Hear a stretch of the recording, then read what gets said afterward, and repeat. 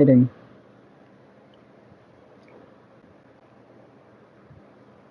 You know those the investigation I was doing in Britain, and so I said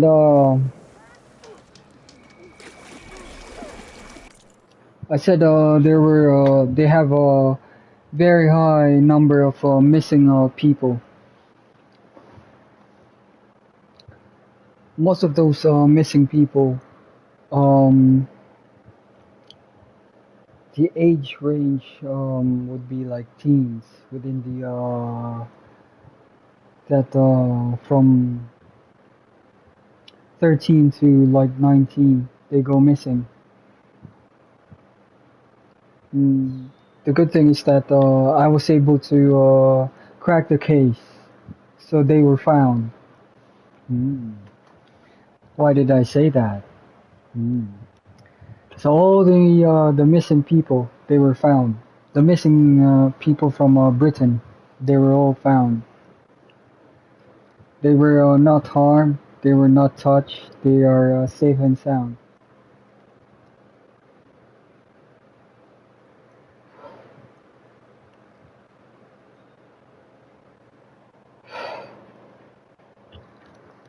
Except those Americans. In America, there are lots of missing what do you call this? Missing people. They have the same case there in America, same as in Britain. But in Britain, because I was able to crack the case, all those missing individuals were found. But in America, um, so what happened is that those things I was telling you about, those dark-skinned Egyptians, they try and abduct those kids or those teens, and then no matter how deep the investigators or those detectives or those trackers try and locate those missing individuals from America, they are unable to find those individuals. Do you know why? They get taken and then they are brought to secret places like deep underground facilities, and then there they are turned into like slaves, test subjects. Um, I don't need to like expound on the things that are explicit. So of course, certain explicit things happens there, but what they try and harvest are egg cells from female abductees, uh, and sperm cells from male abductees. So that is what they try and do. I told you those things. They eat humans. Humans. They eat human flesh. So do you know what they do with those some of those abductees they take from America? So they breed those individuals um as if they were domesticated livestock, as if they were domesticated livestock, like pigs, pigs, cattle, cows, chicken, and then where my story's leading at. They actually breed those things for food. Can you imagine those? What do you call this? Can you imagine those things? That's what they do. They're very deceptive and disgusting. They eat. They abduct. That's why I told you. Those missing people. They're never found. And sometimes the conclusions the detectives have is that they probably run away and they went to another country. That's only probably like 3% of that from that page, from that book of missing kids or missing teens. But the truth is, most of those they get fished. I like to use the term fish because those things they fish for humans. So they get fished and then they are brought to these facilities, and then there, you know, I've already told you what happens there. They get experimented on. They are turned into slaves, test subjects like lab rats. Their ovums, their egg cells, their sperm cells get harvested, and certain explicit things happens there. But then they breed those abductees, and then they turn those the offsprings of those abductees into like food. That's what they do there. I'm telling you, those dark-skinned Egyptians, you better be careful. And those doctors serving those dark-skinned Egyptians, I'm telling you now, you better be careful.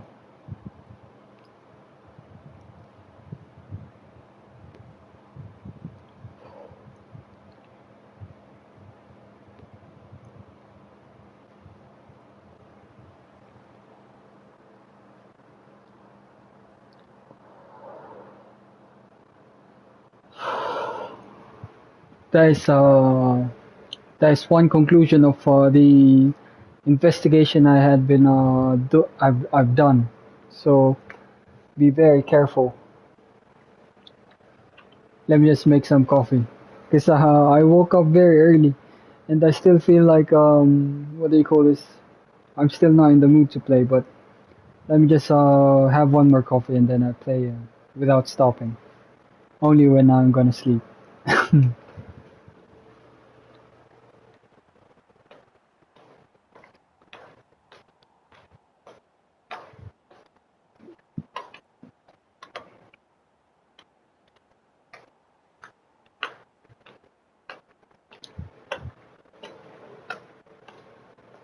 It's true. It's true. They get turned into like domesticated livestock. So they are brought into those places, secret places, underground facilities, and then they literally like they breed those humans for consumption.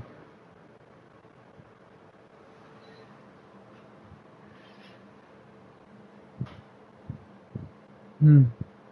Those are what those things do.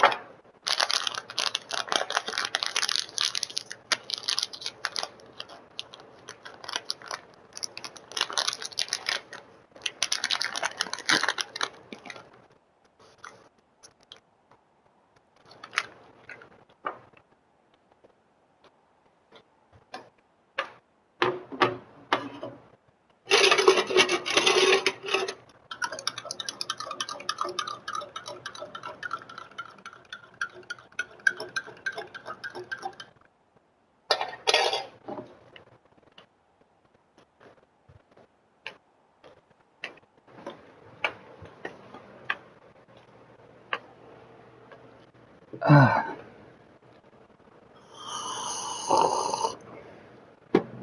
what's funny is that I was trying to, cause some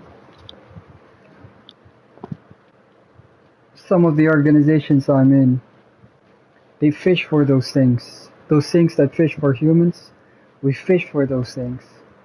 But of course, it's not for, we're not gonna do those, what they do. We intend to like straight to the point, you know.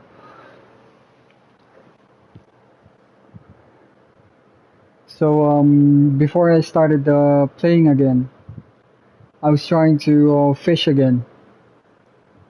So I, that channel, that YouTube news broadcasting network from India, that we on. Is it Weon? And so I was watching that Weon for the purpose of I was trying to fish, but then I didn't know that the internet. That's why I was also observing the internet. If what do you call this? I didn't know my team was already It's a long story, but then those mongrels were monitoring my internet activities. That's why I started observing, and then eventually my team a separate, a different fishing group who fish for those things. They thought I didn't know that because they saw my activity. I was watching Rion, and they assumed that they didn't know I was fishing.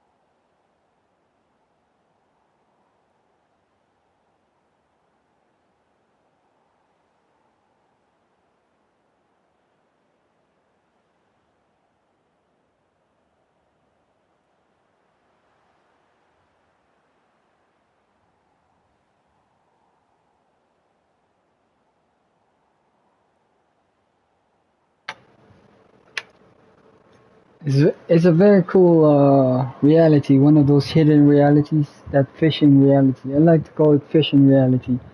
So there are several groups. They try and fish for each other, but there's one group that the rest of those groups fish for because that group is really evil. Like from picking up from the stories I've already told you about, like those stories about those demons and things like that, you probably would understand why I hate those things.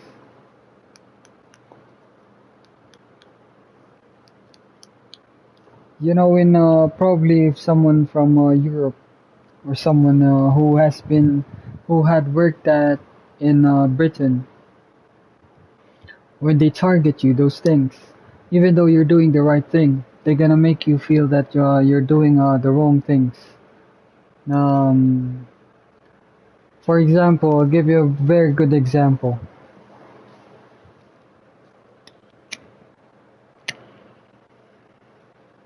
You know that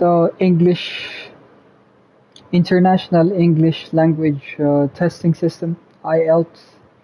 So that particular English testing system tests an individual's capacity or the individual's capabilities when it comes to speaking, writing, reading, and listening. Uh, the English language, writing the English language, reading the English language, speaking the English language, and listening to comprehension of what the person hears when he hears something which is in English. So with the reading, reading and listening, there's no problem there because it's already fixed. It's not opinion based. So you just need to provide an answer to a particular question, and the answers would be hidden within a speech that you would hear, or or a speech that you would read. So the answers are there. You just need to find those. With the writing, with the speaking, they would try and measure your enunciation of words, your diction, your pronunciation, how you compose or structure words and sentences. And of course, they also try and see if what you're talking about has a thought or is sensible. So those are the things they try and see when it comes to speaking.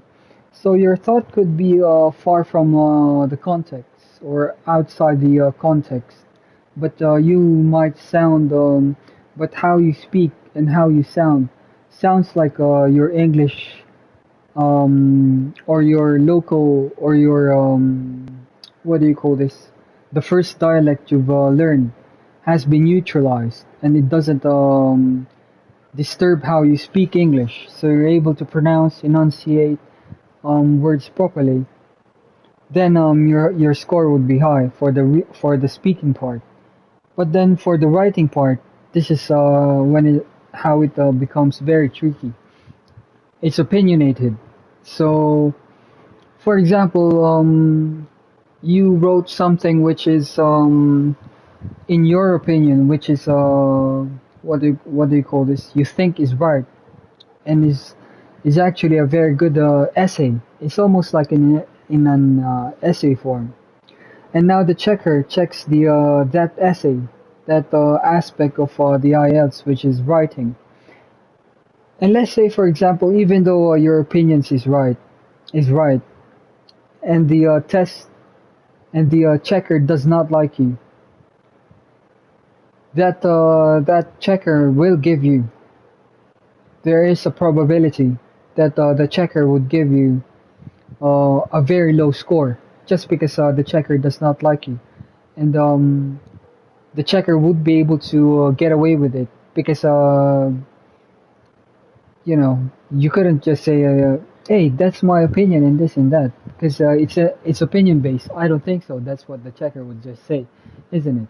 Just like in school, if a professor does not like you, even though you're doing good, no matter how good or correct you might be, the teacher could give you a hard time and give you low scores for your particular subjects, isn't it?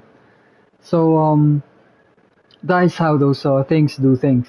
If they don't like those dark-skinned Egyptians, if they don't like somebody if they don't like somebody at their workplace, even though that person is very good at working, they would always make it feel like the person is wrong, is doing the wrong thing, even though that person is doing better than those dark-skinned Egyptians. And that is how those British made me feel there as well. That's why I don't like. I started hating those British imbeciles.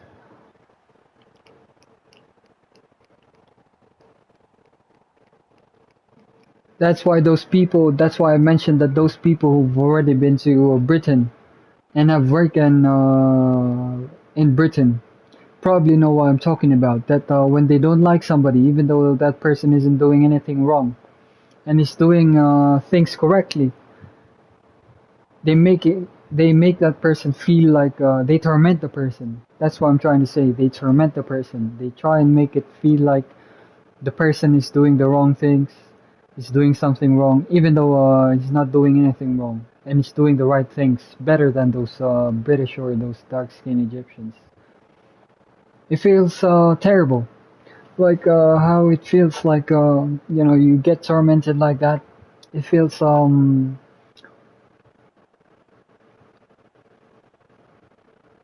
despondent, like melancholy. It's very and depressing. That's how I felt. And then they suddenly bully you around. They suddenly bully you around, and well, it's actually like bullying, isn't it? The thing I've just said, like they torment you. It's already a form of bullying. But that's how they do things.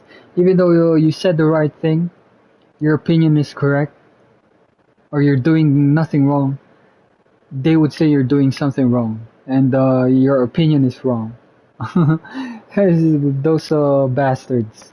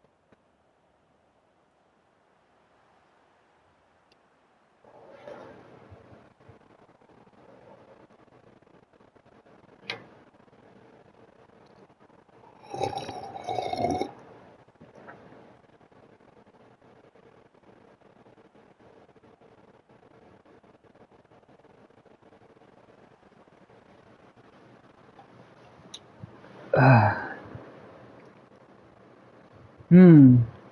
What a very interesting planet where you're living at.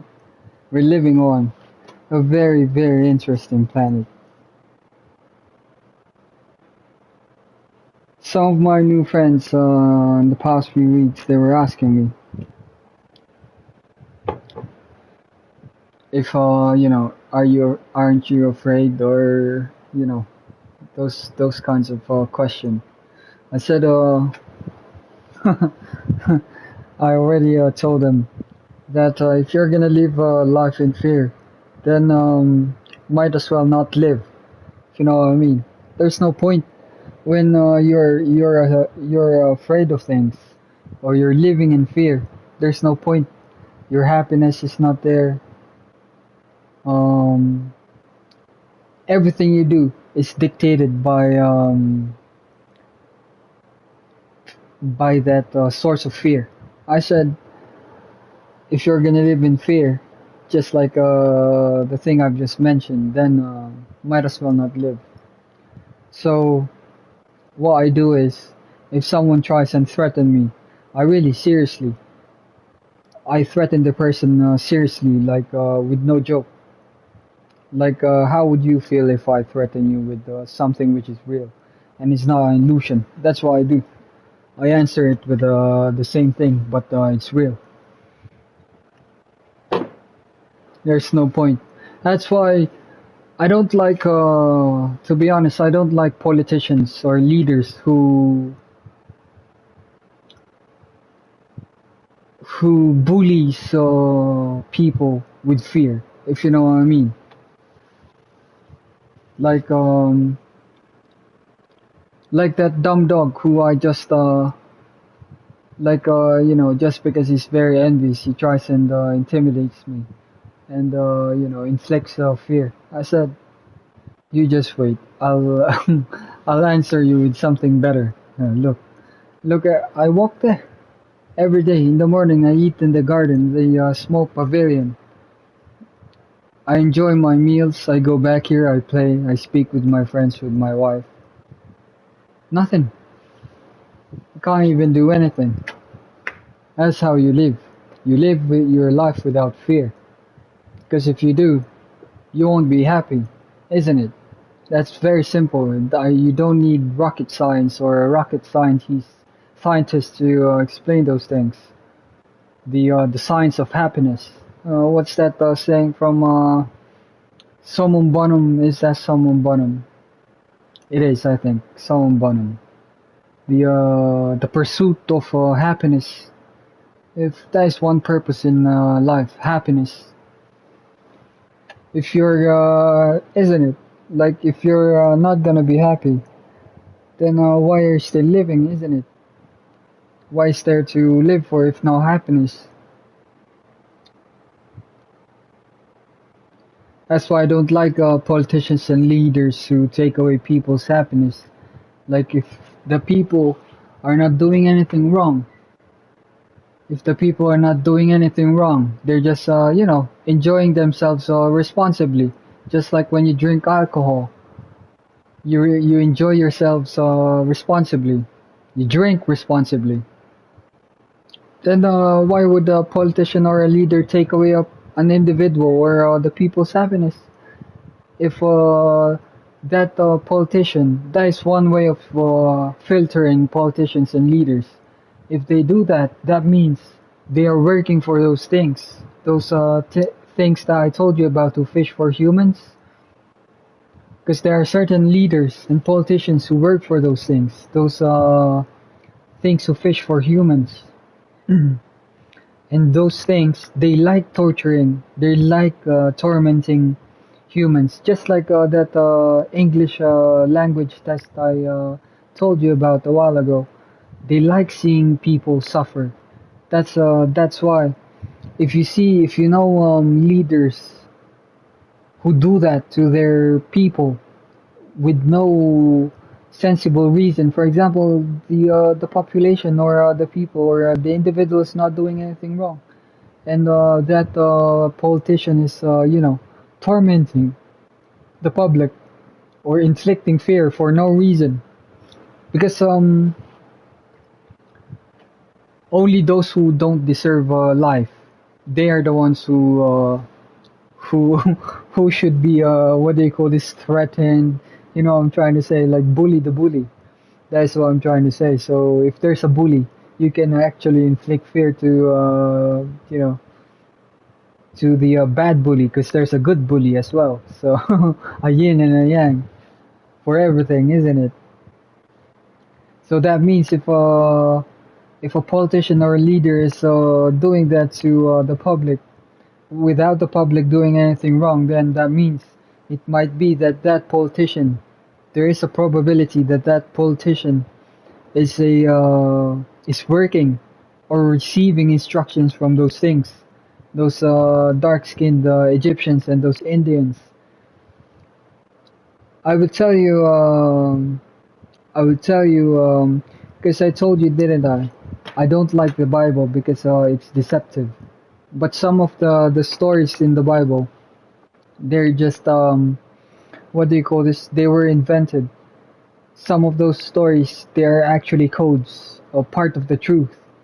You know those that thing I told you about, that calf? Is that a calf or an ox or a bull? The one made with gold, and then um those Jews, isn't it? Those Jews who got saved from that Pharaoh. They were worshiping those. They were worshiping that. What do you call this? That golden bull or golden calf or golden ox. That golden calf. Who? Now this is my question. Who currently has a what organization worships the bull, or Yeah, worships the bull, the cow, the calf, the ox, or which race has a religion that treats those animals sacred. Now, if you know the answer, those are the real Jews. It's very cool how they got what do you call this? Mm, how they hid themselves, and they were able to reach that far here, just beside China.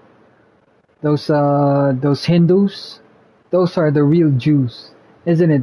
Don't they worship cows, bulls, and those what do you call this? Those oxes.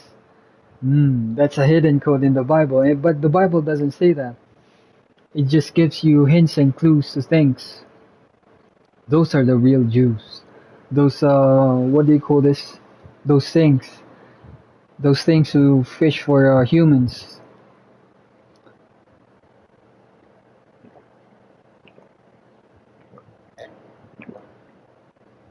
Hmm. You learned something new. You thought those Jews were like the Jews now, the Jews that we have now. Those Jews are different. The real Jews. That's why I told you that dark-skinned Egyptian guy who was looking at me, and then before I was almost run over by a car, and then that dark-skinned Egyptian got. I told you that those things they look like those Indians. They look like those dark-skinned Egyptians. It's because the Indians they came from Egypt. That's where they came from. They are those remnants of those Jews, those people who was saved by that guy from the Bible, that Moses guy. Hmm. That is another code hidden in that deceptive Bible. But then again, I've already told you it's a thought implantation tool. There's a reason why they want people to think those things. Isn't that so cool? That isn't that true? That the Hindus, the Indians, they worship the bull, the cow, and in that story of the Bible, they also worship that thing.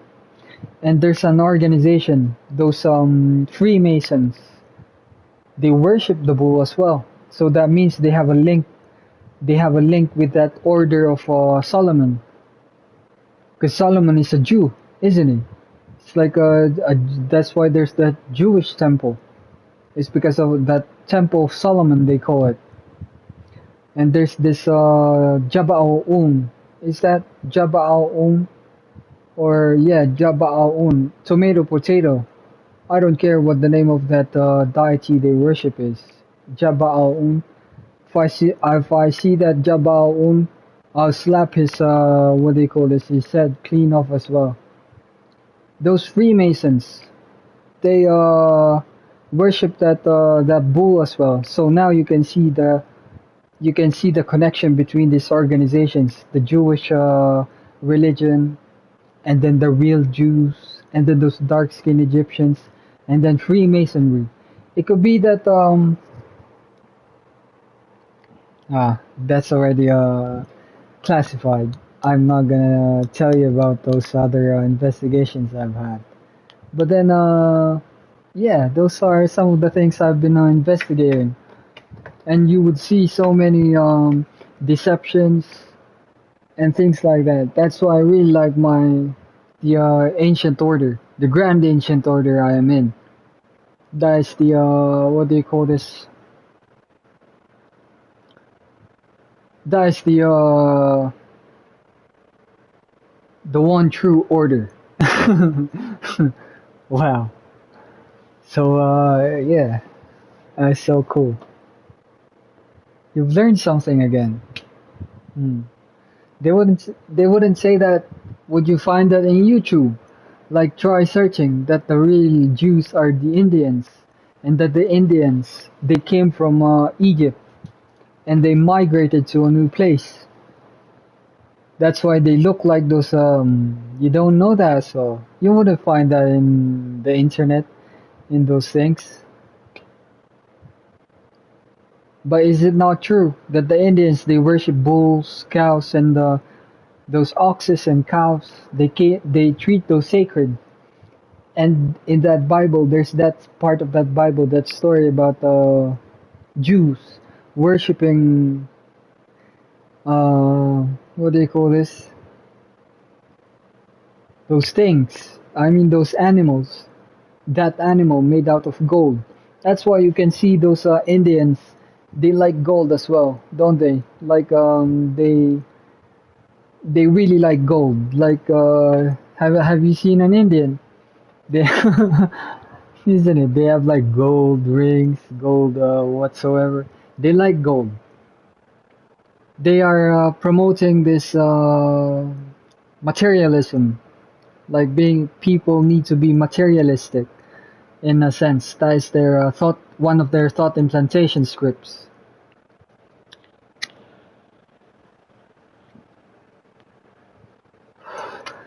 But why do you think gold has a value? That's another question, huh? Because I could just say that iron, we could just decide now and say iron is like gold, and the value of iron should be similar to gold because both of them are just metals. What's the difference, isn't it? So what do you think is why is it that gold is so valuable? That one you need to figure out for yourselves. That's another very interesting topic I've investigated. You'll be shocked. It's very interesting.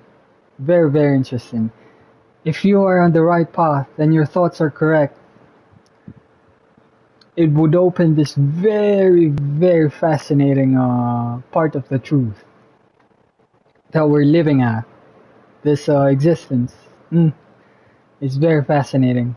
But if you stumbled because of a wrong thought, it wouldn't open all the paths. It needs to be the correct path of thought, and you'll be able to see this very fascinating part of the existence. Very cool. But that one I won't tell you. You need to figure it out by yourselves.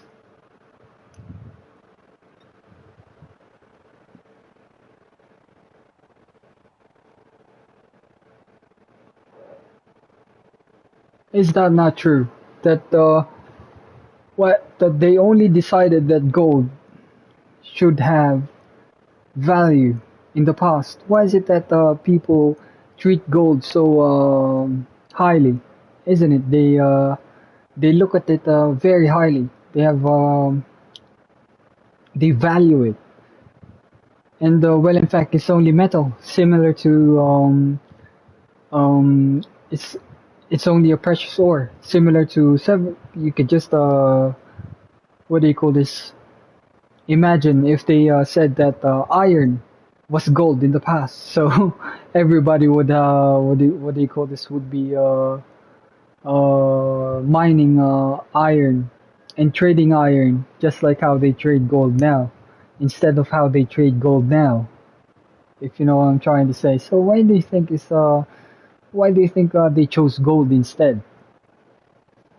So that is the question. That will again evolve your minds.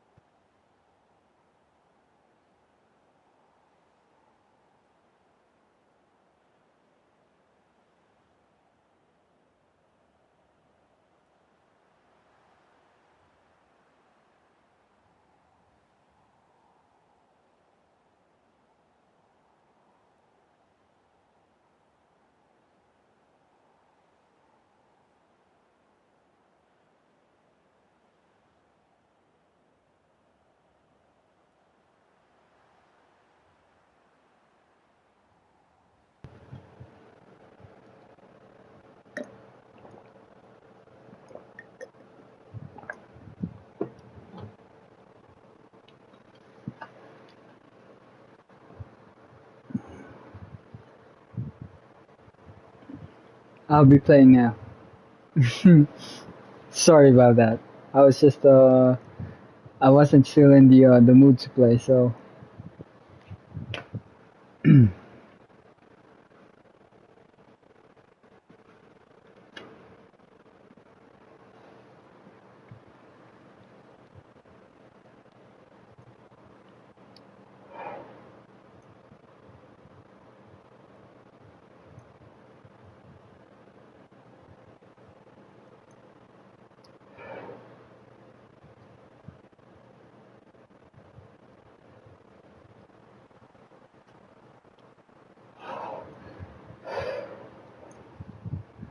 that's why I was saying that IELTS.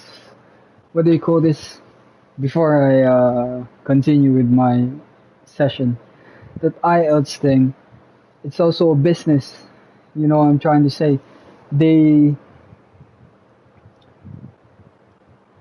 they require people who would go there in those places to have passed have had passed a particular have had reached a particular IELTS grade in order for those people to be accepted in those countries that require those wherein IELTS taking IELTS or an IELTS certificate is one requirement.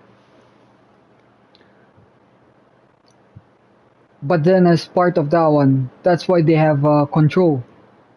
They control how many would pass, how many would try and retake, how many for the sake of money. And it's true. And the writing part is how they do it. They would say this is wrong. They would give a very low score so that the person would retake the test again, would pay because you pay for that. It's not free. It's very expensive. That's why it's a way of making it's business. And you imagine that like playing with the future of people. Let's say for example that that person is the son of a farmer, you know, a poor farmer. Let's just say a poor farmer, and then the poor farmer has been living his entire life, you know, planting seeds, grain, harvesting, watching over those crops grow, and then harvesting those crops, and then selling those crops, so that that farmer would be able to raise the his kid, that son of his. So with that same resources that he gets from farming, he would be able to send his son to, you know, get education, allowance, give allowance, and this and that. And then as part of the reason why the guy or the son of the farmer took up college was that his dream was to go into a particular country. Now that country requires an IELTS, so the guy would review, which would require money, and then on the actual taking of the test, before that they would pay again because before you take the exam you need to pay, and then the guy would not pass just because it's a business. They said no, I can't let this guy pass because you know, so that he would come back and then pay again, and then we'd be making money. But then they don't consider those things. They don't know that the son is just the son of a farmer, and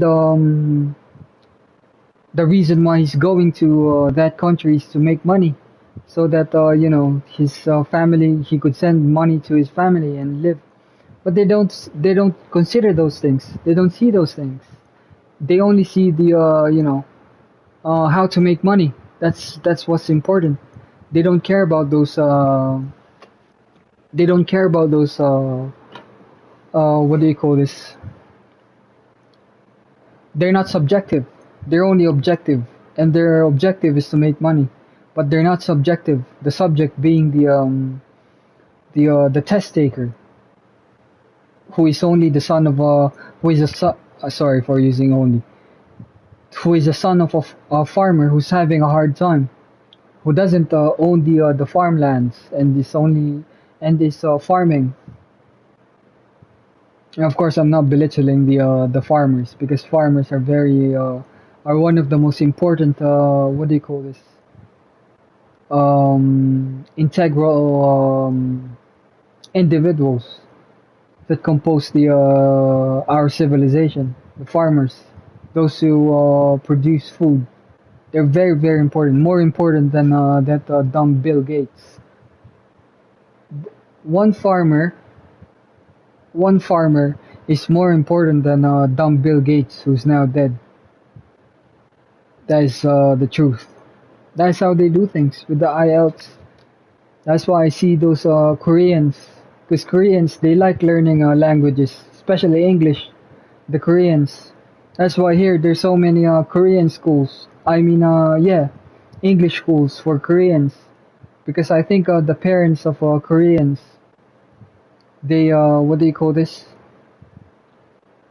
They really like they push, they urge their kids to study English, and very in a very very strict way. I think that's what I've heard. But then and then those people, they don't even consider those things that you know that subjectively they don't see those things, and they intentionally mark those opinions wrong. That is how they and then by doing that they think they have this they have more power over the individual, and that's how they build their that superiority complex, their self-esteem, and they think they're so great. Such simple minds. Those, the British. The only thing the British are good at, I've already said this, but I said it again. The only thing the British are really good at is drinking tea, eating cake, and biscuits. That's the only thing they're good at. I'm not kidding. You probably go to what do you call this? Somewhere in Britain at 5 in the afternoon, and you're gonna see the science of eating biscuits and cake and drinking tea. The British way. It's a real science in Britain. That one, eating cake and biscuits and drinking tea. Is a real science there. Eating cake and biscuits and drinking tea. The British way. That's what they're good at.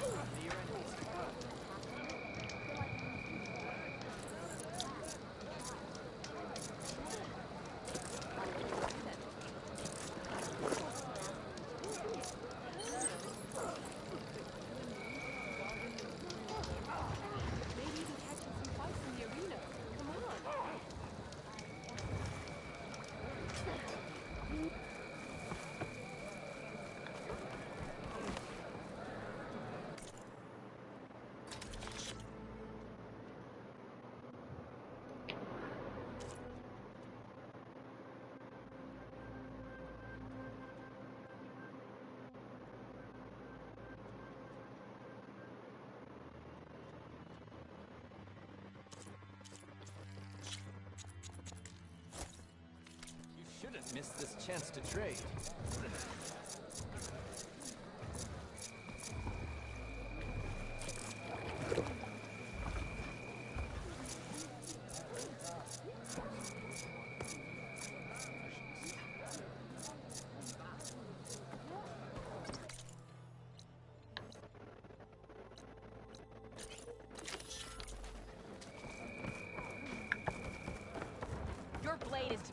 distracted out there. Caro Nice commands choice my of blade. Be careful now. Are you an ally just for today? Or forever?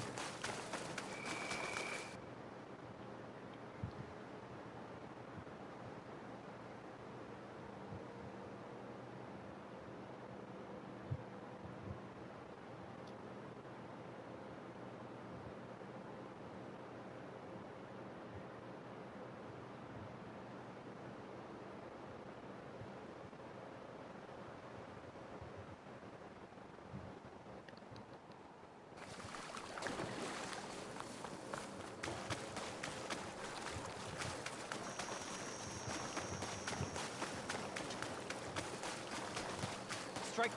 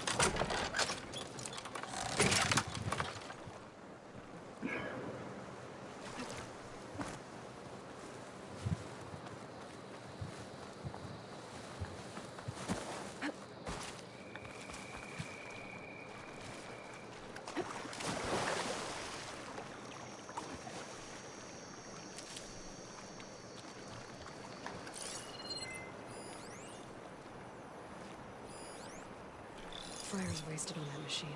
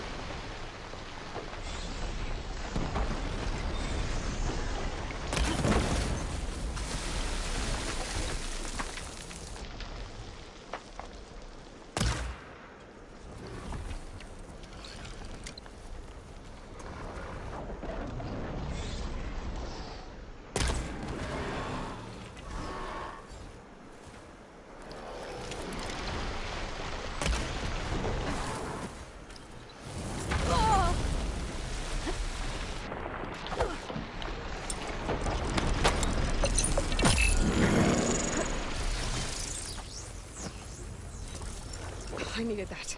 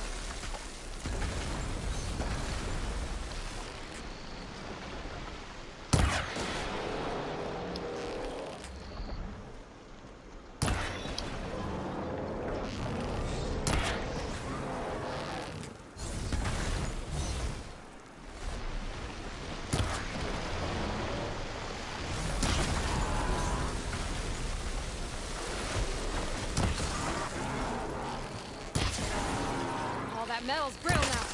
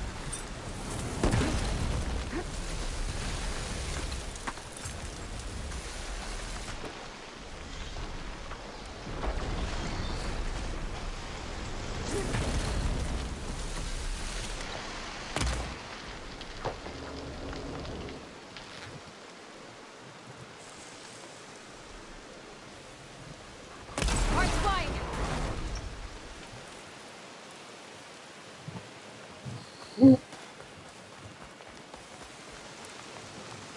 I find the parts I need, I should check all the machine purposes here.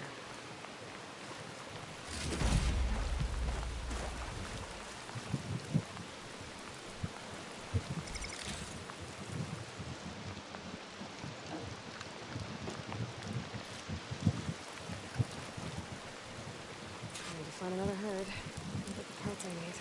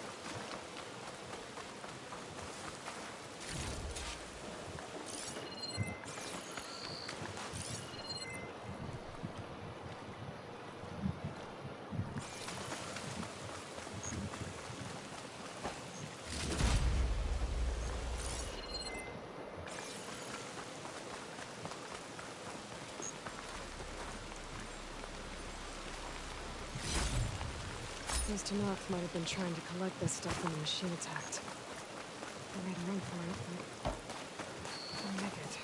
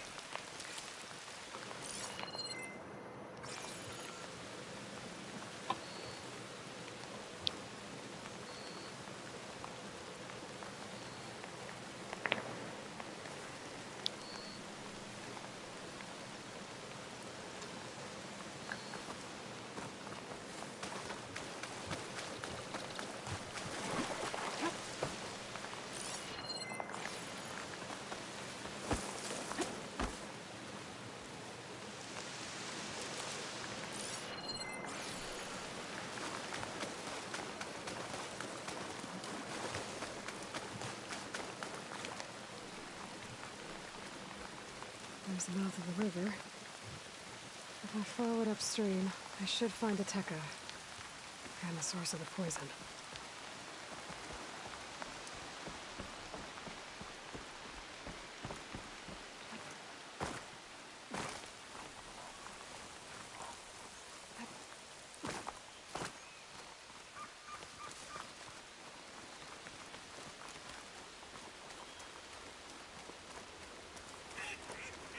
The machine. It was taken down recently.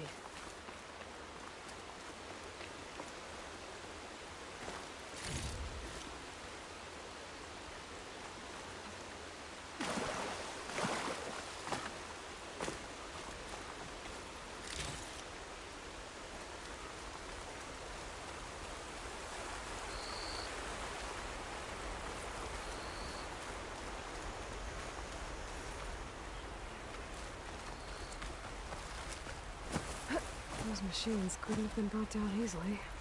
There's blood.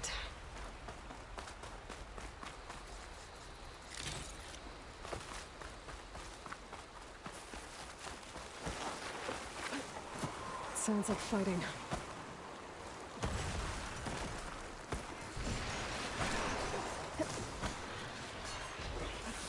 Is that the missing squad? It looks like a tech is with them. I better get in there.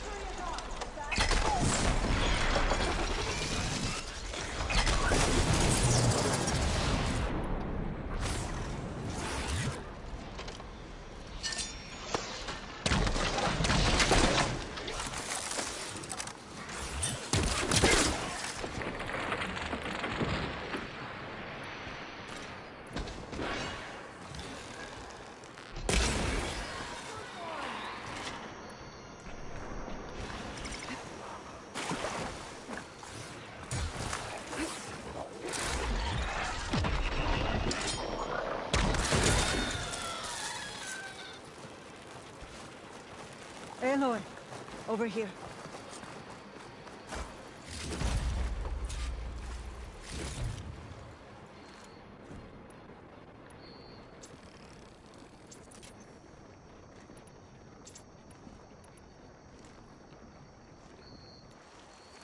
Commander, and the Chief's champion. Your help came just in time.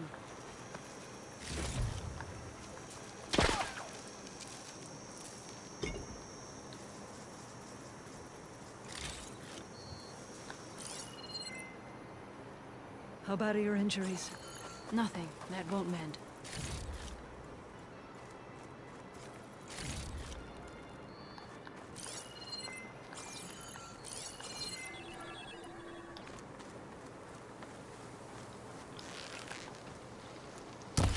I'm sorry you had to come find us. It was worth it to find you alive.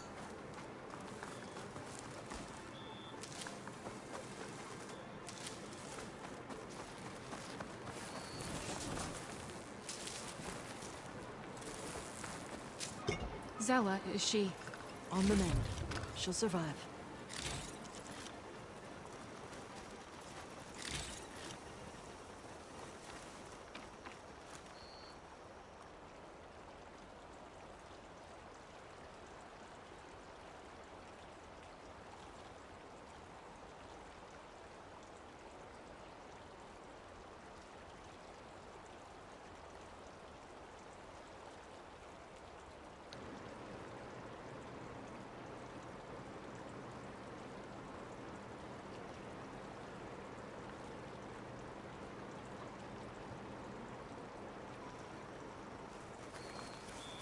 Aloy. Good timing. Hateka, these weren't ordinary machines. They were overridden by rebels. Regala. Another poison to contend with. How did this start? We fought our way up the river to here. And then, we found that. We advanced to investigate. We had just started the climb when these machines attacked. Seemed like they were on patrol. A pile of dead machines, a poison river, and Regala's rebels. That can't be a coincidence. I agree. Rest. And then head back to Thornmarsh. Little Zella is waiting for you. Aloy and I will take it from here. Yes, Commander. If there are rebels up there, it could be a trap. We'll fight our way through regardless. You with me? Let's find a way up. On your lead, Aloy.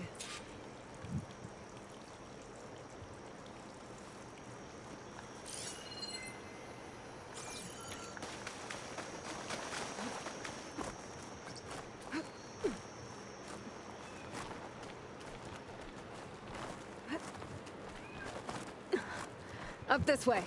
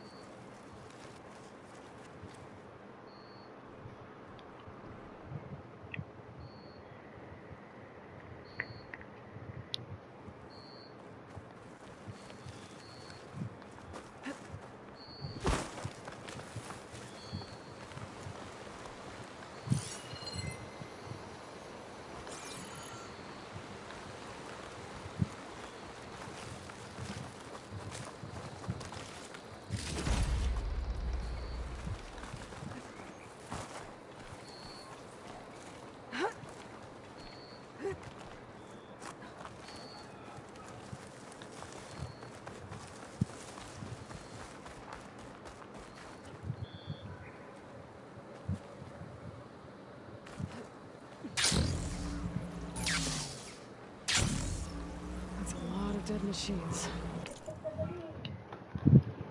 Ha?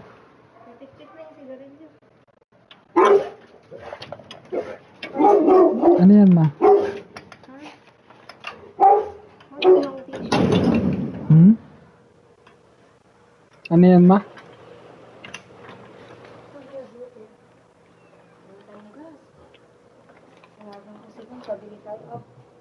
Pag Nakuha ko yung pan, hindi ko naman nakain. Ano yan? Yung pandesal.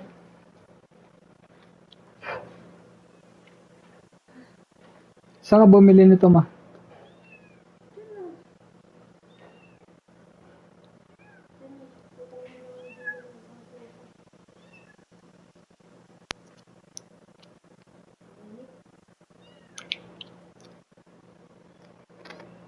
Mahal pa na yan. Okay na pa. Hmm?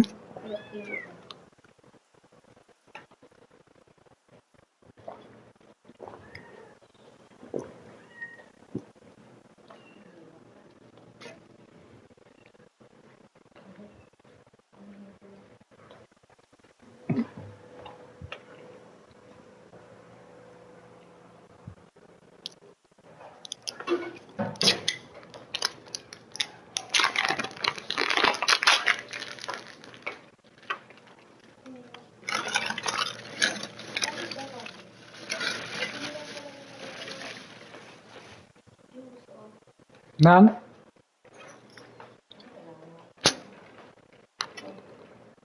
Lagyan mo ice para malamig kasi mainit ang panahon.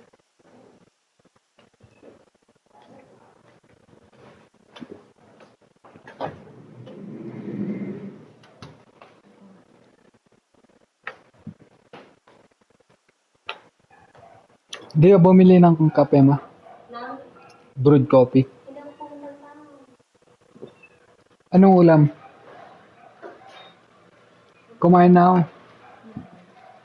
Tanong ko, magkakita ko ng dinner din kasi dito natin ko. Hmm? Manok. Hmm? Manok ang inulam mo. Hmm. Ano sabi mo, ma? Napit mo ito sa hagyan. Hindi, pabibili tayo ko. Mahal pa naman. Pag dumating si Jerry, yung tangki. Anong sabi mo? Kanina? Ibibigay ko yung sa kaibigan. Dadaan siya dito? Hindi, Sabado ko, sige pa ako.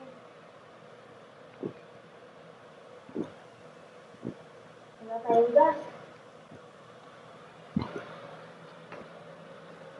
Saan ka nag-dito?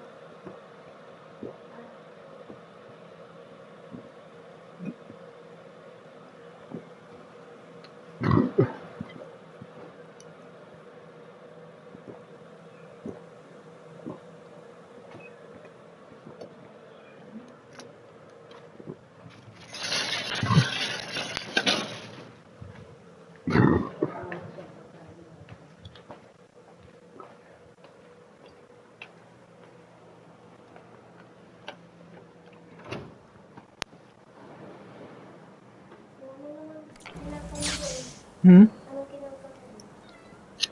Wala, may hinahanap lang ako. Come back, Aloy!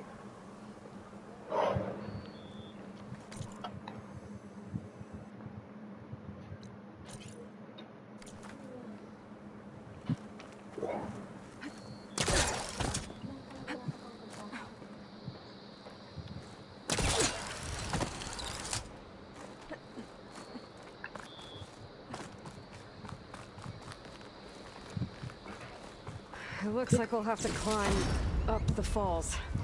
Right through the blood choke. Let's do it. This water smells like rot. Try living with it.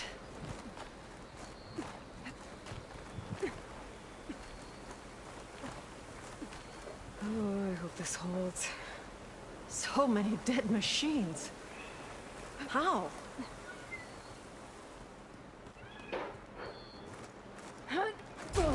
Aloy! I'm okay.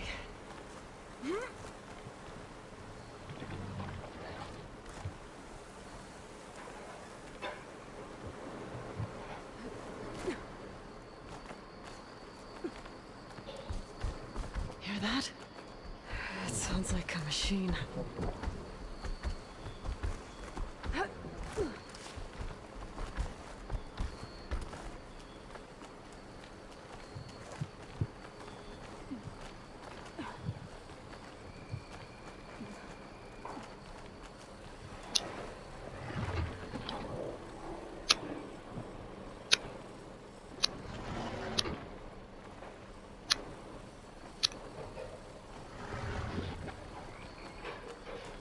Wait! We're exposed here. Doesn't see us. Come on, go away.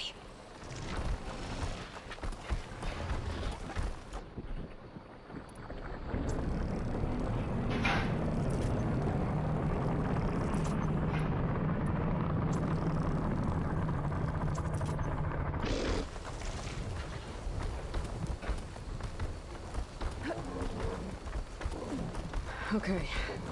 I think we're clear. We're gonna have to fight that thing, aren't we? Probably.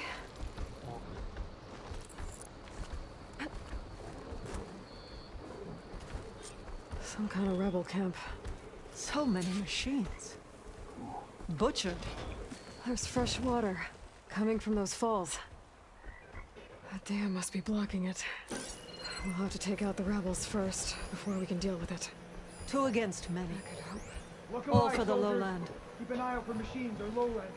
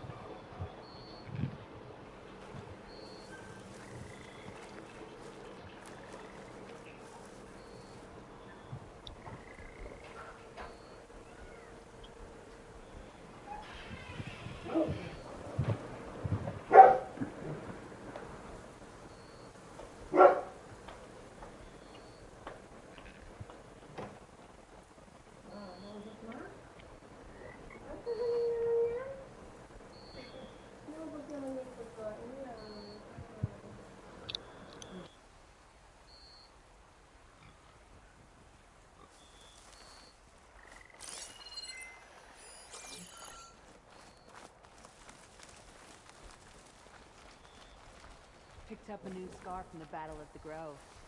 Can't wait to show it off.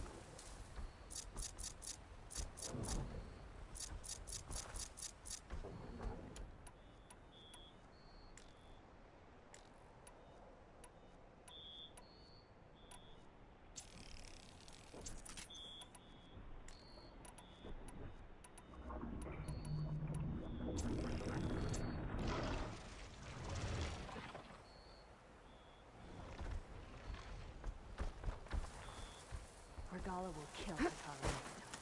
It's our duty to make sure of it.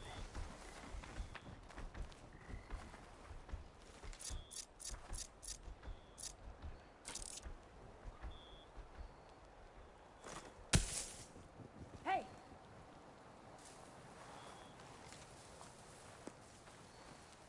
Thought the lowlanders would have come looking for this place by now. Guess the red poisons made them weak. I'll have your tongue, scab. Easy,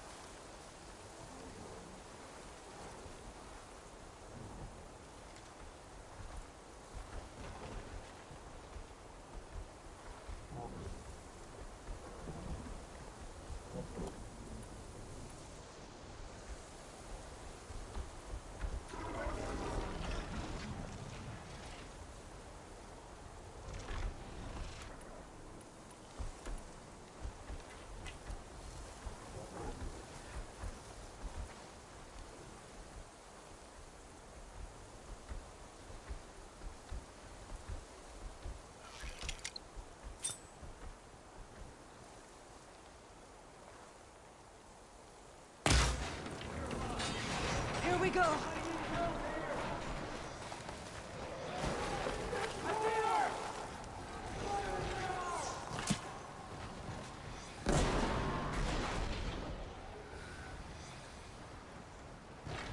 Where are they? Think you're safe, do you? We find her, we kill her. Starting over there, right?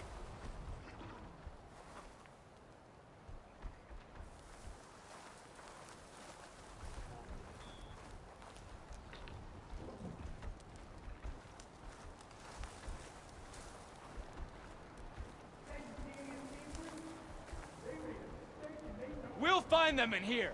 Start the search. Let's get out there. Ha! Use the enemy's weapon against them.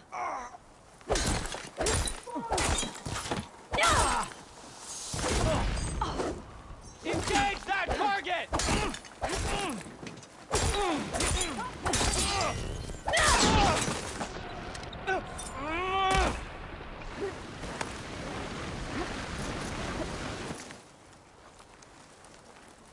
Here, Aloy! Ammo!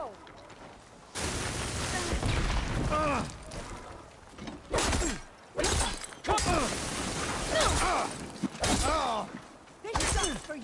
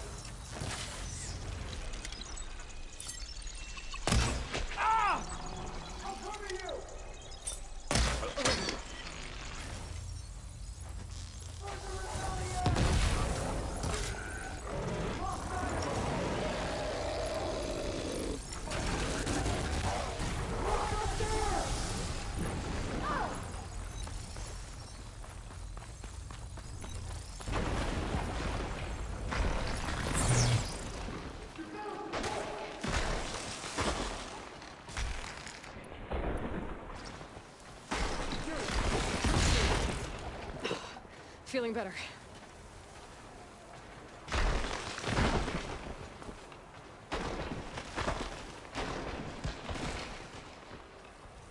I want them both. Ready? Then search. Keep your eyes open. There they are. We found her.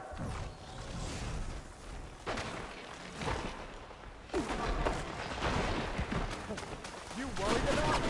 I'll destroy her.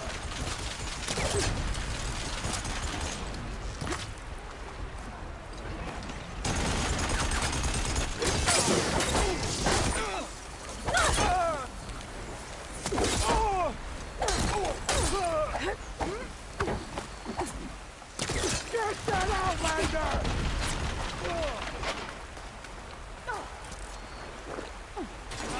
Make her pay. 10 guide my shot.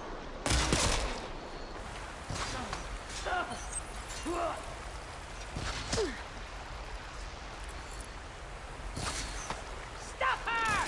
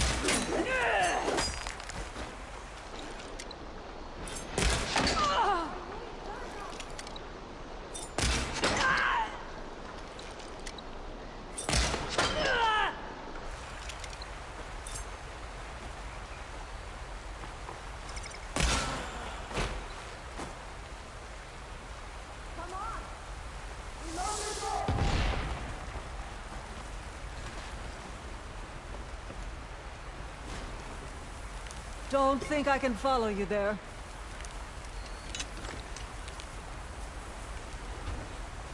This is the place.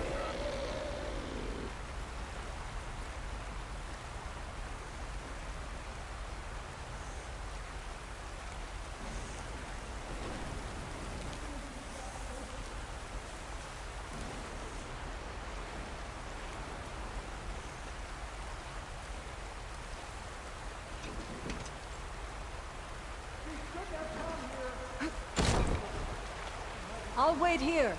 I said we needed more patrol.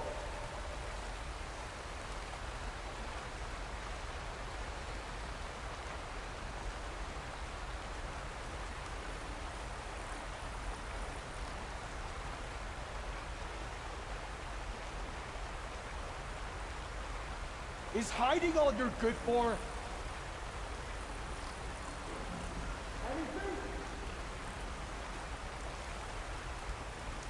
Don't think I can follow you there.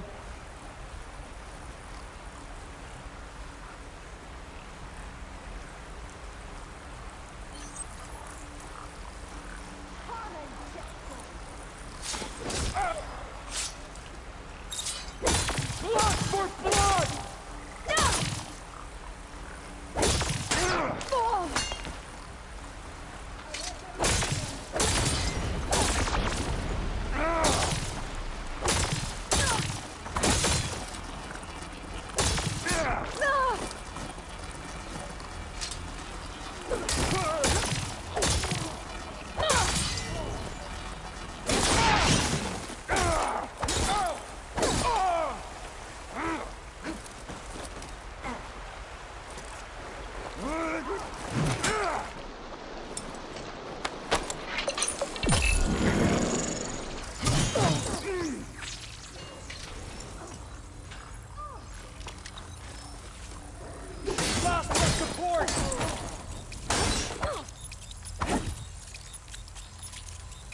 Can you see them?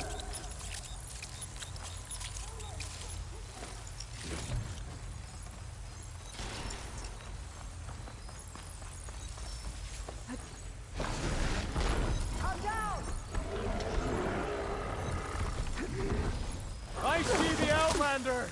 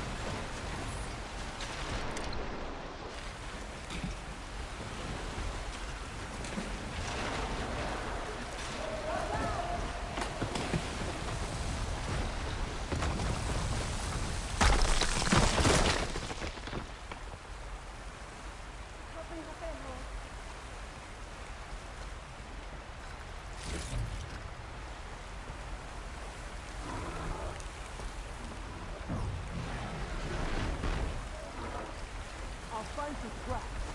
Stand your ground.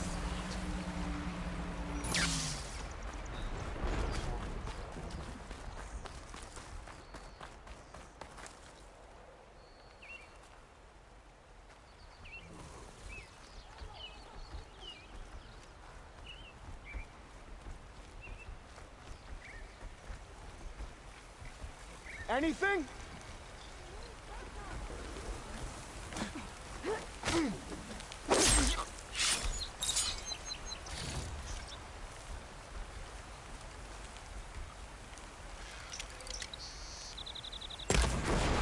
Kill them all!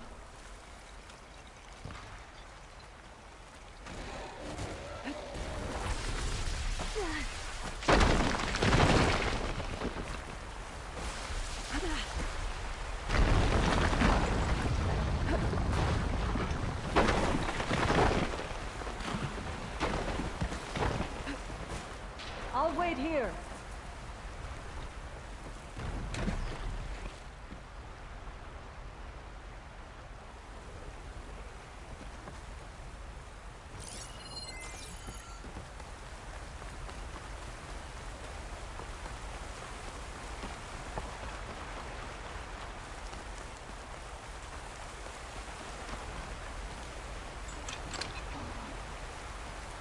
Come back, Aloy!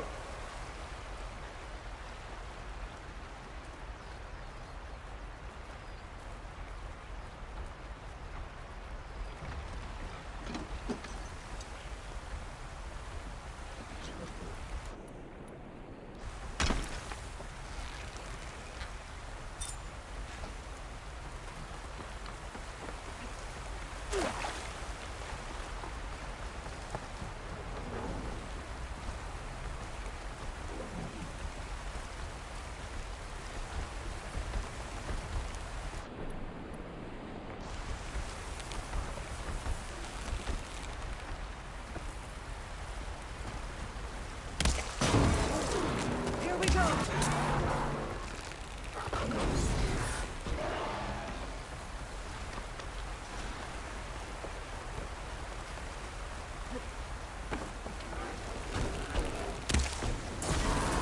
Ammo for you! No shots left.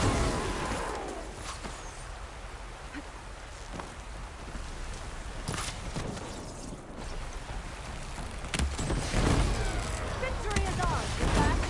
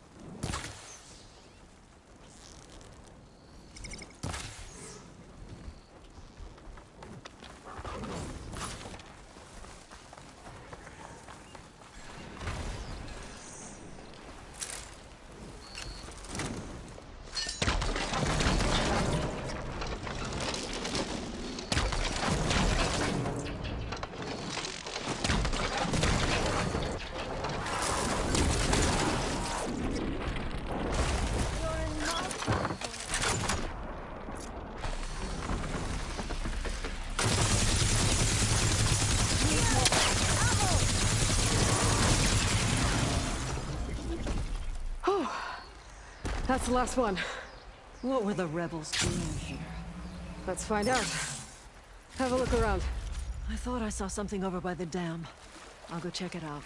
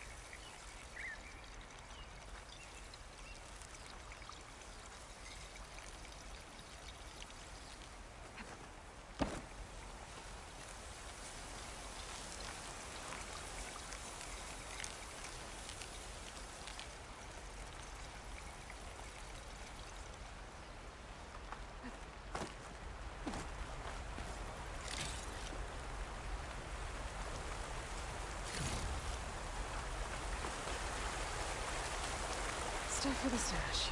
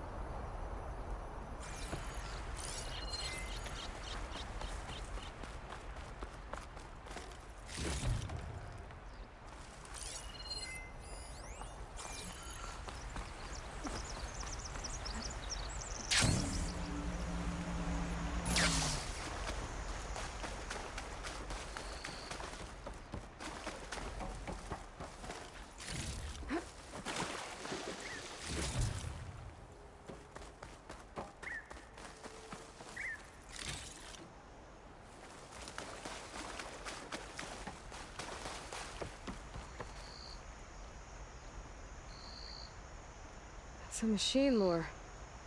Well, that explains all these machines. But why put it here? My focus might show me more.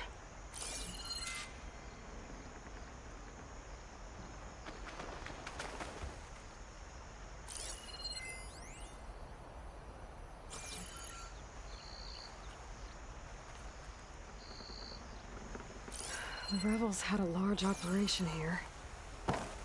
There has to be something else that'll tell us what was going on. I thought I saw some equipment over by the falls.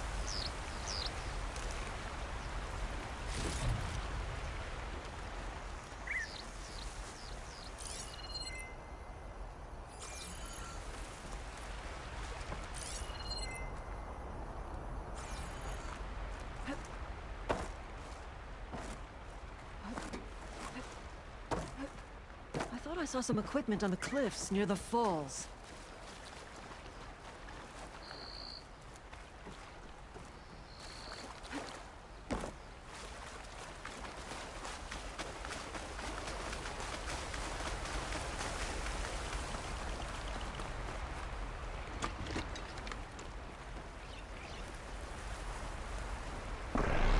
Maybe we missed something under the device.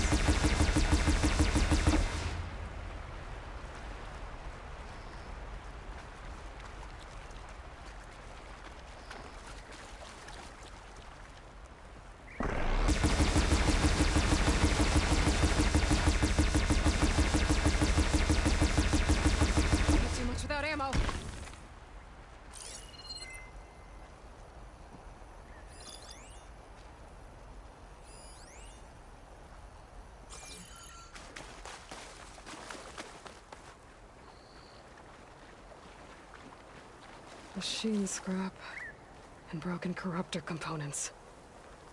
Used for overrides. Were the rebels testing them here? So all these dead machines are what? Failures? Maybe.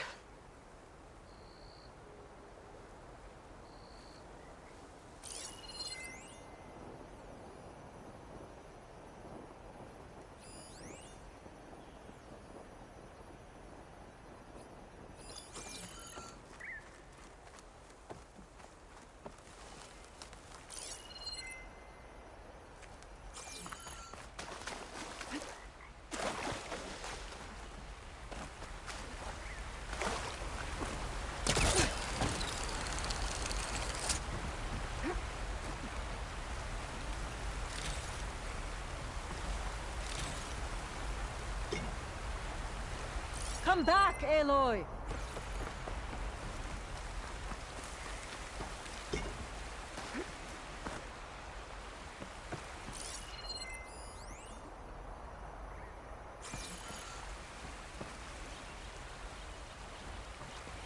It's a message from one of the Sons of Prometheus. It says the rebels were about to leave, but decided to guard the dam after the water started to clear.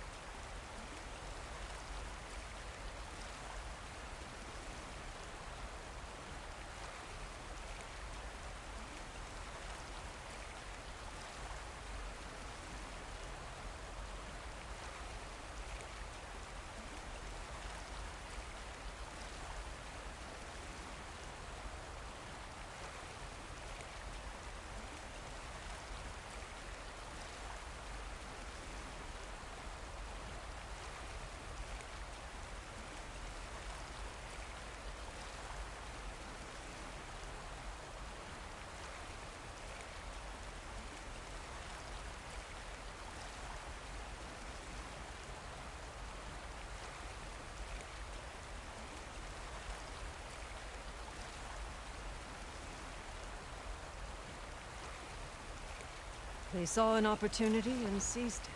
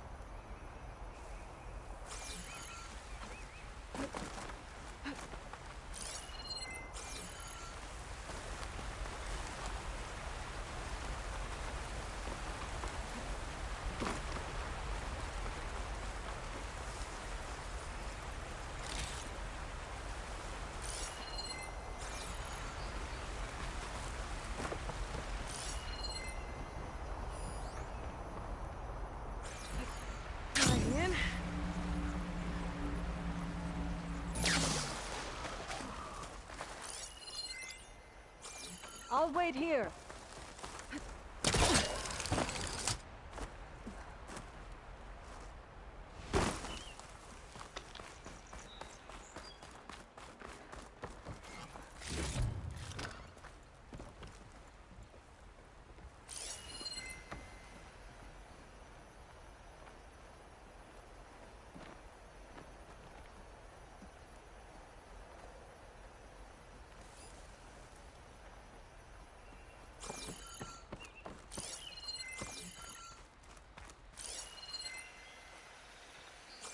Don't think I can follow you there.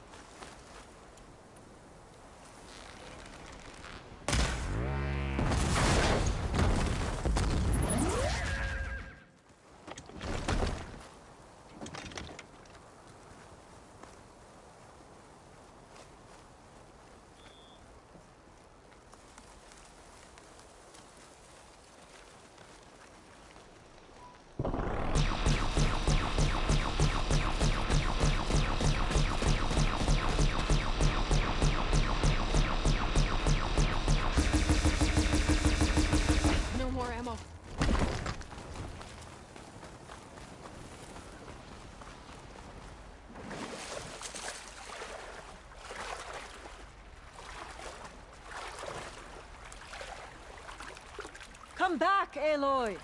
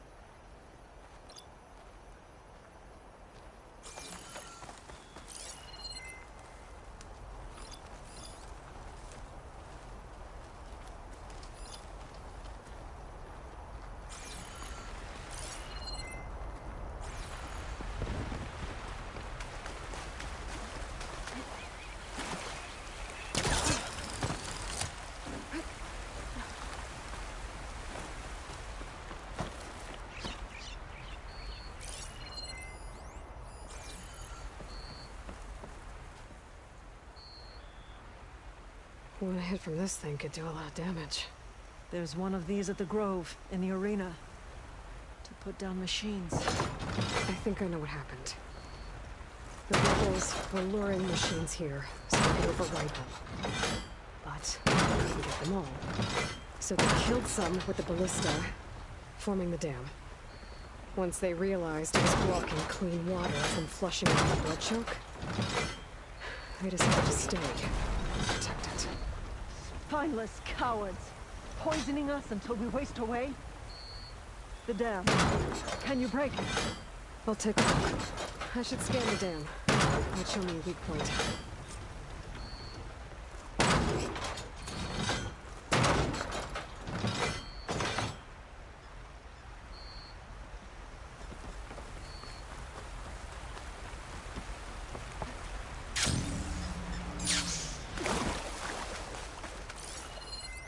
There's an explosive sack from a machine. Don't think I can dam. follow you there. One hit could blow the whole thing up. I just need to find a way to expose it.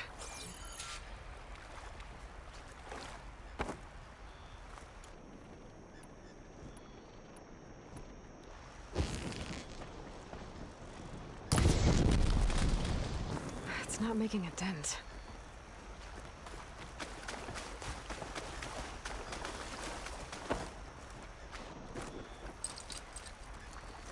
Can't hook onto that. I might be able to pull part of the dam open. Expose the sack.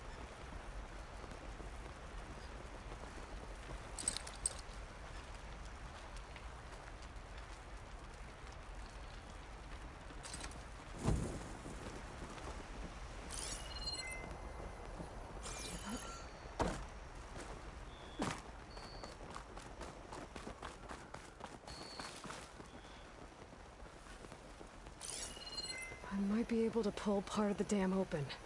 Expose the sack.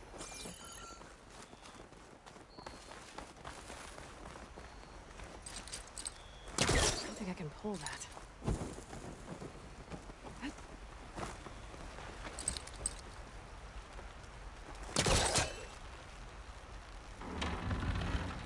There's the sack. It's gonna take a powerful shot to blow it up. And I can't do both at once. The ballista. Ateka! Can you fire a bolt from the ballista while I hold this thing open? I'm on it! All yours, Ateka! Hold on, I'm almost in position.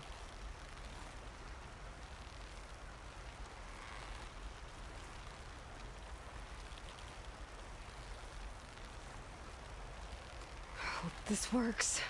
Hold it!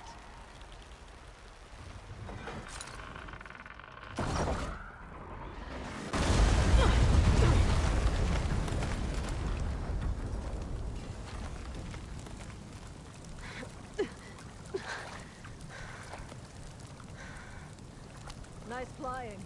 Ha, ha.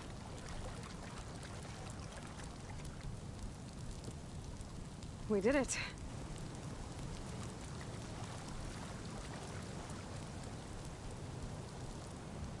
Ateka? It's gone. After all this time, we're finally free of the poisoned waters. Thank you, Aloy. I must return to Thornmarsh. Meet me there when you can. You deserve a proper reward.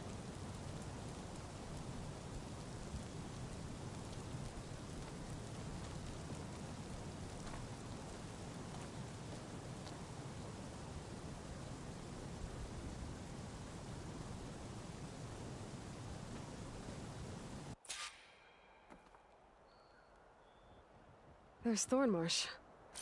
The rebels must have been spying on them. Might be a nice glide down.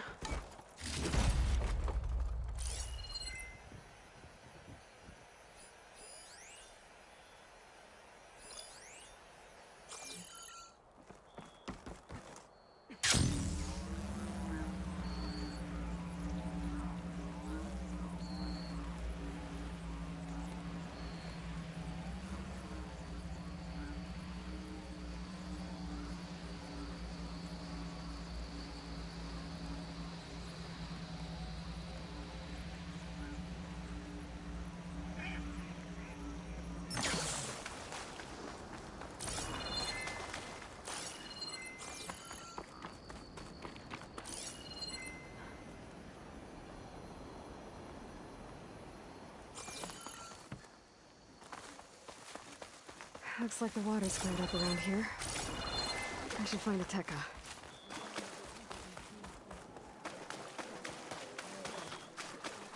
Good day.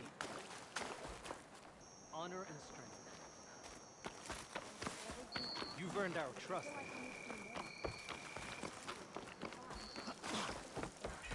Welcome, warrior. Your courage serves you well.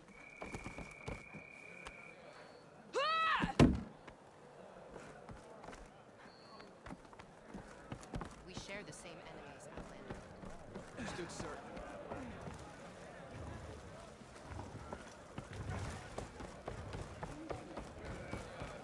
You showed us the pathology.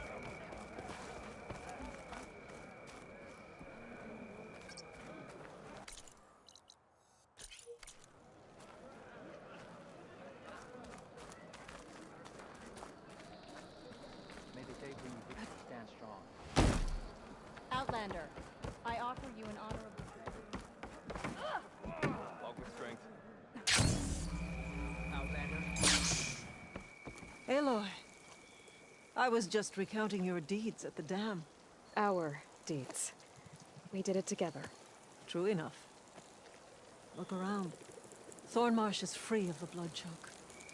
We don't have to live in fear of the poison. It feels like for the first time in months, we can wash our wounds with clean water. And how are you feeling, Zella? Ready to hunt. Not yet, little warrior. I promised you a reward equal to your deeds. I cannot think of anything more fitting than this. Thank you. Wherever your travels take you, Aloy, may you always fly on the wings of the Ten.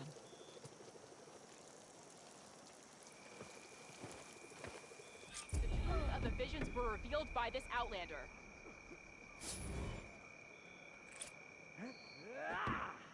Achoo!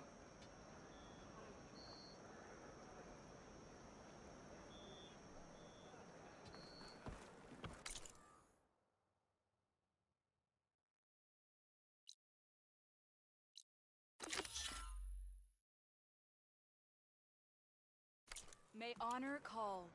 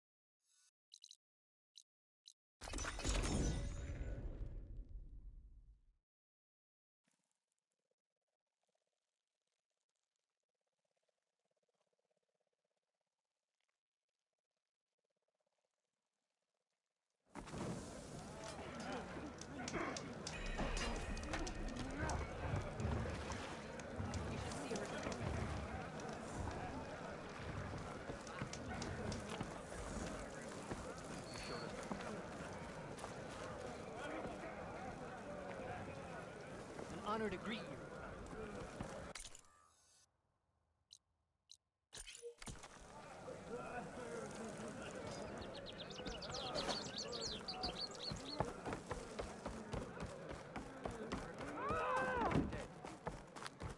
It's good to see that you survived the cool route and test.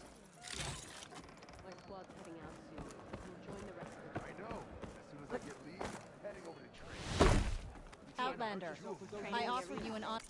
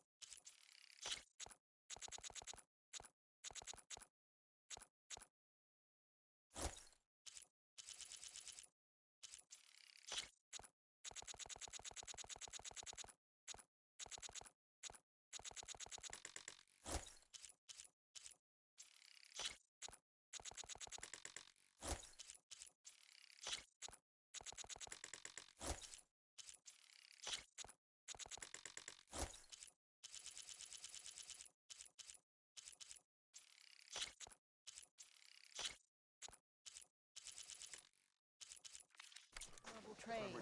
May your stories be told across the land. Rebel. It's not enough that they attack our supply lines in Amshel. May Regala's campaign come to a swift end.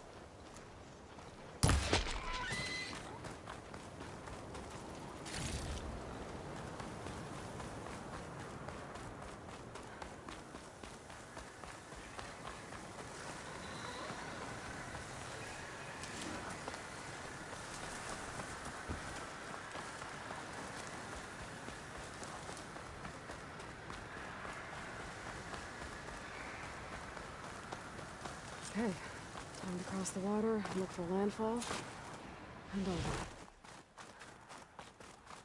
No one here. That's strange.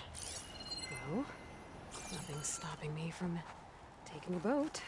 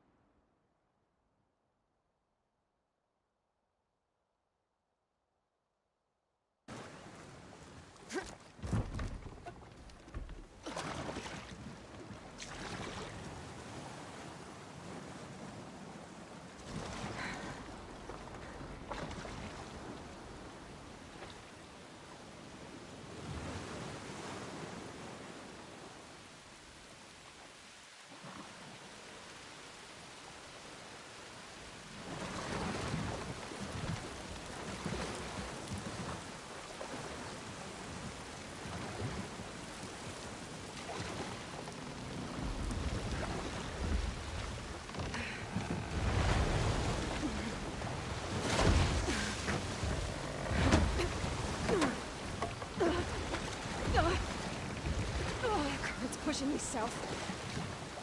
There's no choice but to head for that beach.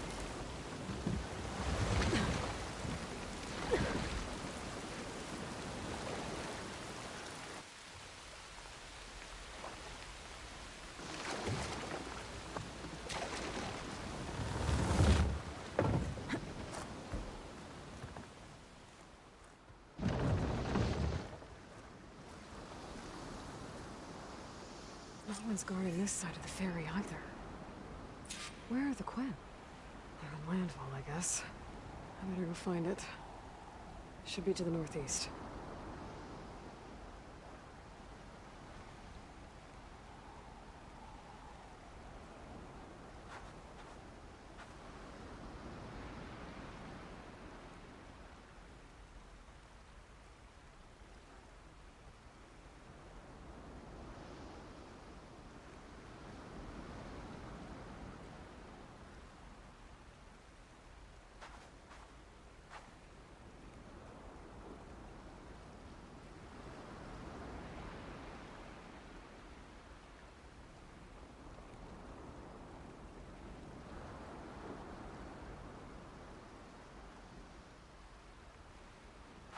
This wind's drying out my eyes.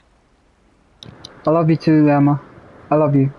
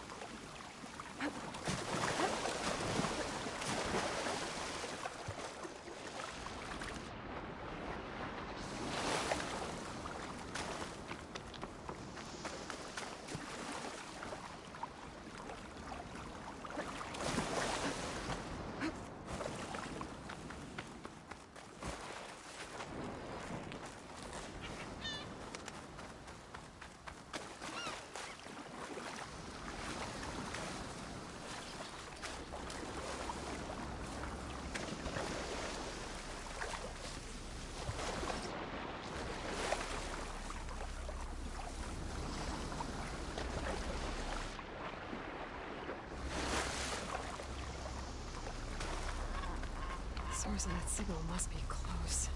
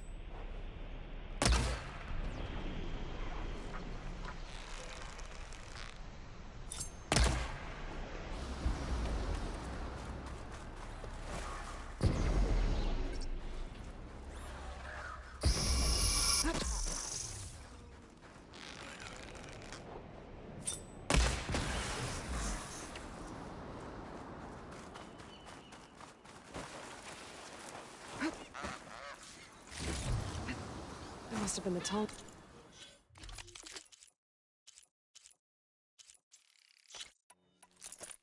Like sending the signal.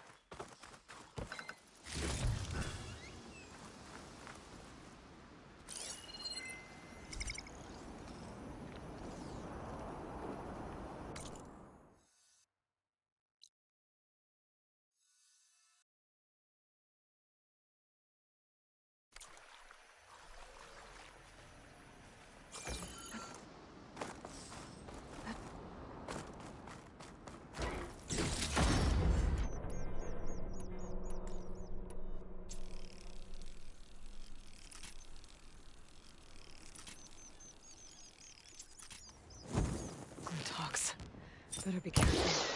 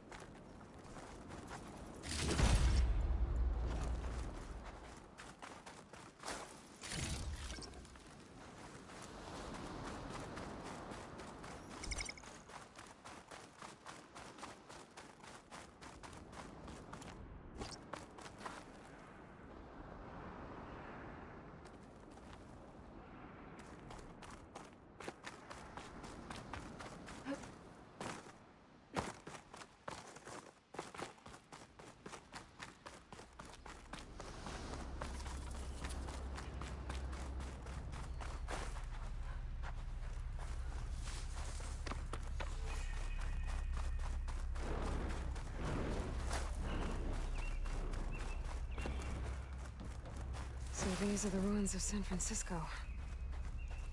An entire city of crumbling towers. And somewhere buried out here is Thebes. I hope Alva and the Quinn can help me find it.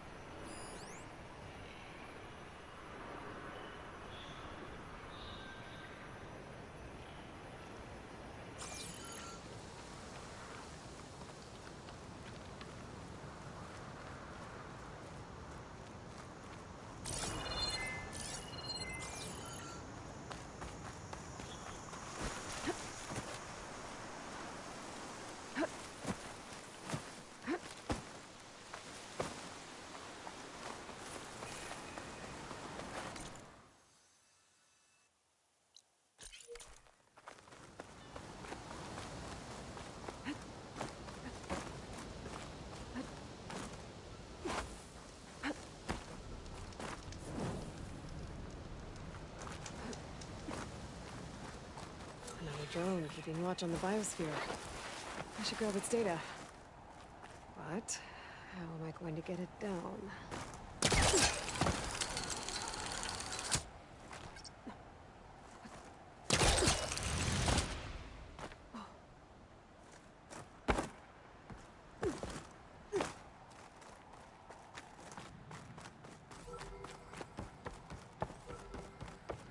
That must be the entrance to landfall up ahead. Hey. Is that her? The living... This is landfall, right? I'm looking for Alva. Overseer Bohai ordered us to invite you before him should you approach. Please, come with me. Go. Let him know we're coming.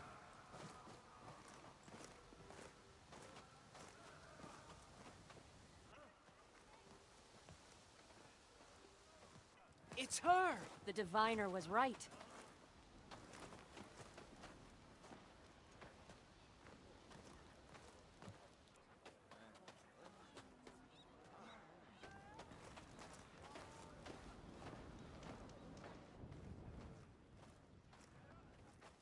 Overseer Bohai.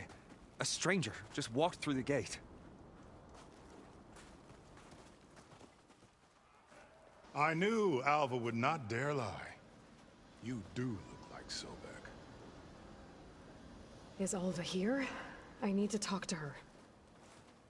I will consider your request once it is determined what you are. A living ancestor, as Alva believes, or a threat, lurking in such a guise. I am no threat, okay? Back on the mainland, your soldiers fired on me without warning. So you say, infidel. None of those you engaged survived to bear witness. I held off on your squad when...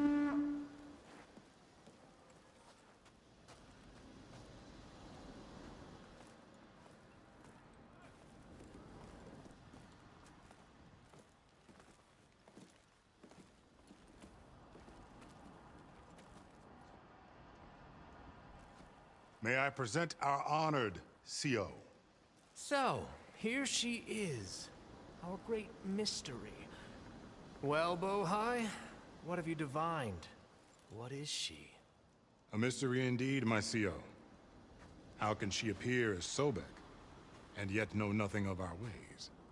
Are we to believe that a living ancestor was born to this wretched land? An ocean apart from the realm of the Chosen? And if so, to what end? I cannot answer. Only she can.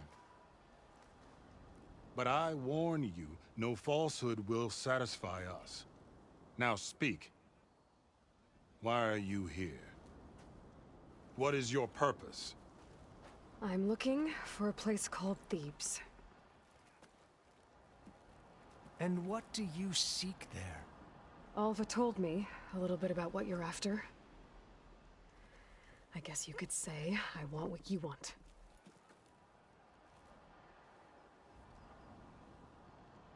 A way to heal the world. As I suspected. Tell her. We found Thebes, the final resting place of Ted Pharaoh's secrets.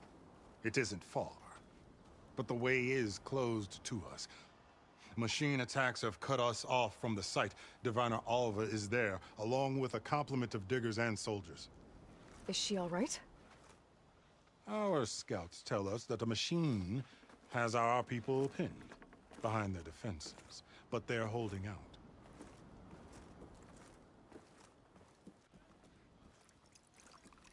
Machines, huh? I can help with that. Alva told us that you are indeed formidable. But I have a few questions first. We will answer what we can.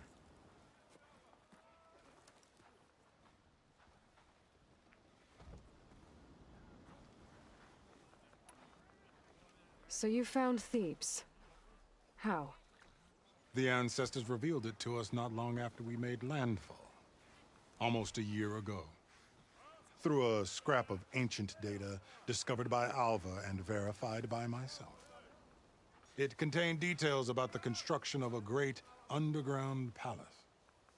Where, exactly? Close.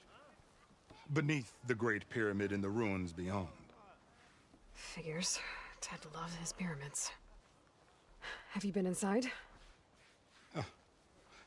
No. That has been a problem, one of many. And we will solve them all in time. Getting back to the site is the one at hand. I hope you're as effective against machines as Diviner Alva suggested.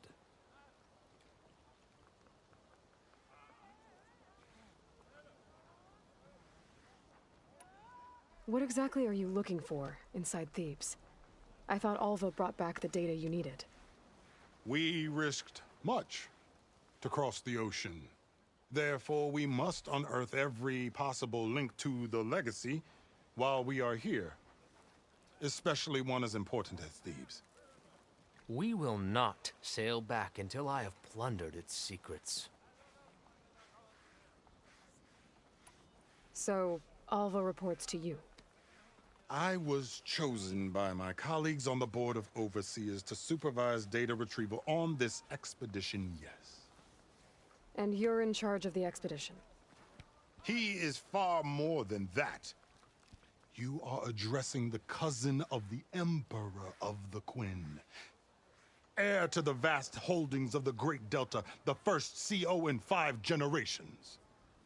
All she needs to understand is that I am the authority here. And my will is to attain the secrets of Thebes. Mine too. We're in luck.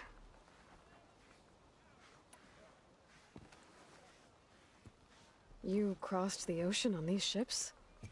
Couldn't have been easy. Greatness is never easy.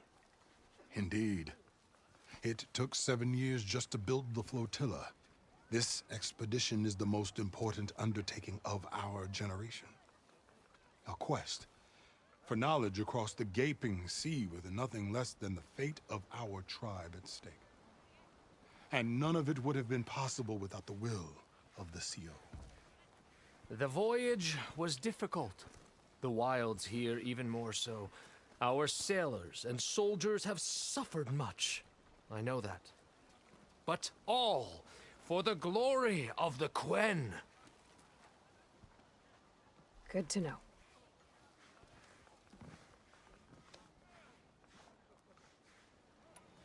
What kind of machine has your people pinned down near Thebes? A Thunderjaw. We've dealt with them before, but this one is... Tougher, stronger, and it has black armor? Yes. How did you know? Doesn't matter. Won't be easy, but I can take it down. Then destiny shines upon us, as I knew it would. A living ancestor now walks among us. And she will help me attain the secrets of Thebes. Resupply here if you must.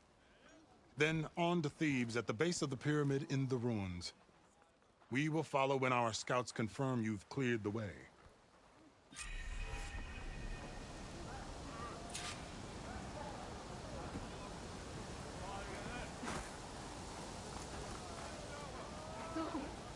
It's true. Rude.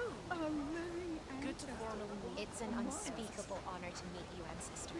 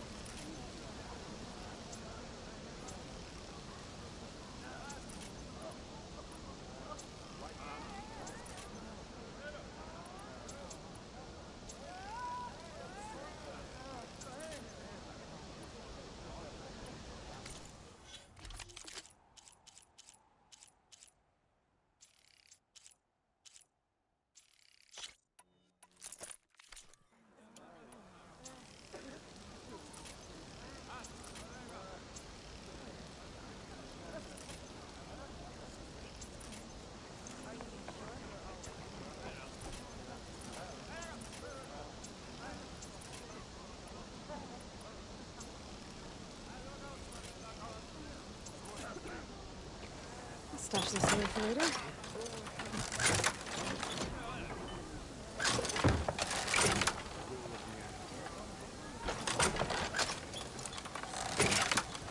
Hope you got more of a fight in you today.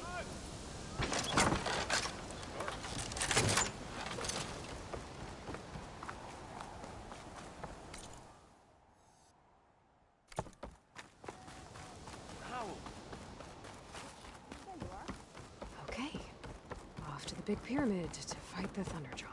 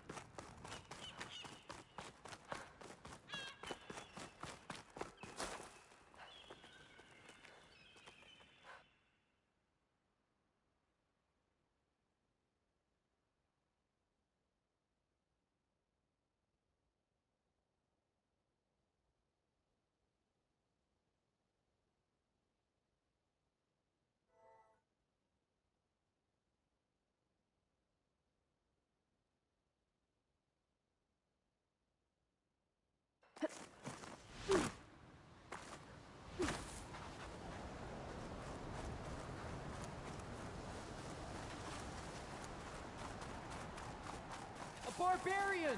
Run, stranger! There's a killer The machine will about! kill you! There you are. I guess we're doing this.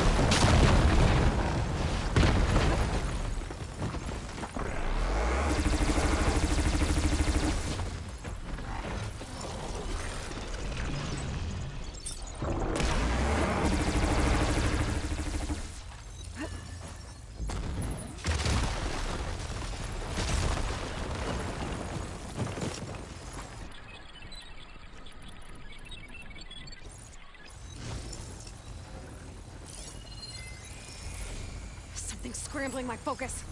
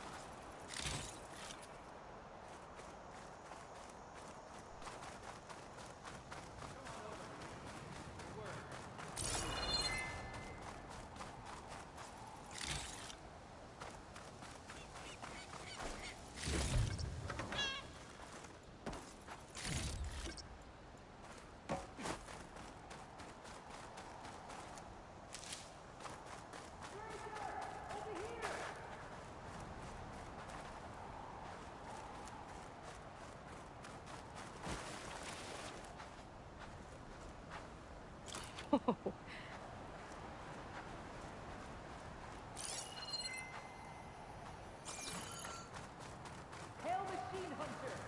Speak to us!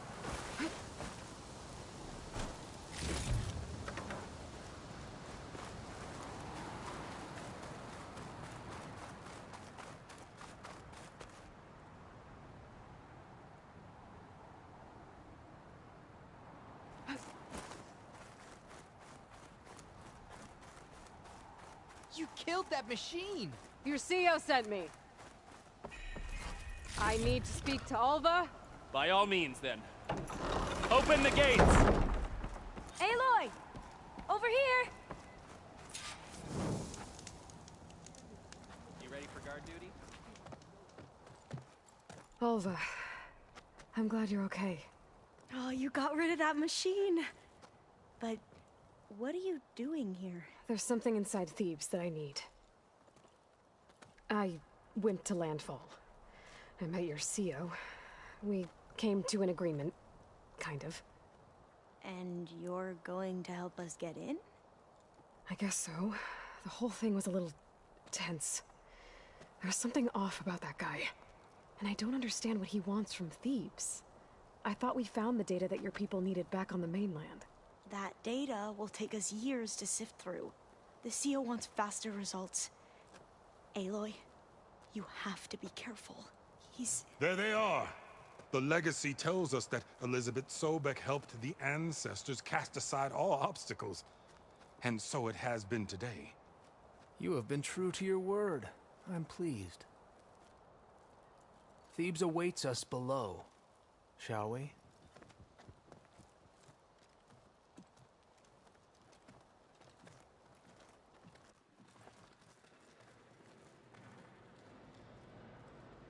Quite an excavation. Much of this was flooded. We had to pump a great deal of water out.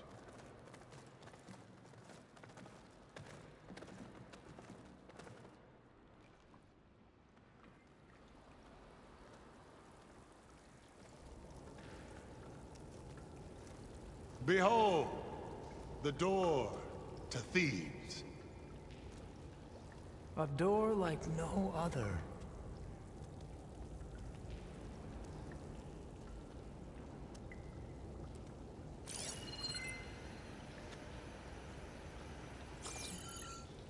Well, you're right about that. It's designed to open for only one man. Ted Farrow. But the legacy tells us that he worked closely with Sobek. He trusted her. Surely she could open the door, and so surely can you. Not gonna happen. At least not from this side. You said she was a living ancestor with Sobek's eternal essence. If I may, Pharaoh, great as he was, did not build his palace alone. We know this from scraps of data we found, the ones that pointed to this location. And we found evidence of passages below. Maybe they were built to aid construction. Or for servants. We can't reach them. The way is flooded, and they're too far underwater, but... Yeah. I can reach them. There might be another way in down there. You see? With Sobek, there is always a way. Then do what you must to get us inside.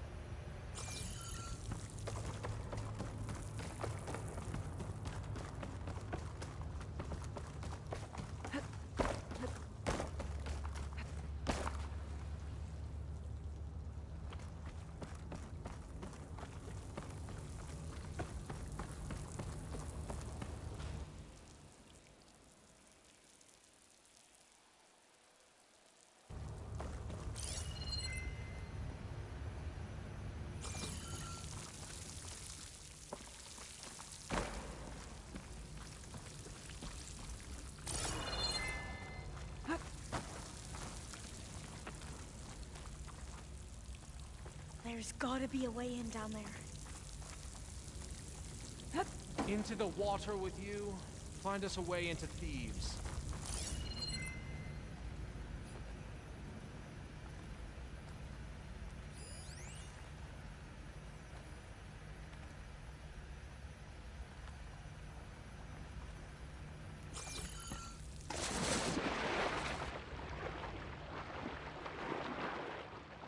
This water's clean. Seems like a hot spring.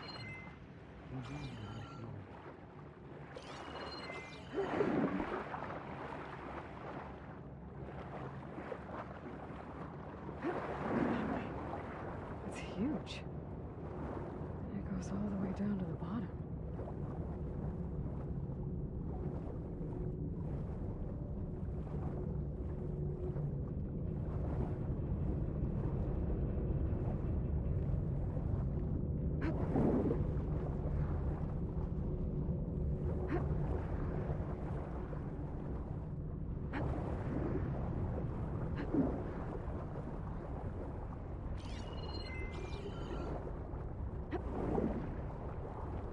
There's a rupture up there.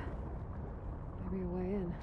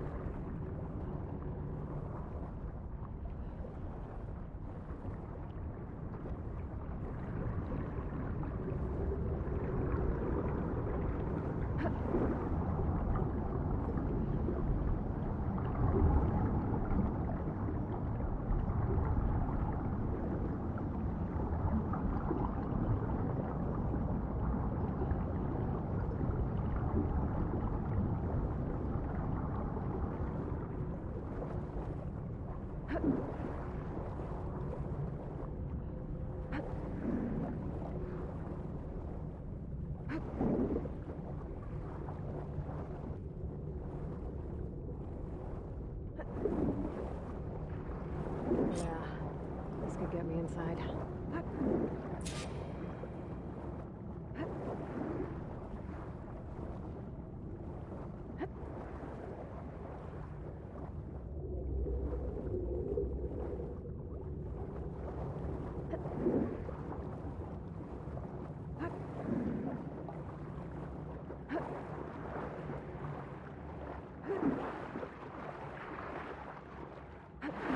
Cool. Looks like this tunnel leads deeper into the structure.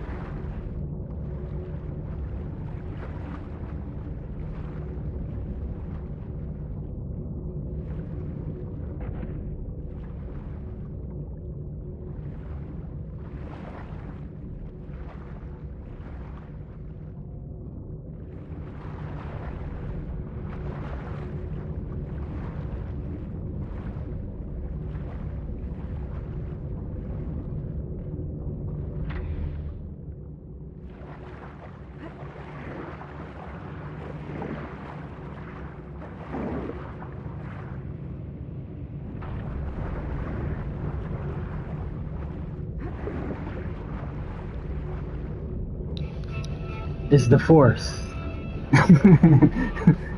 The force of the sacred Kala.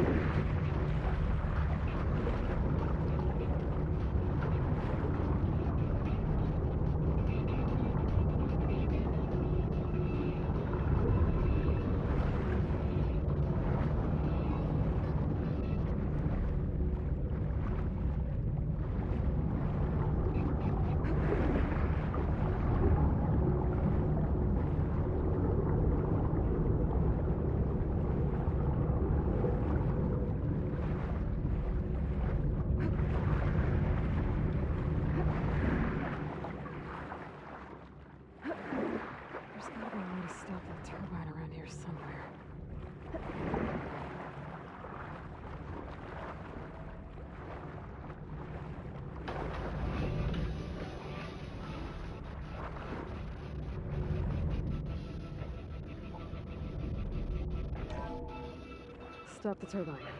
Good.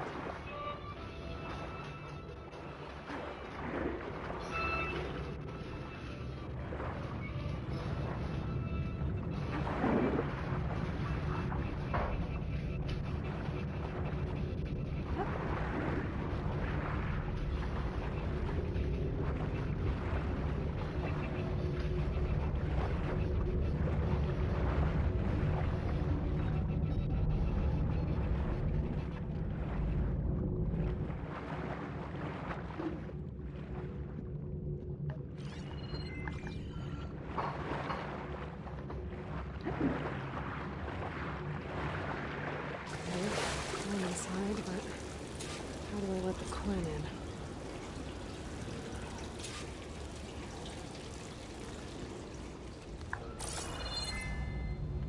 Looks like an exercise room? Here I am again. Hiding in the gym. Writing to stay sane in this crazy place. I can't believe Grigori's dead. So Ted had other people in here with him. Including a teenage girl.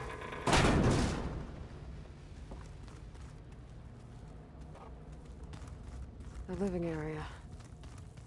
It's pretty big, too.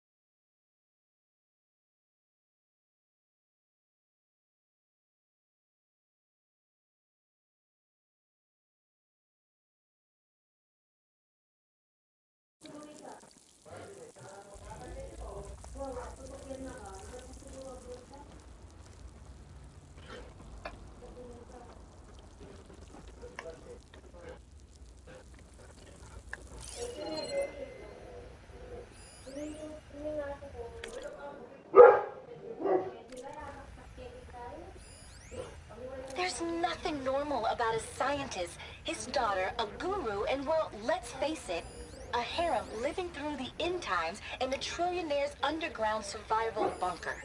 But now that Grigori's gone, I'm worried things will get even weirder. He helped keep Ted stable for a couple of years, sort of. Without him, who knows? We don't even understand what happened to him. Right. All about Ted. Let's hope this is the way to the main door, so I can let the queen.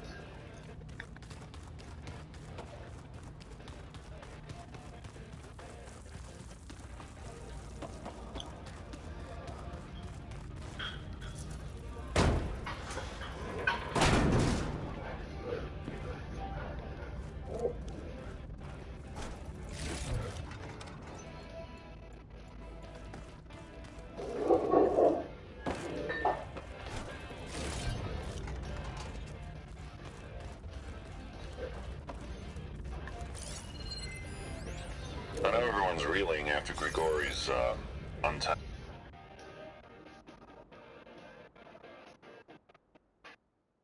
demise. He was a deeply spiritual man who wasn't afraid to rip back the curtain. I know everyone's reeling after Grigori's, untimely demise.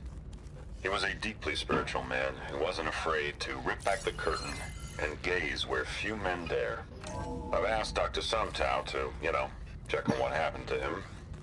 Sure he had some kind of condition or something.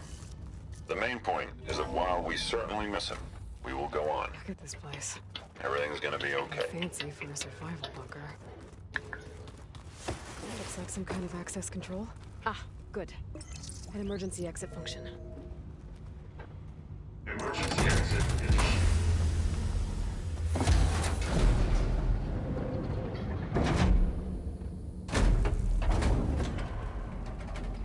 The door is open. Destiny is upon us. I knew you could do it. What's going on?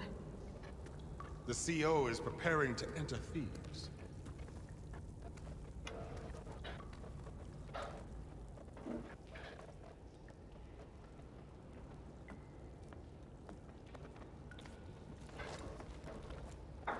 Oh, why are you dressed like Ted Pharaoh? I am Pharaoh, renewed. My essence is the same as his. Across the years, across the generations. His soul is my soul. His will is my will. We are sundered in only one way. I need his final testament, his deepest secrets. And now that the door is open, those secrets are within my grasp. When I have them, I will be complete, as he was. I will have everything I need to save our homeland, and, as Pharaoh did, the world. Okay. I think there's some confusion here about who Pharaoh really was. No one knows better than I who he was, who he is. Me. The Renewer, greatest of the ancestors, the man who saved the world. And you. You understand, Sobek. You are whole.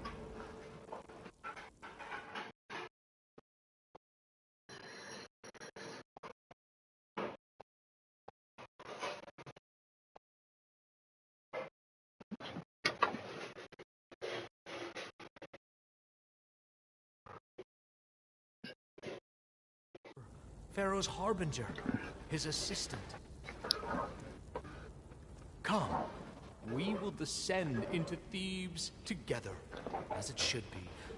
Bring her the raiment. Raiment?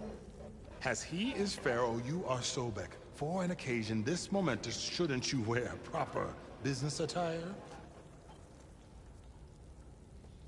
Whoa. No, no, no, no, no. No, I am not wearing that. No way.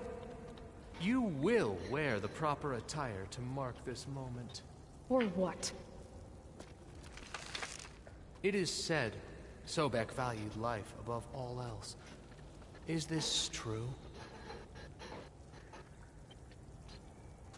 Fine. I'll wear your raiment.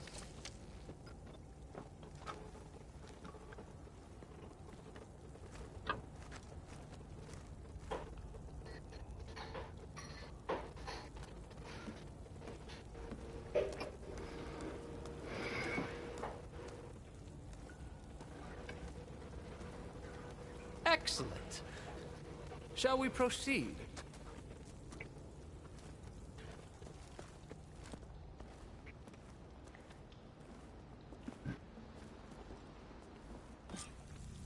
Look at this place. The grandeur.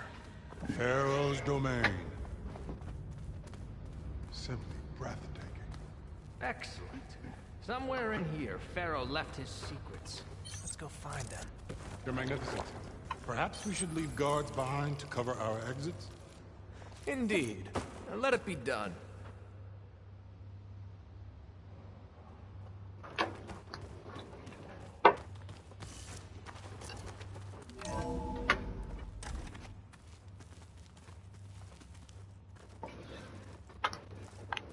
Pharaoh's visage, a monument to greatness. Truly, my CEO. It's a monument to A something. por la simplificarme la vida, disfrutar yo. I think this way might lead Es down. como quiero ser. No minuto que perder.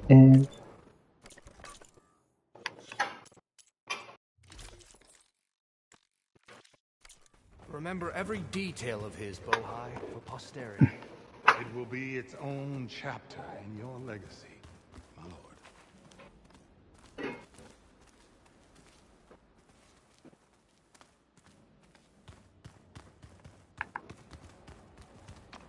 Quite a palace Pharaoh built for himself. No less than deserved that in here. I've always wanted one of those. There will be no further discussion of your feet, Bohai.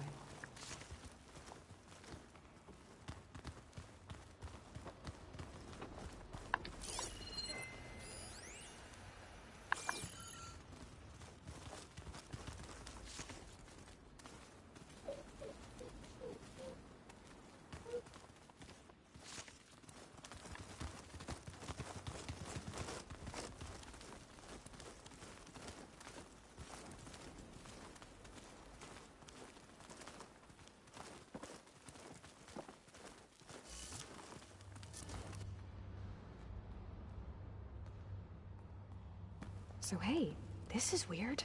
Yeah, I tried to warn you. Yeah, sort of. I'll explain everything if we survive long enough.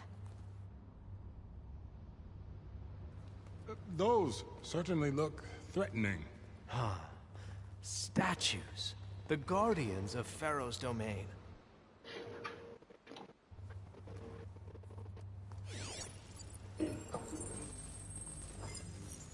Those aren't statues. Look out!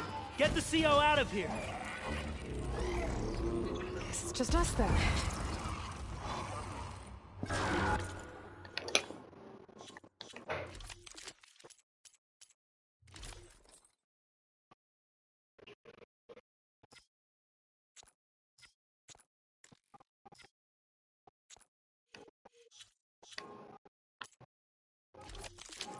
Sentir que se para el tiempo.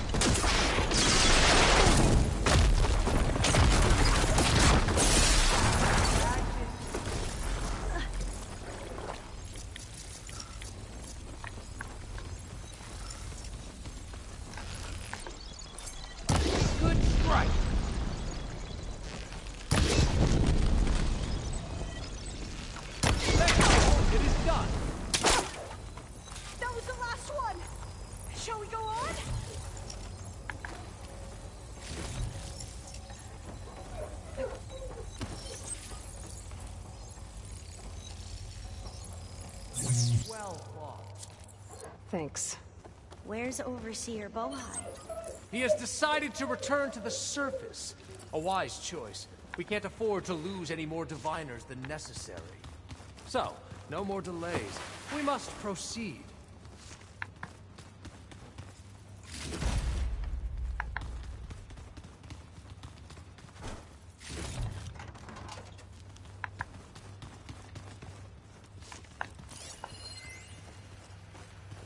Brianna didn't wake up this morning. She's gone. Did you discover some data? A fragment. A testament to Ted's power. Ah.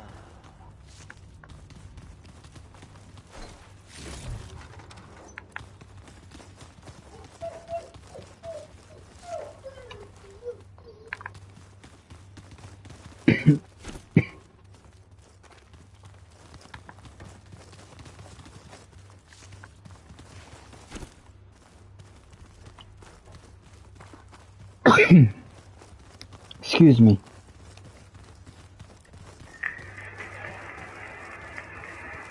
Yes, that looks like the way.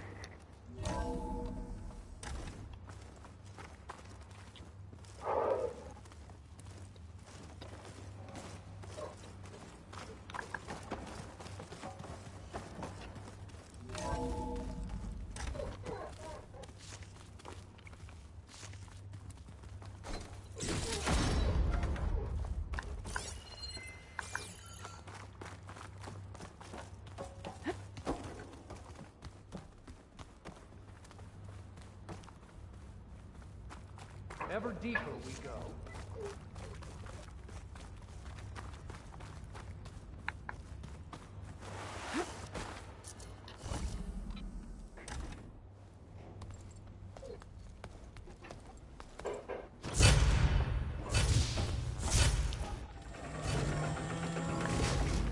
What? What is that? A reclining throne, attached to some kind of apparatus. I wonder what it does. An impressive setup. What is it for? I'm sorry, CO. I don't... No. My focus can't read the data here. What about the living ancestor? Is the data lost to her?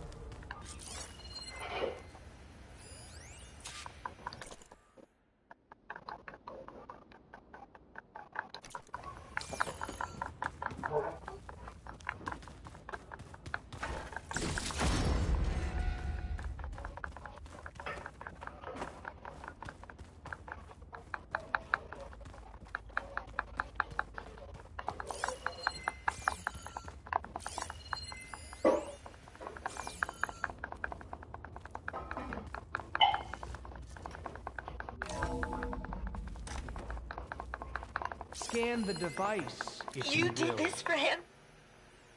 You put, like, off switches in everyone's heads? Kenya, you mustn't judge me. I had no choice. If I said no, what would he do to us? What would he do to you? Please, You're my little scan the girl. device. I was trying to keep you alive.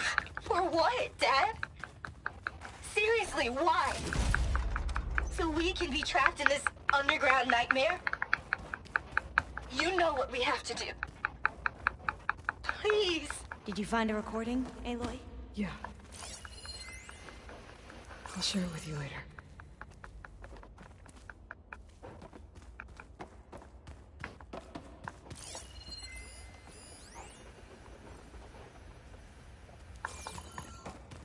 Made a minor adjustment to the gene therapy regimen and added a new cocktail to treat the symptoms caused by the mutations. Hopefully.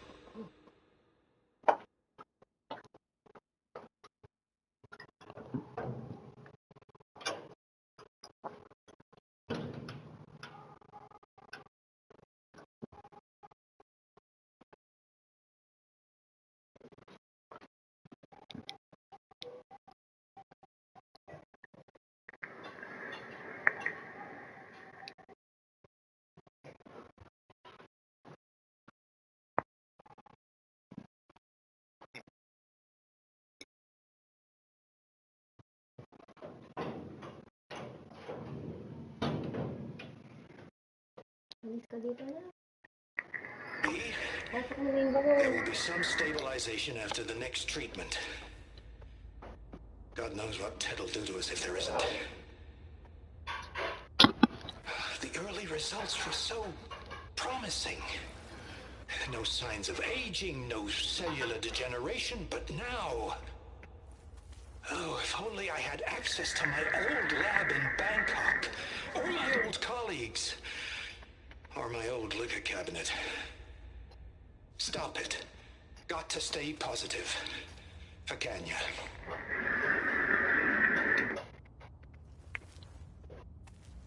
You saw something. I could tell. Did the data explain what Pharaoh used this device for? I think he was undergoing treatments to live longer. A lot longer. Really? Could he still be alive? Don't be foolish. If he were alive, he would have kept his essence. It would not have been passed down to me. Remember, he was the renewer. Of course he would have stopped at nothing to grasp the secrets of life and death. But not for himself. Everything he did was for a new beginning. For us, for the Quen. And for his true heir, me. You know, I'm starting to think you're right. You do have a lot in common with Ted Pharaoh. I knew you would see, in time.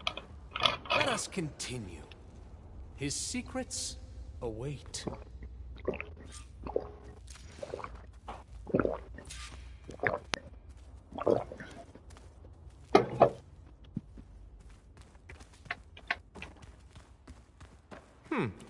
Is that a small office?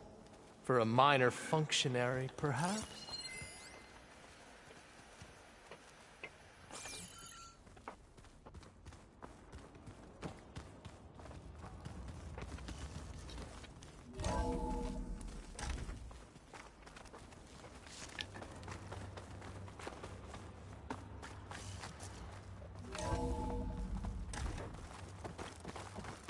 Look at all this equipment. We are getting closer to the heart of this place. I can feel it.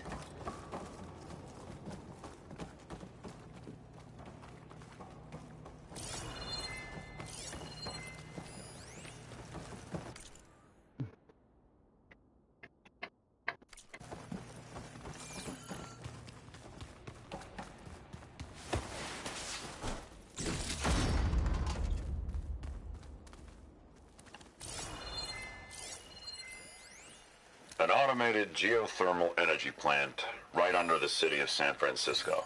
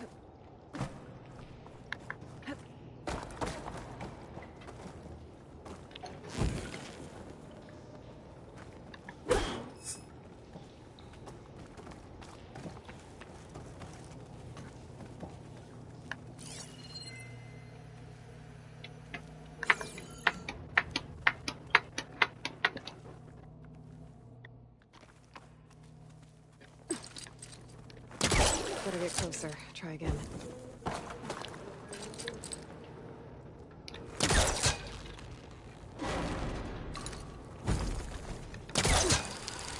Ah, is that a vent of some sort?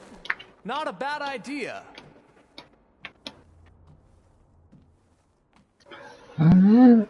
Testing.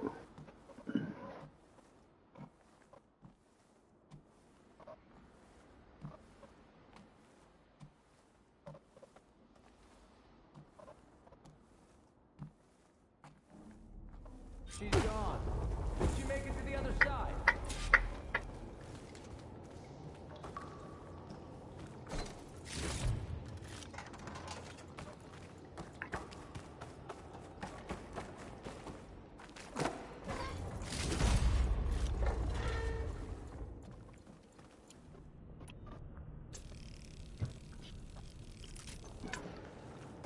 A console. Maybe I can access Ted's files from here.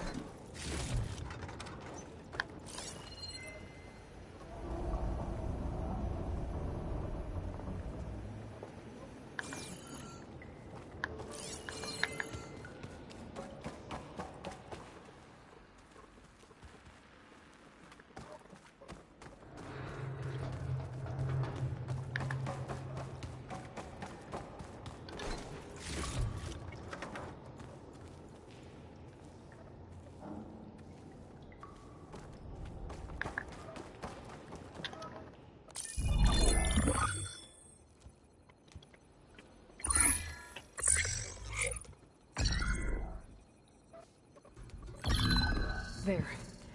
Omega clearance. Got it.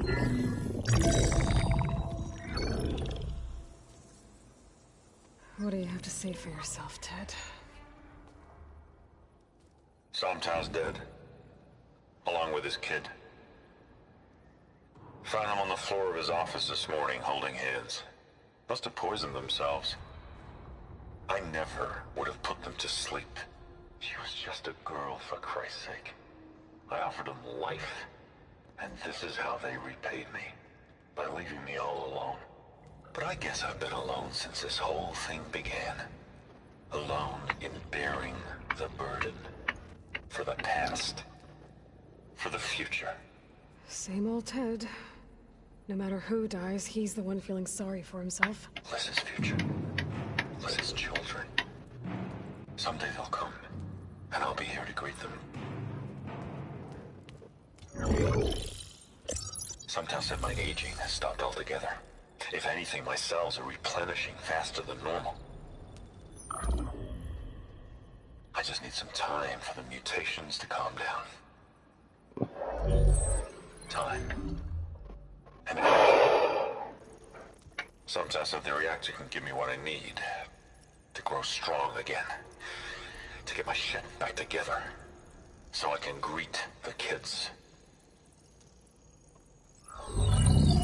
They're gonna need me. My advice.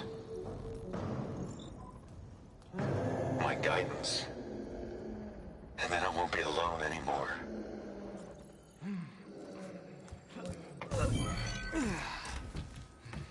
Pharaoh's secrets. Are they here? Not the ones you're looking for.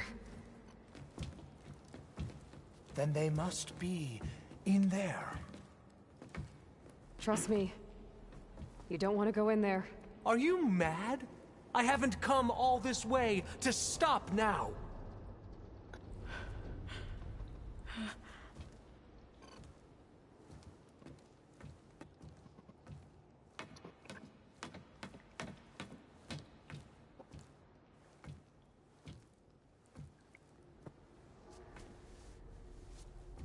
At last, Pharaoh's legacy is mine.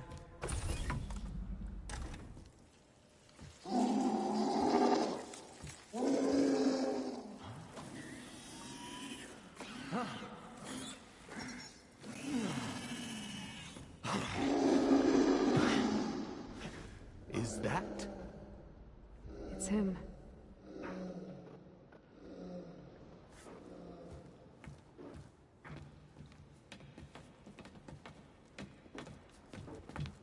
Burn it to ash.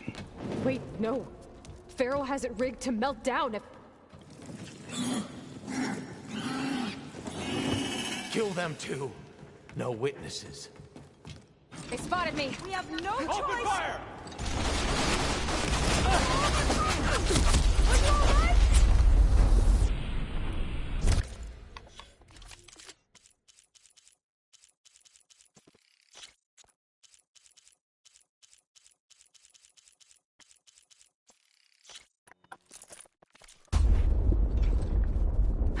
Here we go.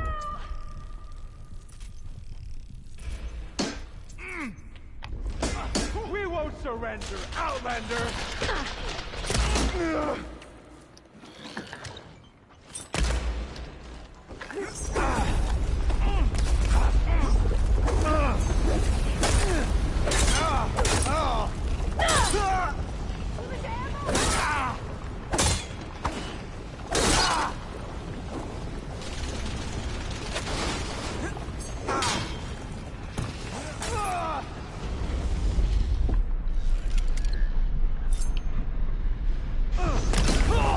I'm coming for you!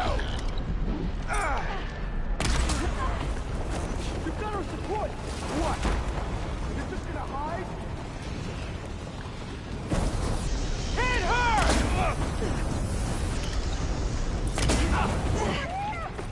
I can use some help.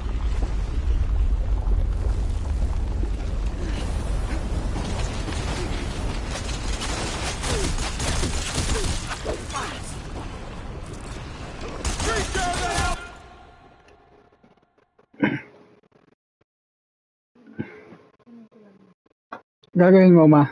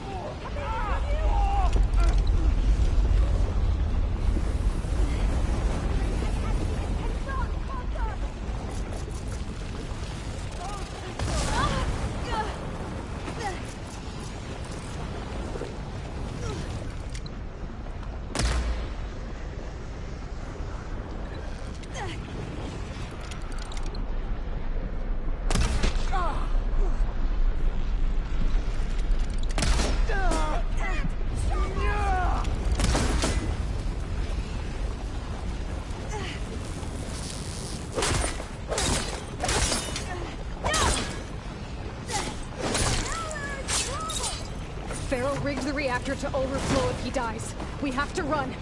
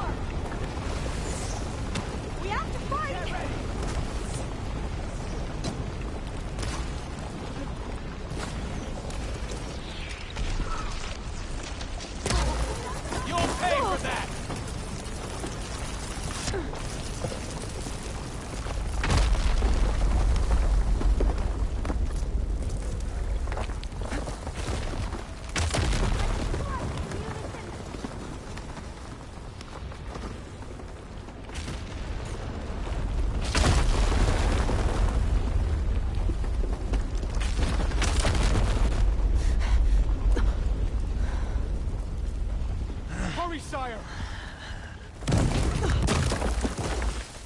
Come on! Out of my way!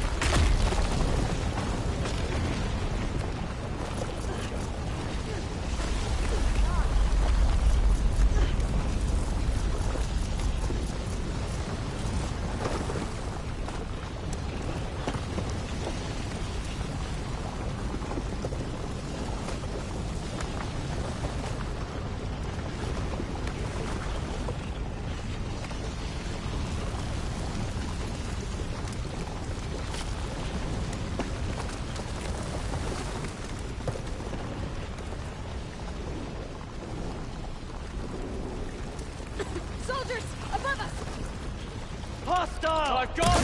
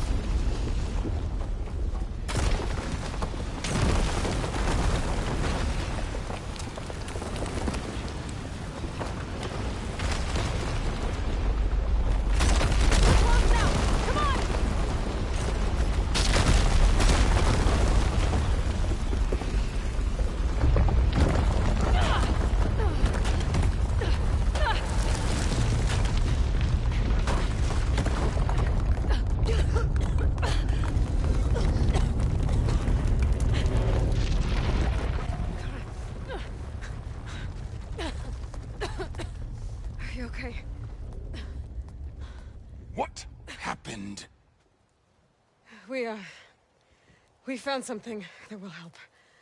Not just your homeland, but everywhere. But where's the CO? Oh, he's gone. I guess you could say he gave his life to help us attain the secrets of Thebes.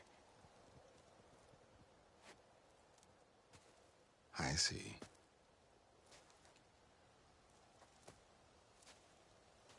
You must think I'm eminently stupid. What? No. No. The CO was an entitled egotist who twisted our beliefs into a sickening, self-serving fantasy. And you expect me to believe he sacrificed himself for scraps of data? It's time for the truth, and it better be convincing. Otherwise, I'll simply order these soldiers to open fire. Hold on. You're right. To be honest, the CO screwed everything up. He brought Thebes down around our ears and died like a gutless coward. But we really did find something down there that will help your homeland. If I can take it and use it. Now, if I have to, I will fight my way out of here, but it doesn't have to be that way. You can just let me go. And then take credit when things start to improve.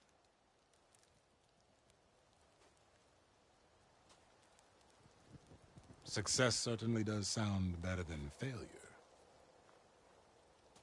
It seems then that our destinies are intertwined.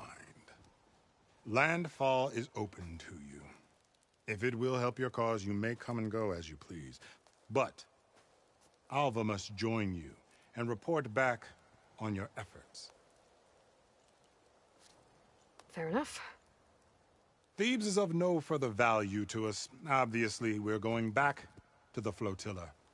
Alva, I expect your reports to be thorough.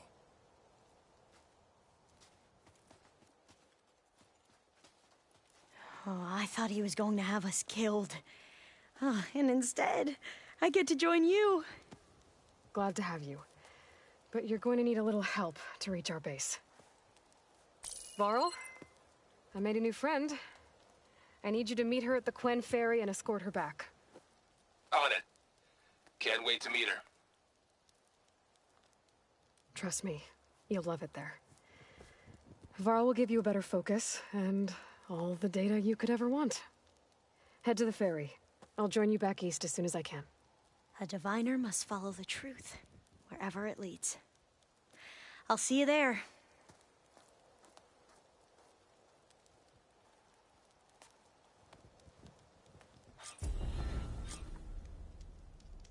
Now that I have Omega clearance, we should have what we need to capture Hephaestus.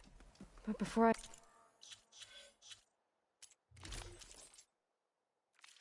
head to the fair.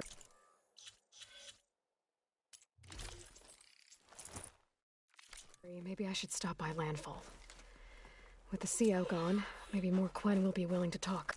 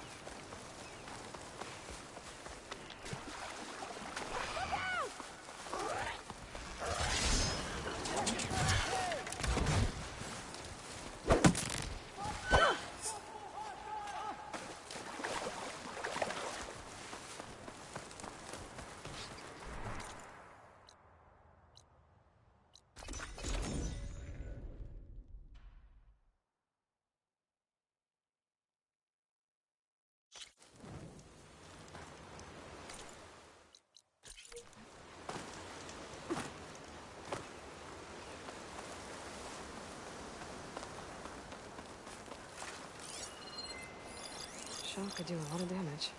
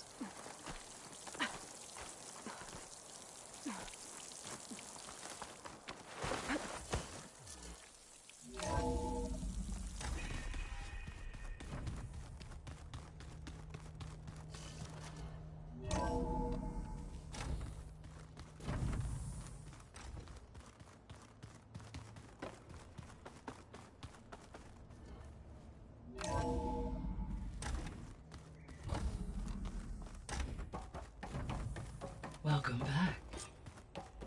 Aloy, I know your experience in Thebes was unsettling, but we have a new problem. Did something go wrong with Beta and the rig? Will we be able to transport you to Gemini? The rig is complete. The problem is Hephaestus itself. It has accelerated its proliferation throughout the Cauldron network, increasing its power. But with your sub-functions restored, we can still succeed, right? Correct. But the net effect is that absorbing Hephaestus will take Power. longer than previously calculated. How long? This power you Even speak with of. Omega clearance, my current estimate is that the merge will take 35 hours. And each hour increases the risk of detection by the Zeniths.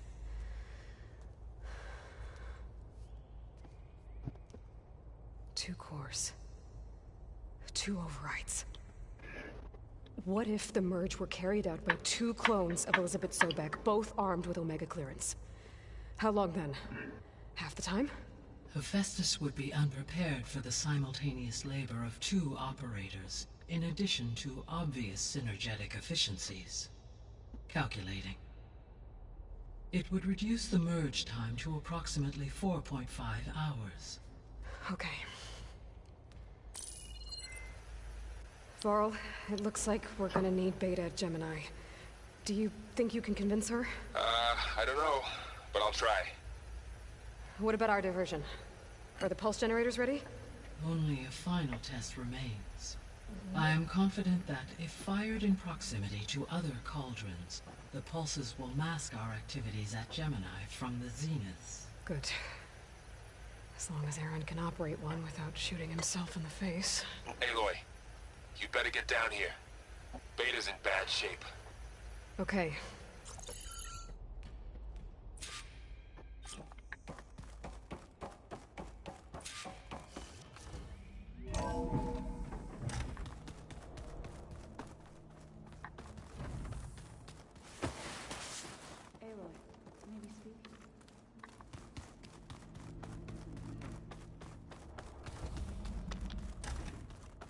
Aloy. I tried, but it's impossible. I don't think anything will convince her to go. We don't have a choice. Good luck.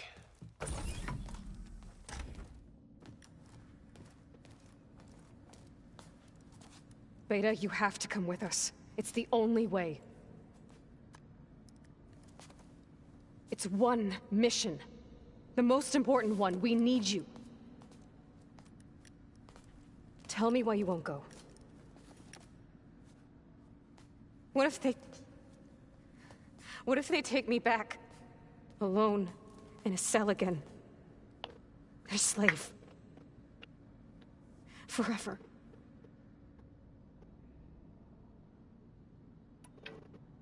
Varl and I will be at Gemini too. I'll protect you. As soon as we get Hephaestus, we'll come straight back here. The Zeniths aren't going to find us. You don't have to be afraid. No! You can't protect me. Nothing can protect me from them. I told you from the beginning, we'll never beat them. It's hopeless. Beta. Leave me alone! You don't understand!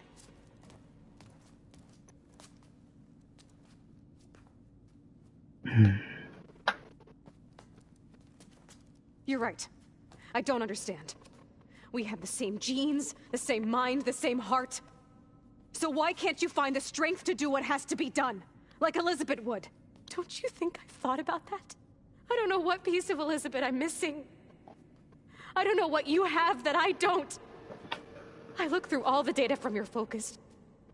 You were raised as an outcast, shunned, and isolated just like me, so what's the difference? What's my defect?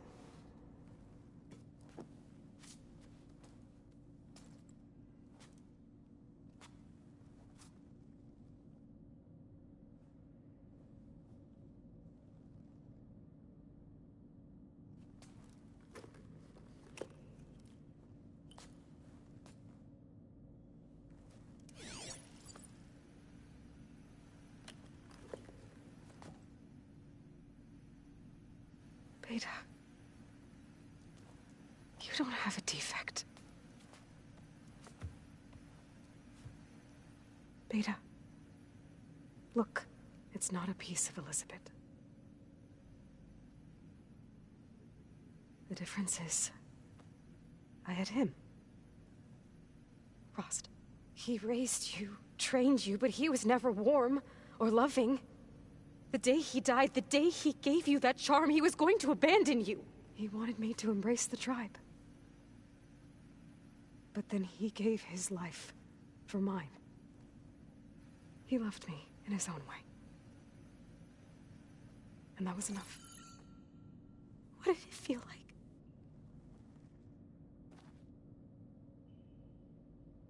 It was like having a strength that was always there. That's still there. Even now I hear him in my head when things get bad. When it looks impossible, look deeper. And then fight like you can win.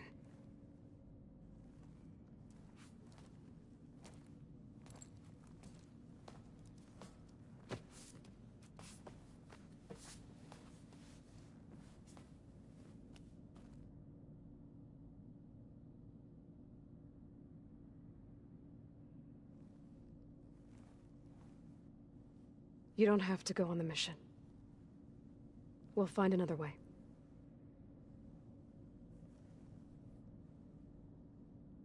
I'll go. You said you'd try to protect me. I believe you.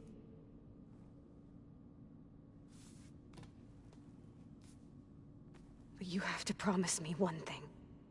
Yes, of course. If it goes bad, if the Zeniths find us, I don't want to be their slave again. Do you understand? Okay. Promise? I promise. I could use as much time as you can give me to study up on the merge, to make it as efficient as possible.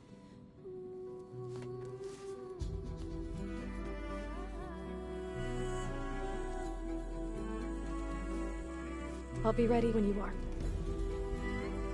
I swear.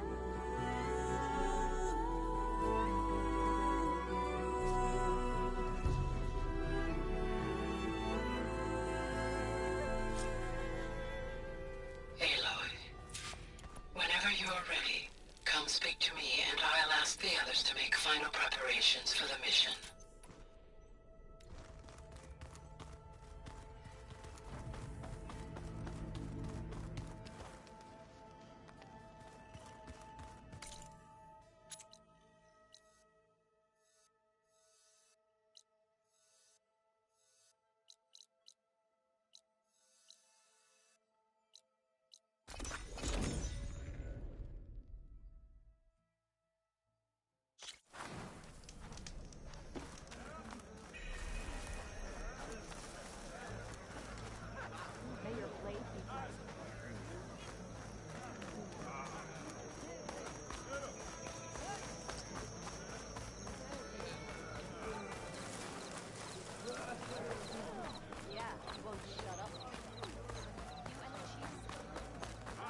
The wondering.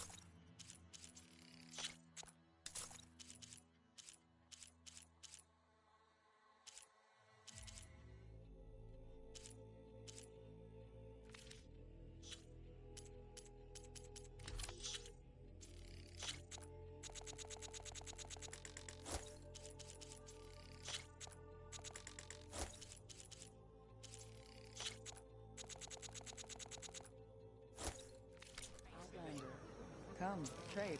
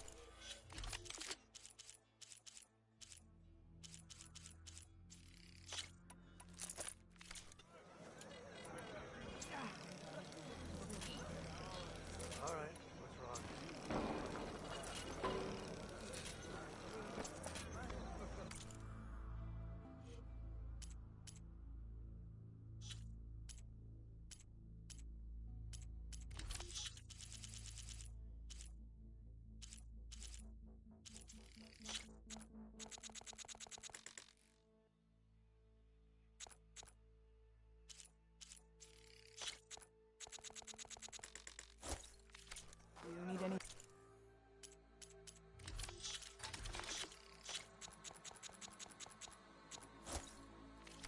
Beyond.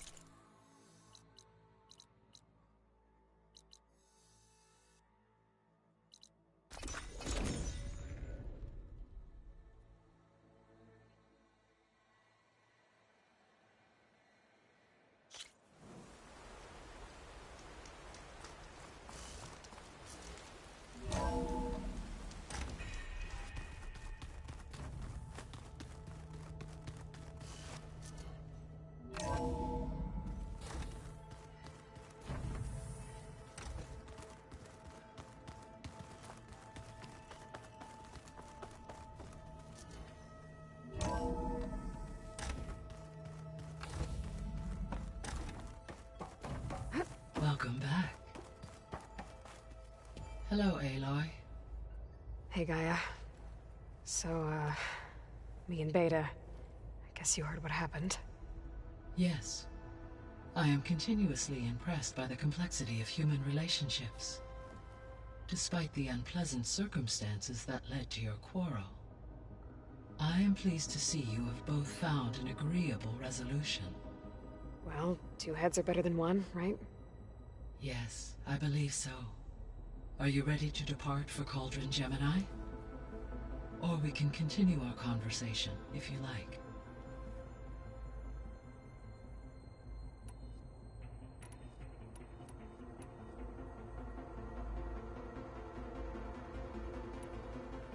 So our plan to capture Hephaestus. Let's go over it again. As you wish. Thanks to Beta's test, we now know that Hephaestus will not respond to your Alpha clearance. Which is why I got Ted Farrow's Omega clearance. Correct. While you were gone, Beta constructed the transport rig and pulse generators. When we get to Gemini, I will need to be installed on one of the facility's cores. The second core is for Hephaestus. Using Omega clearance will allow you to trap it. And then you'll be able to absorb it. Not quite.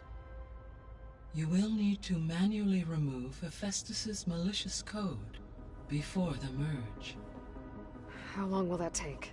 Because the work will be split between you and Beta, it will take approximately 4.5 hours. And during that time, the others will create a distraction for us using the pulse generators, right? Correct. They will each take position at a cauldron door and fire off their device. The energy surge should mask our activities until the merge is complete. And then we'll have everything we need to defeat the Zeniths. Sounds like a plan.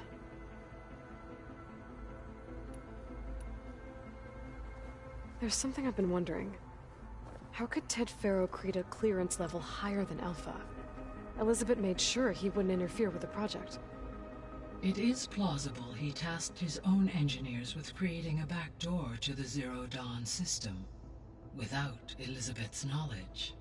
My predecessor did not even know of its existence until he activated it to purge the Apollo database. It is, in effect, a blind spot. One that will allow us to subdue Hephaestus.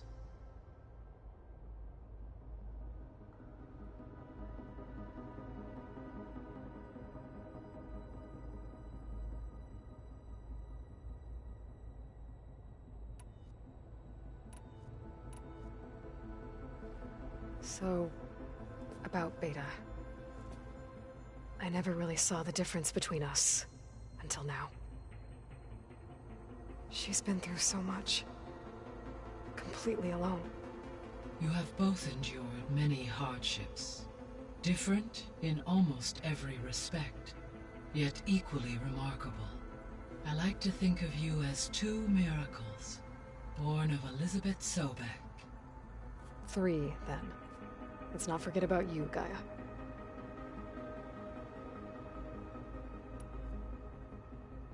How's Katalo doing? I detect that the loss of his arm still deeply pains him, though he has not voiced his thoughts. I may be able to assist in his recovery, should he be interested. Really? I'm sure he will be.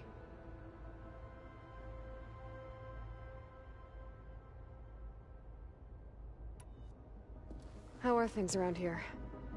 Zoe continues to monitor the status of her land gods. The receivers appear to be functioning properly.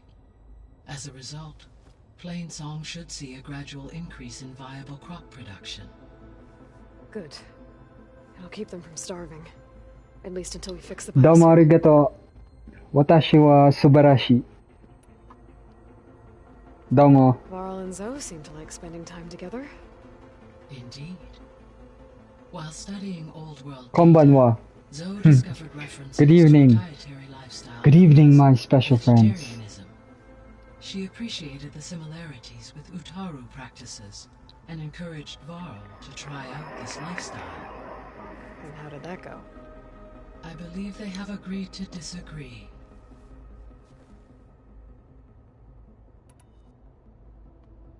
How's Erend handling things?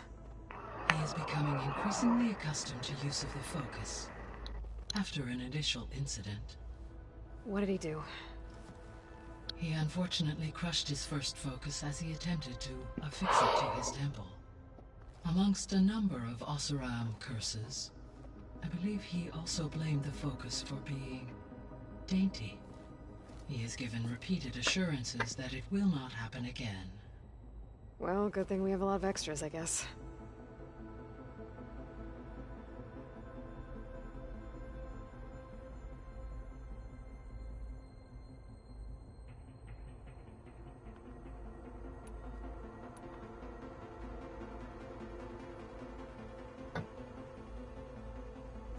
So now that you have Ether, Demeter, and Poseidon, how's the biosphere looking? In the local region, conditions have improved. Superstorms have subsided. Water sources have been purified, and soil conditions remediated. These improvements will stave off environmental collapse for a few additional months. Well, with luck, soon you'll have Hephaestus. Then you'll be able to fix the biosphere for good, right? Correct. I will be able to design and produce robotic agents to permanently reverse the environmental damage that has accumulated.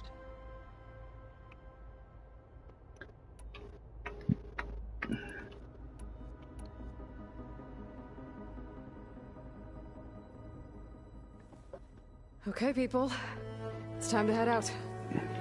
I'll get everyone together.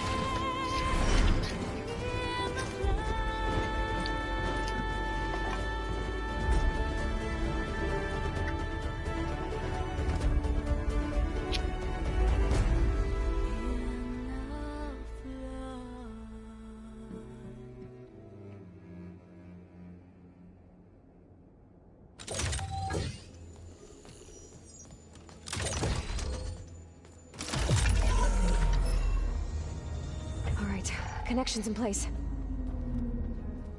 Booting up.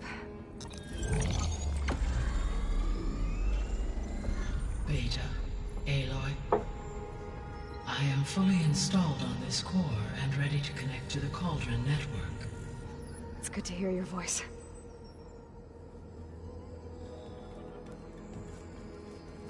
Errand, everyone. Fire your pulses and sound off. I'm at my cauldron. This thingy, it's blinking. Did I do it right? In position at my cauldron. My pulse generator is blinking also. That means they're working. I'm in position, and mine is too. Mine as well. Okay. Radio silence until I give the all clear. Signing off.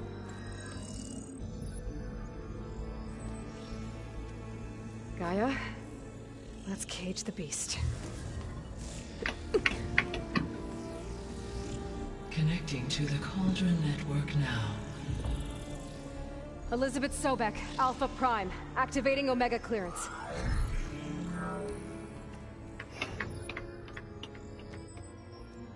Elizabeth Sobek, Alpha Prime, activating Omega clearance. Clearance confirmed. Initiating containment sequence. Critical threat detected. Escape containment. Applying countermeasures. Lock it down! Terminating external connections. It's working. It's got nowhere to go. Capture imminent. Initiating contingency 13F. Wait, what's that? Malware detected. Attempting to compensate.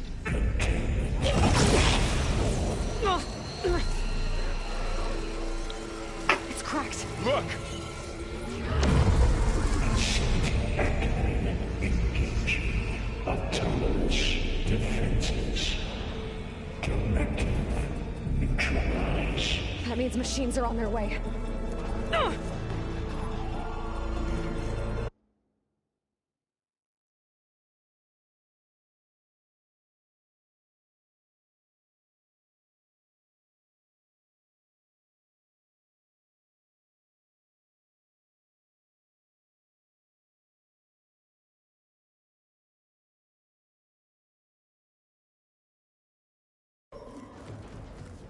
Get ready!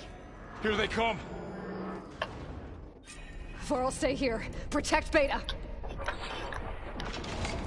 Got it. Be careful! Hurrah, mother!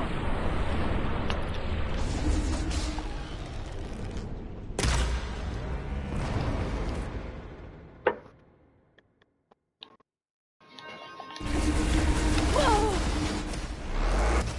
Keep me in the fight. Stay back!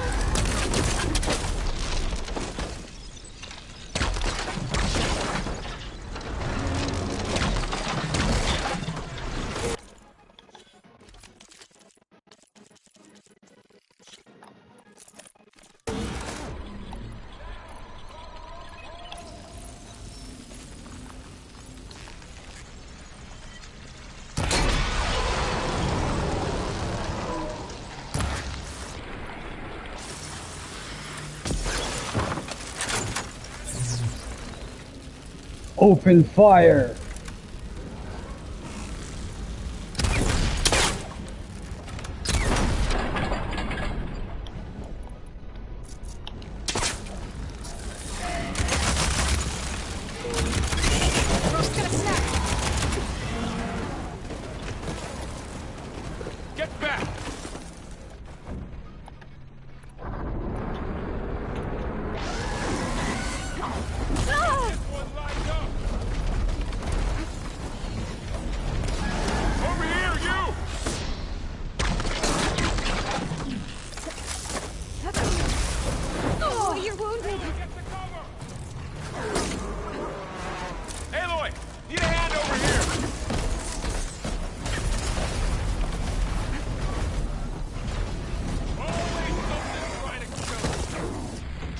away from Beta!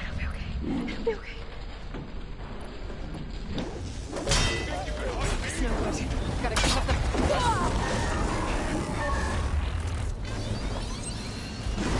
Stay back!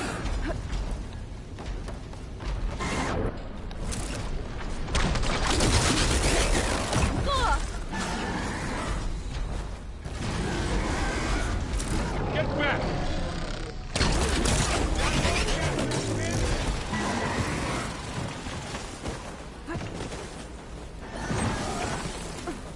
Over here, you! It's really angry! Oh. You're going down! Aloy! Need a hand over here!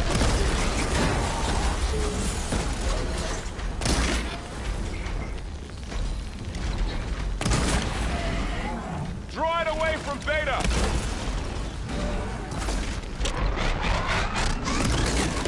We got this! Stay back!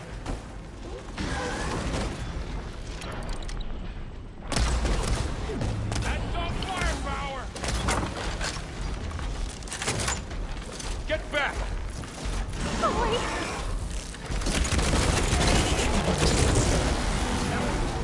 Dragon roar. Over here, Roar. Aloy! Help!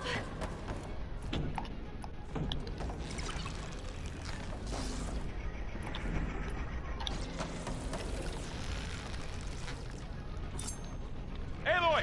Need a hand over here!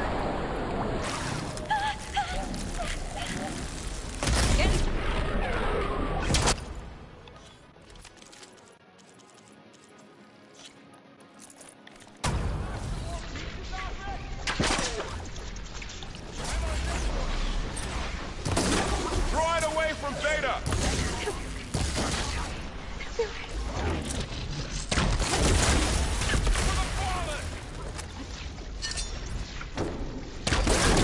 Stay back! It's really angry!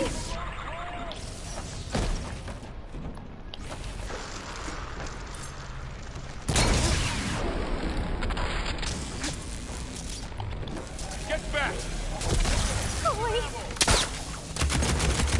Open fire! That's all of them for now. I better check on Beta and Varl.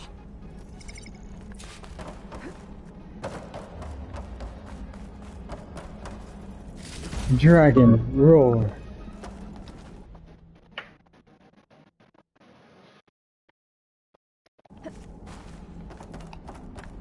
Dragon roar.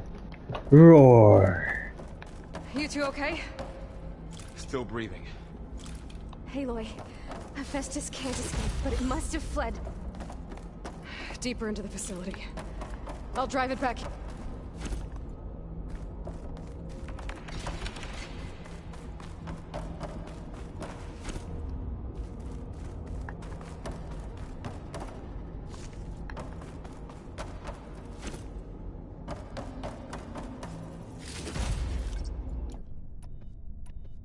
Deeper into the facility.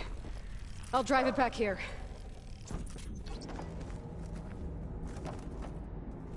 I'll get the cracked core fixed in the meantime. Keep her safe, Varl. All my life.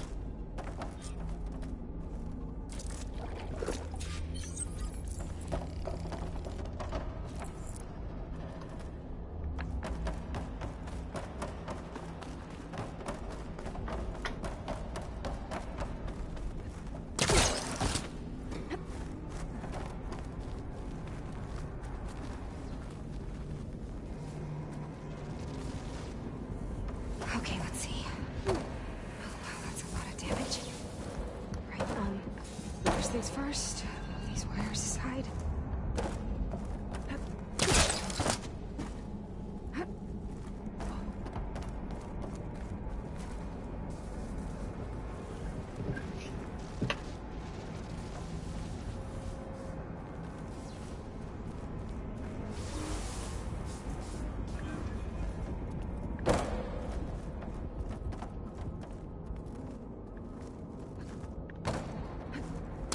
No sign of trouble yet. machines that attacked were terrifying. They were tough, but Aloy and I have fought with her before. I don't doubt that.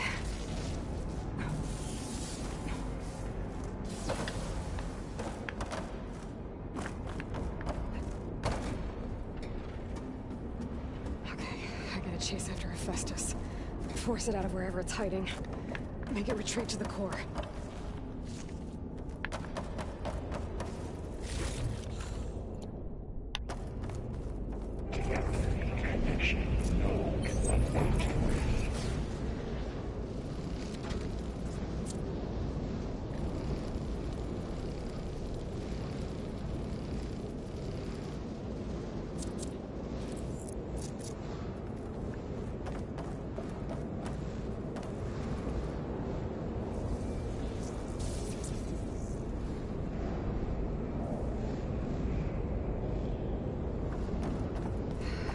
The other side.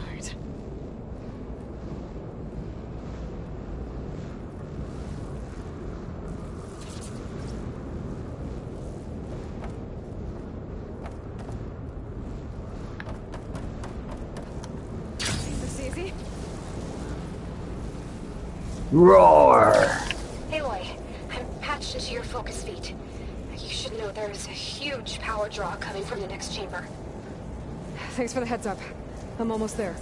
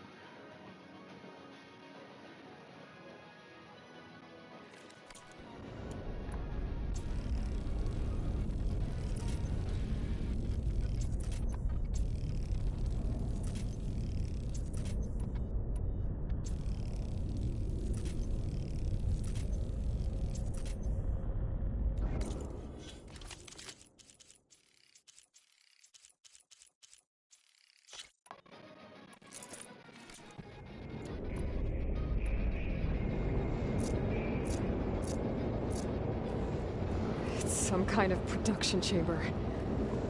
Festus is up to something, all right? What kind of machine is it trying to build? I don't know, but I'm gonna shut it down. But those metal carriers will lead me to where it's getting materials from. I bet that's where Festus is hiding too.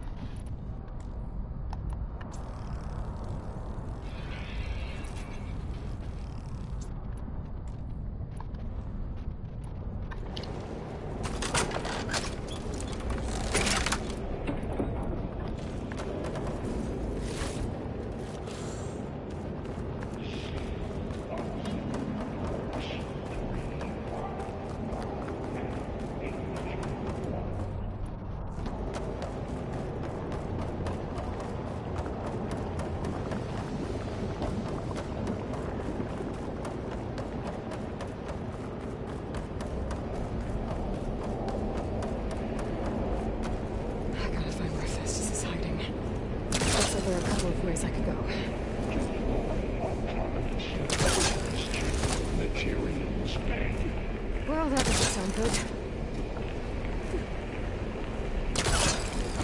I should be able to catch a ride on one of those metal carriers. Aloy, I've managed to rewire most of the components in the core, but the energy processor's cracked.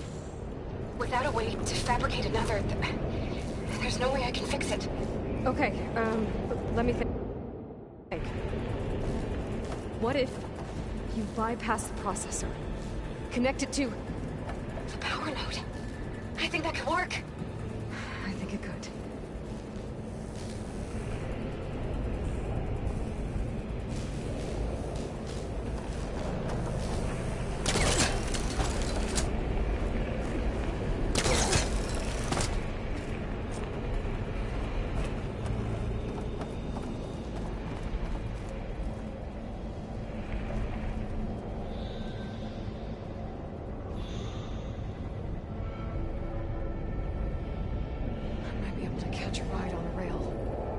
Shield.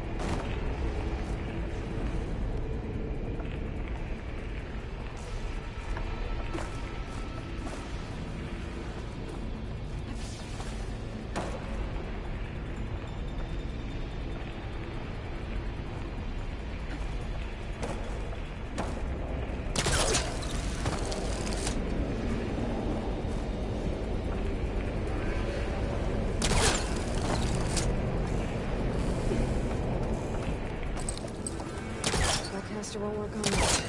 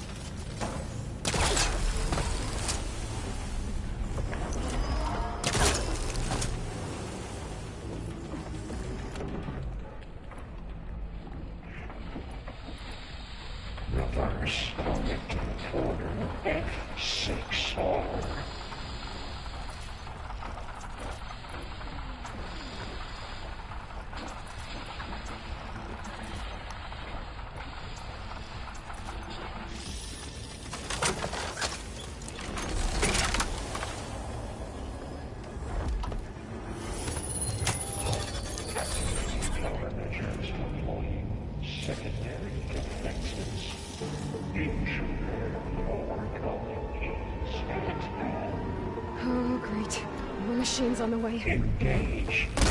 Beta! Hephaestus has locked me out of the node. Any ideas? I'll see what I can do. Hit the mark!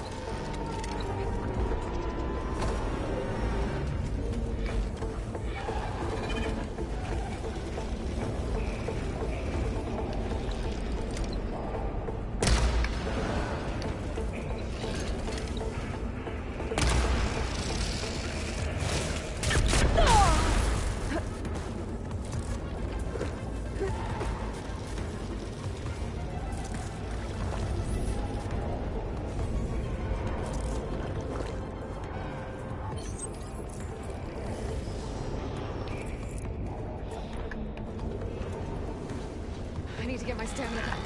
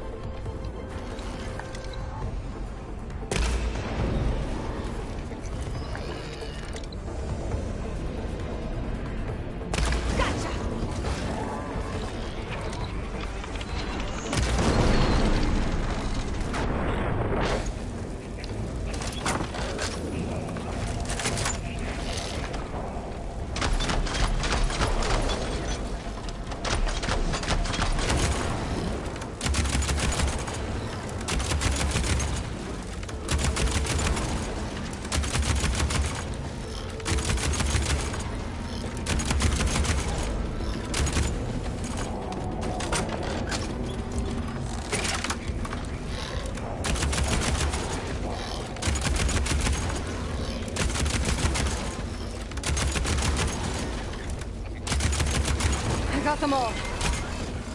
I tapped into the core's network hub. I managed to disrupt Festus' control of the node. You should be able to override it now. Nice. Thanks.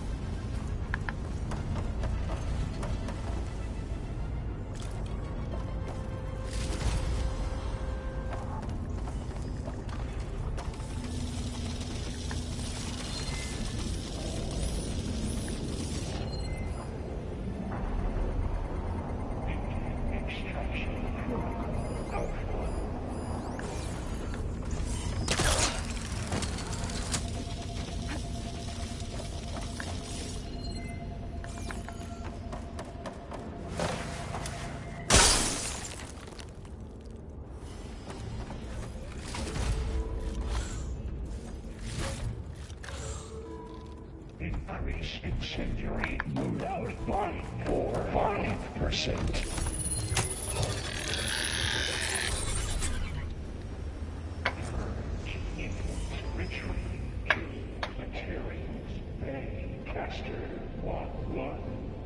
It sounds like it fled to another chamber.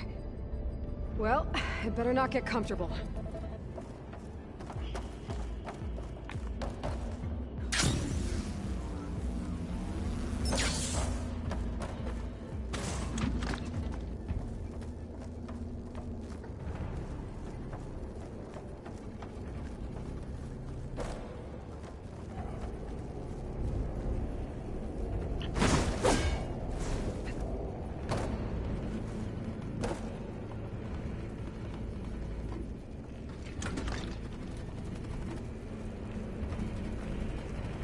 Energy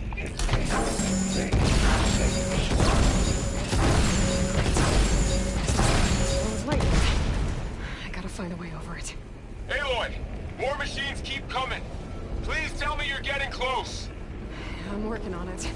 I've been smashing through a lot of machines on my side, too. I guess Aaron's missing out! Anyway, I'm making progress on the bypass, but I need something to hold the cycling module together. Maybe a ligament from one of the machine carcasses? Right? Or some luminous braiding. You could reinforce it with a conversion cylinder. For increased connectivity! I think we can do this, Aloy!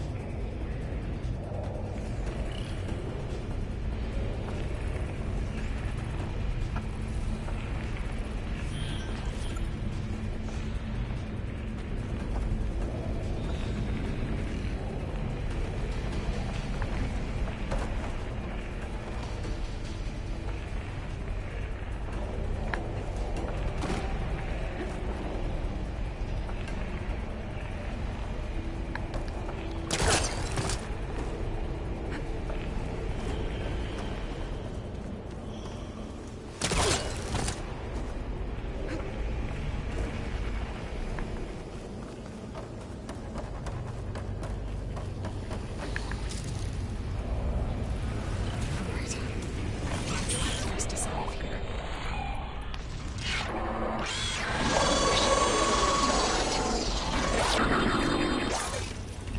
it.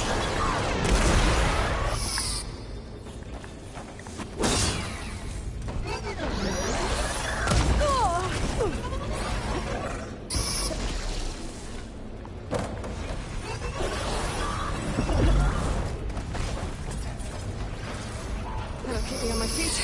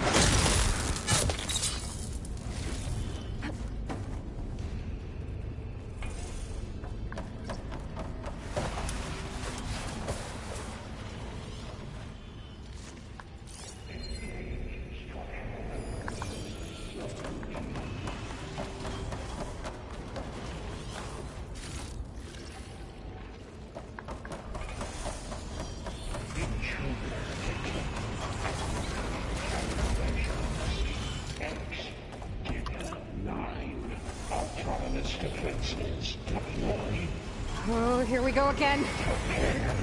This is so good. I'll try to get your access back.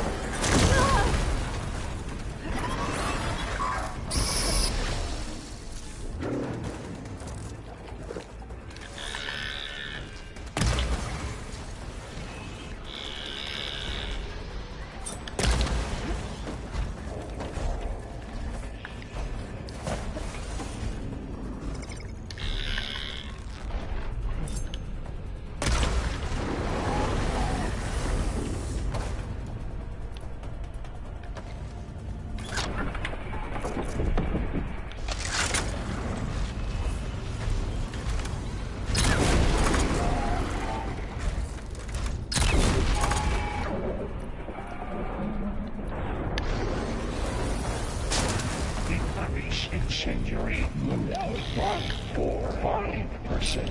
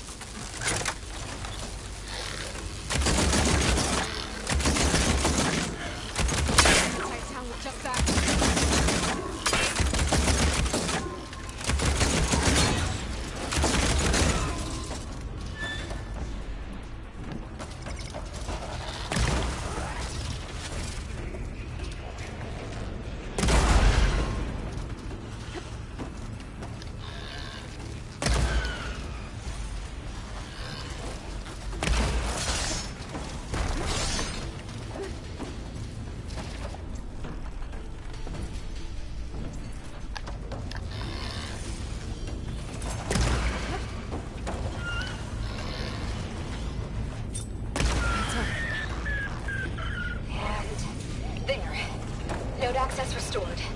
Now you can operate it. Good work. You did the heavy lifting.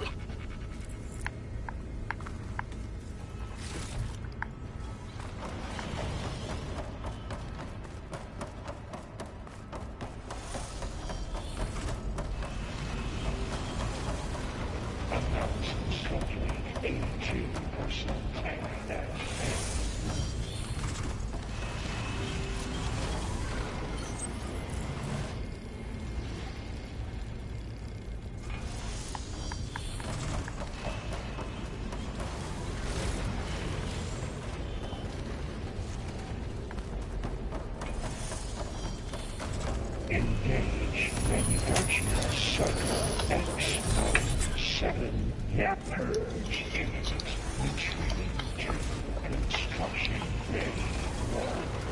Okay. This is running out of places to hide.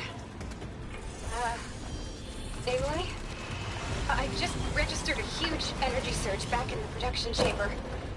Something big is happening. Here too. Everything's glowing. The machine Hephaestus was building. It must have finished it. It's powerful, whatever it is. I'm almost done with the core repairs. Should we come to you? Maybe I could distract the machine if... No. Just stay where you are, okay? Handling the machine's my job. Okay. Be safe. Coleman Tower, infiltrating Coleman. You are a violation, but no more.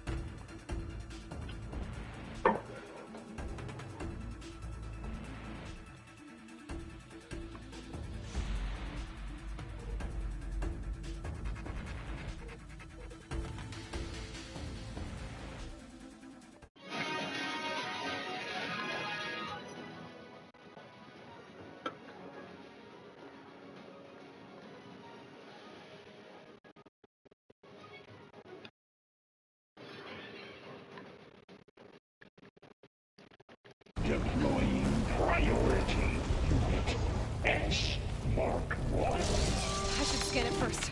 Those things on its legs are glowing. I think it's charging up.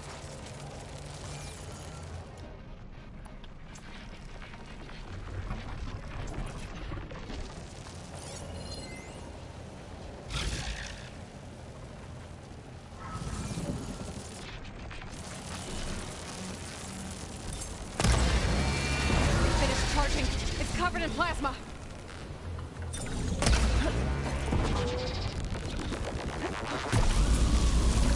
He got plasma on me. It's gonna explode any second. Maybe one of my potions can help.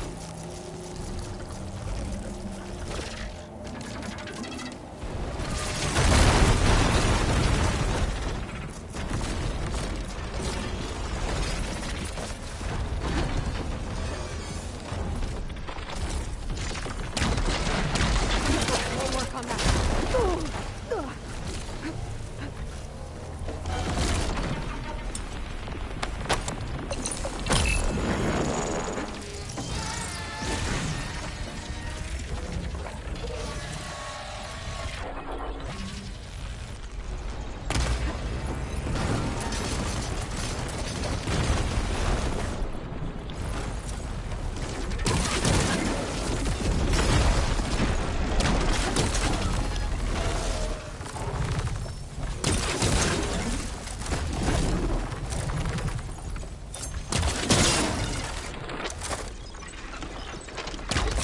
The armor.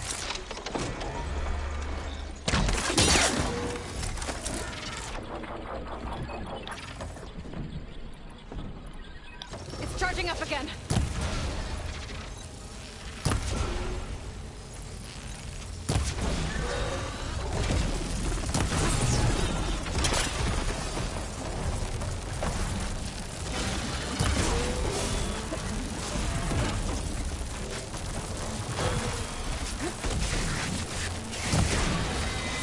Maybe purge water.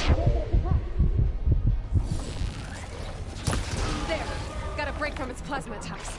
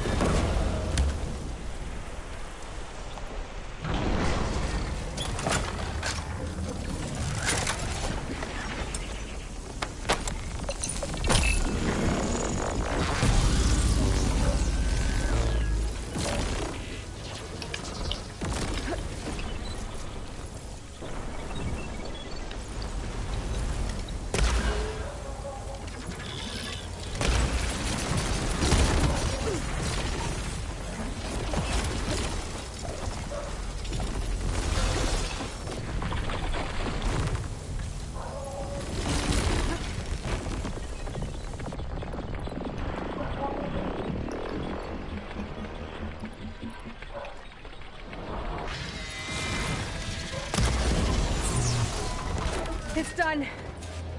You did it! There should be one more note to override.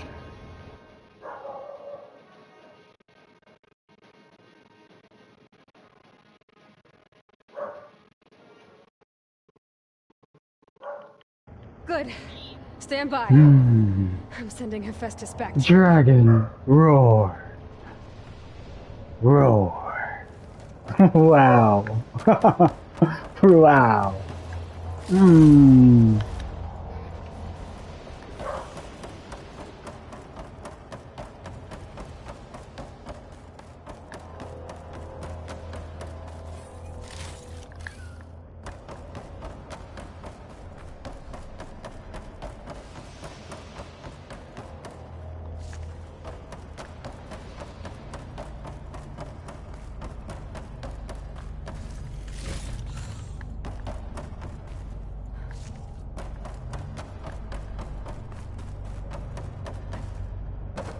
You thought.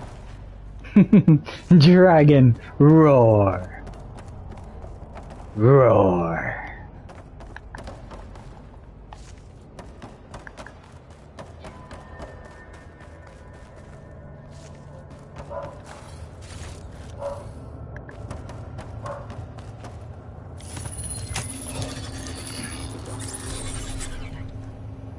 No more hiding, Hephaestus!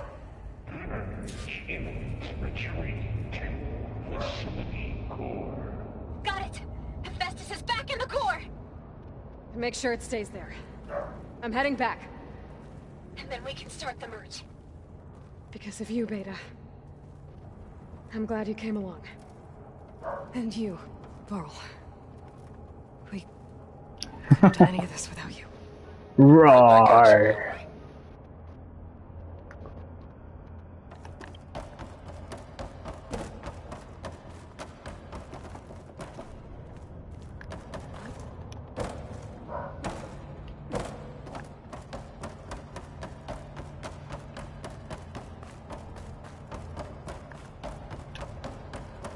Dragon roar.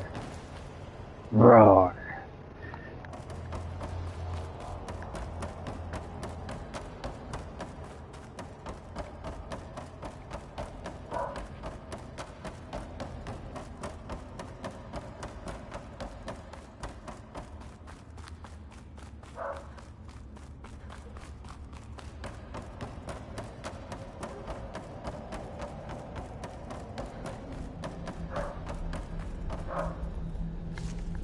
This'll be in my stash when I need it.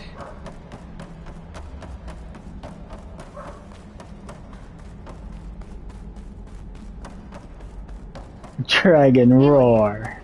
Roar. The core is stable. Wow. Hephaestus is 100% fatigued. And we better get started with the merge. It's all set up. Gaia, establish the link, please. Done.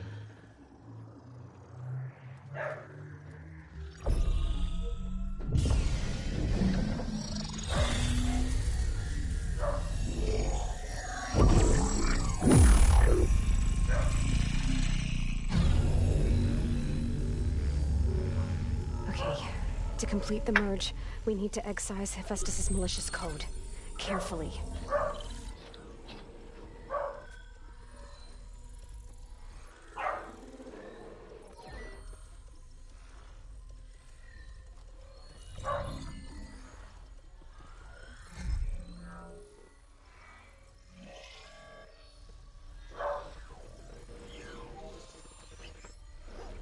Roar.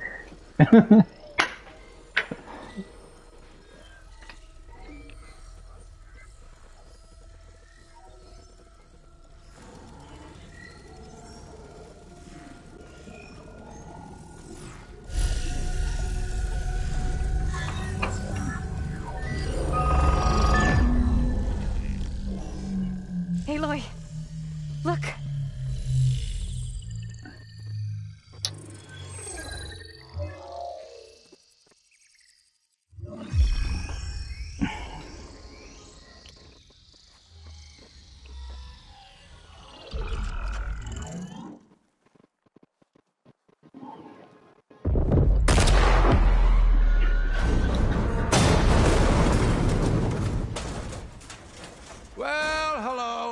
redundant copy.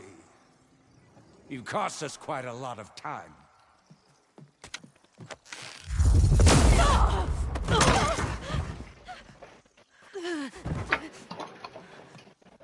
Eric, get Beta. And squash that bug while you're at it.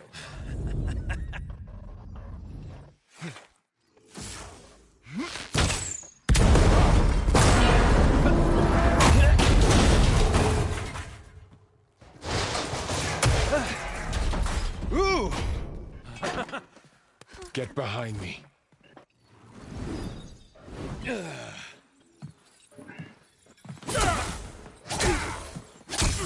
Come on! Quit screwing around.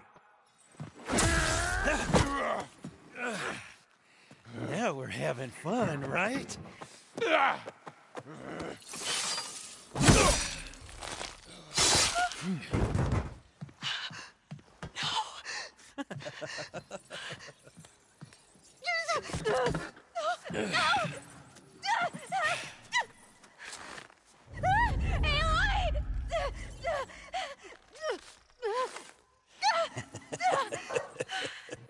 Finally. Tilda, get Gaia and Hephaestus ready for transport. Tilda! I failed.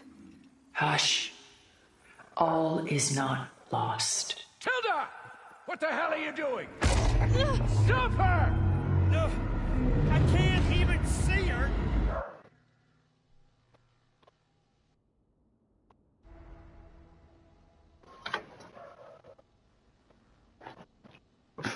Dragon roar.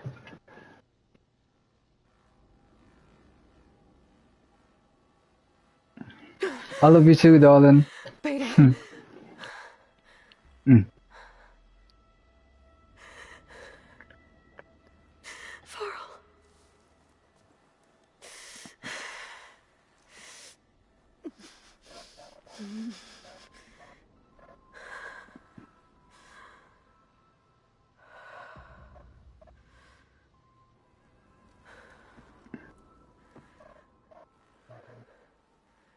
Where am I?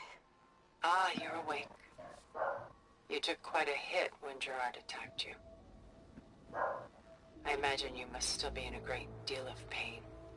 I can assure you that we are safe. The others can't detect us here. You mean the other Zeniths? You must be Tilda. I wasn't sure if Beta would have told you about me. Where is she? Alive. And while she isn't where she wants to be, not in urgent danger. We must discuss how to get her back, of course, after you've shaken off the cobwebs. When you're ready, take the stairs down the hall and come see me. In the meantime, I'll make breakfast. Breakfast. Okay.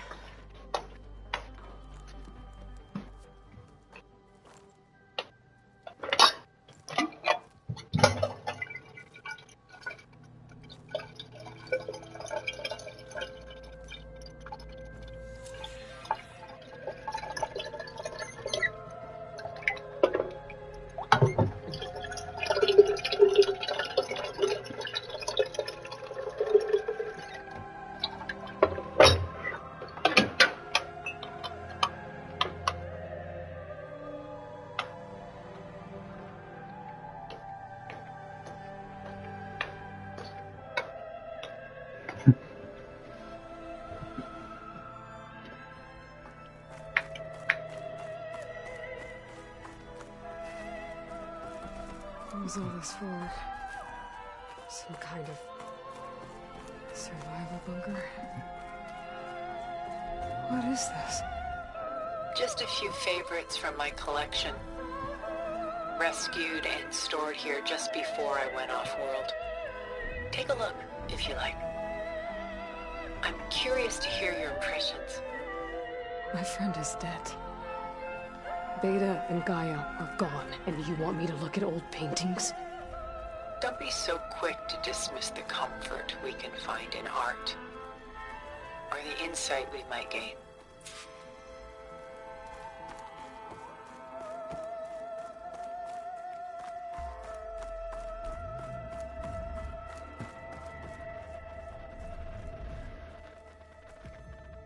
stunning, isn't it? Paintings weren't the only masterpieces of my people's golden age. This is Von Vianen's leaded ewer, molded from a single sheet of silver. What was it for? How like Elizabeth you are. Function over form. Its practical purpose was less important than its meaning. Von Vianen created it in honor of his late brother, who himself was a famous silversmith. A memorial. Yes. Such beauty from sorrow. Selene and Endymion. She's the goddess of the moon, whereas he's a simple shepherd. Beside her is the god of love, Cupid. So she's sneaking up on him? More like visiting him in secret. The torch that Cupid bears represents Selene's undying infatuation with him.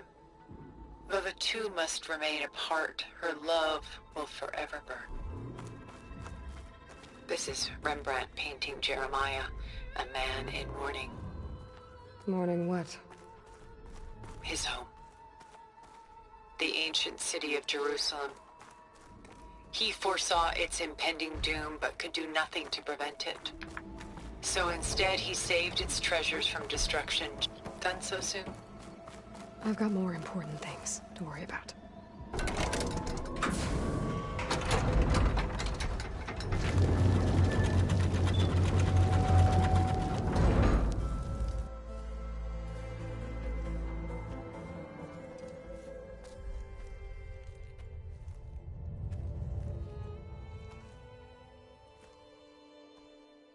There you are.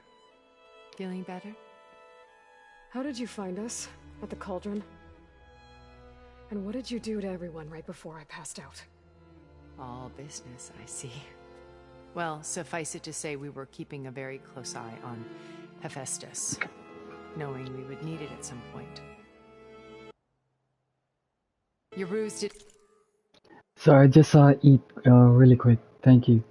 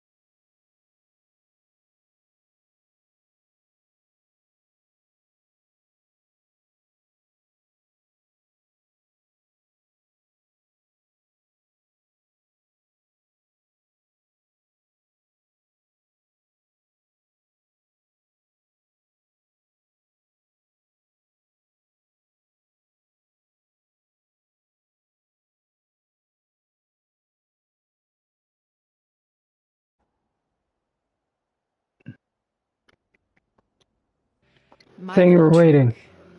It was an overload of the senses, accompanied by an energy discharge. Gerard and Eric were only momentarily disoriented due to their shields, but it rendered you unconscious while I got you out.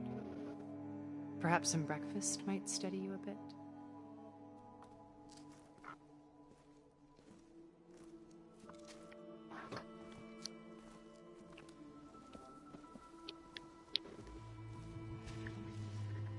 This was your house. The one you recreated for Beta, in the data channel you shared.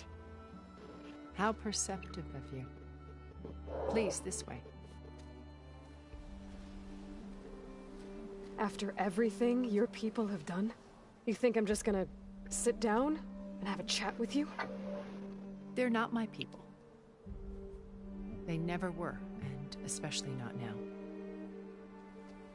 You shot off into space with them, and lived with them for 1,000 years before coming back. So what made you suddenly turn on them? Quite simply, this. My old focus. You repaired it? But that means you've seen Incredible things. What you've accomplished in 2 decades of life.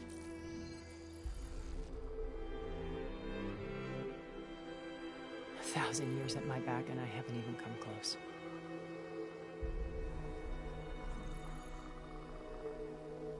I'm sorry if I invaded your privacy, but I had to. In order to understand. To be enlightened. You truly are Elizabeth's blood. With her drive, her sense of mission, her integrity. Watching all this shamed me for the company that I've kept. Having seen it, all I want is to help you. Even if it means stopping your friends? Especially so. Please, sit down.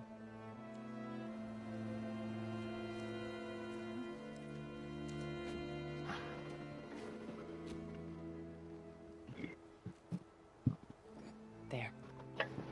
That's better. Now, we must recover Beta and Gaia at all costs. By now, you must know that Gerard intends to use Gaia to reboot the Earth's biosphere. Remaking this world to specifications that would only suit us immortals. This process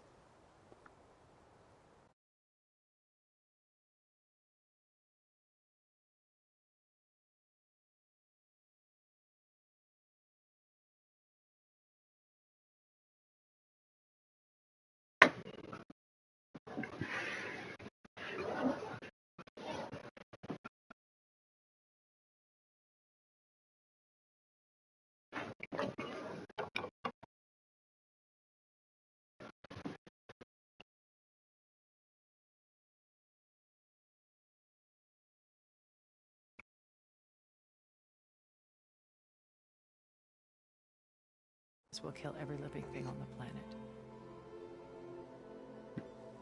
He calls it a clean install.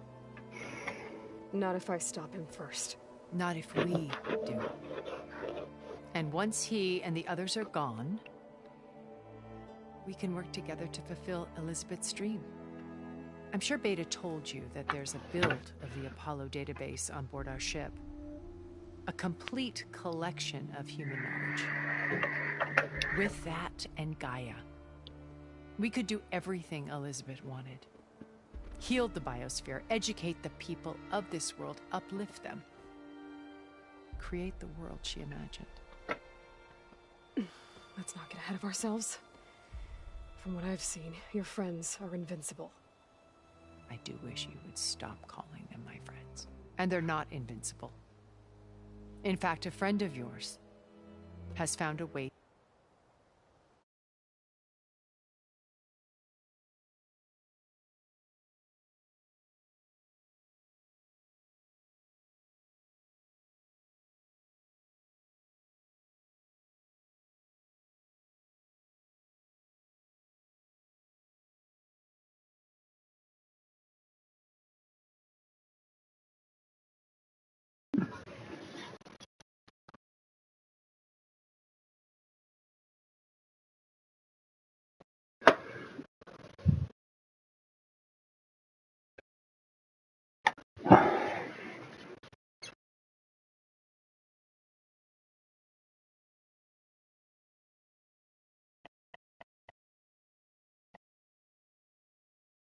to defeat them. Silence. Oh, he's been a busy bee, building an army powerful enough to crash through Gerard's precious base. Regala and her rebels. Even now, she's preparing a final march on the Tenakth capital. When she wins, she'll have the entire tribe under her control. Hundreds of warriors and machines to throw at the base. She's been duped. They'll all perish, of course. But it should be enough to break Gerard's defenses and allow Silence to kill him. Along with all the others. Using the new weapon he's developed. Yes, he's found a way to circumvent our shields. Truly an exceptional man. He's planned for everything. Except you and me.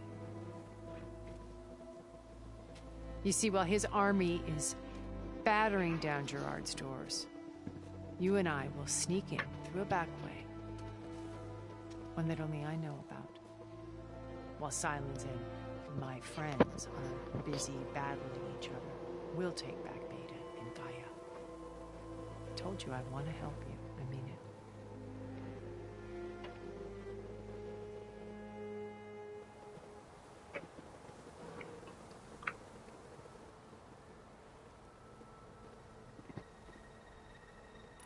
You said Beta is not in urgent danger, so what are the Zeniths doing to her?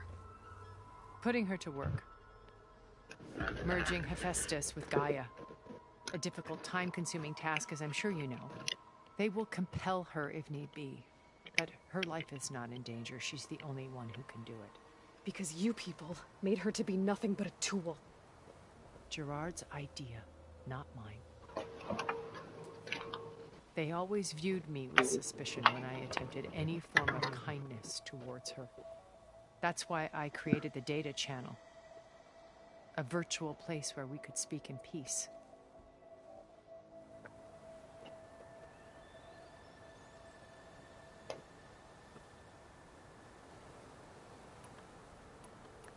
So this channel you shared with Beta, none of the other Zeniths ever found out about it. Gerard believes he's the most cunning of all of us. Even after 1,000 years, he still can't imagine that I would outwit him. The channel allowed me to interact with Beta away from their mistrustful eyes. It offered us a chance to be ourselves. Until you cut off all contact. Yes. Though it pained me. I was worried that our meetings would do her more harm than good. Well, she felt like you tossed her aside. I was afraid the others would find out and punish her.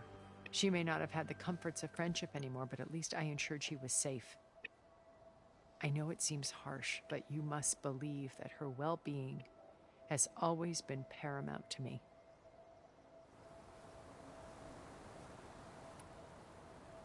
Why did you make the data channel look like this place? I built this house as a shelter to weather any storm. A safe place. Not just for me, but for the art stored below. Cultural artifacts of incalculable value. Truly some of the greatest achievements of human civilization. And you wanted Beta to see them? Yes. Her upbringing was so cold and technical. I thought if she could experience Vermeer and Rembrandt, it would bring something else into her life. A heritage every bit as valuable as the scientific and technical data being drummed into her. I'm sorry I had to cut off contact, but I'll never regret sharing this house with her. She needed its shelter even more than I did.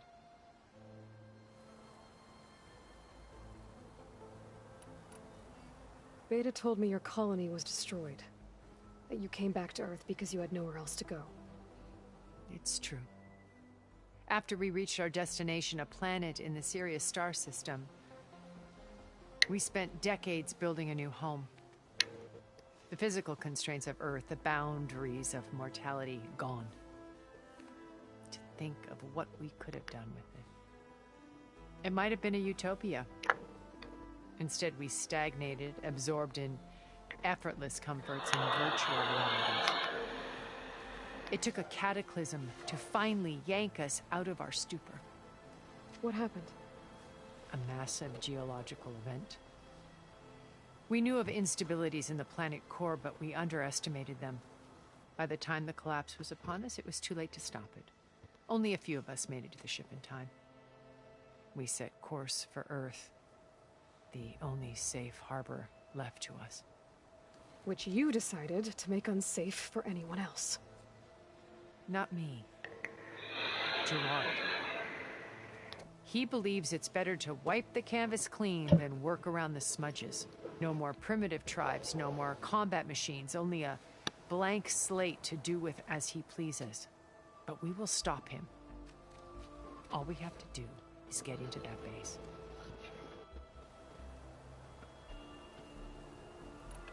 What exactly is your plan to sneak into the Zenith base? We will make use of a lesson I learned from an early age. Always know your exits. In this case, a place where Gerard's new construction meets the ancient foundation, a passage that only I can access. When Silence flings his army at the base, we will enter through this back door, bypassing most of the fighting. The distraction will provide us with a window in which to rescue Beta and Gaia.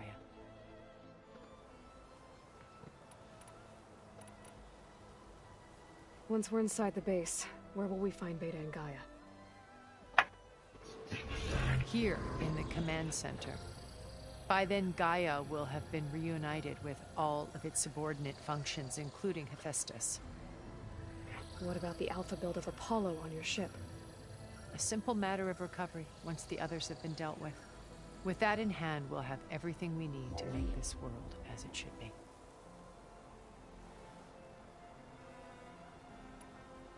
How do you know about Silence's plan? He isn't the only one adept at spyware. You hacked his focus? No, he's too careful for that. But his subordinates? Not so much. He gave additional focuses to the tribals he branded the Sons of Prometheus. The ones working with Regala. By tapping their focuses, I learned about most of his dealings. The distribution of override technology, the arming of Tanakh rebels, and the secret pact with Regala to attack Gerard's base. But how did he come up with a weapon that can take down your shields? That's the one thing I haven't been able to figure out, but however he did it, I'm quite certain it will work. With it and the Tanakh army, victory seems to be within his grasp. Such a shame he'll be disappointed.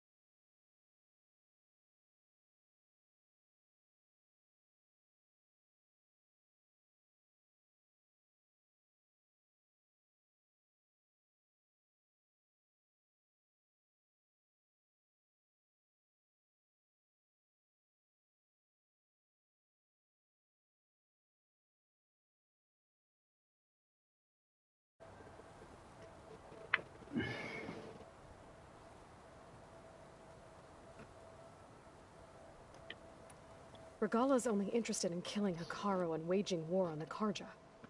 What does she have to gain by attacking Zeniths? It's the price she must pay for her war. Without the ability to override machines, her little rebellion would have languished in the desert. So she trades with the Sons of Prometheus. Machines to help her overthrow Hikaru. In exchange for an assault on the base. Pride has deluded her into thinking she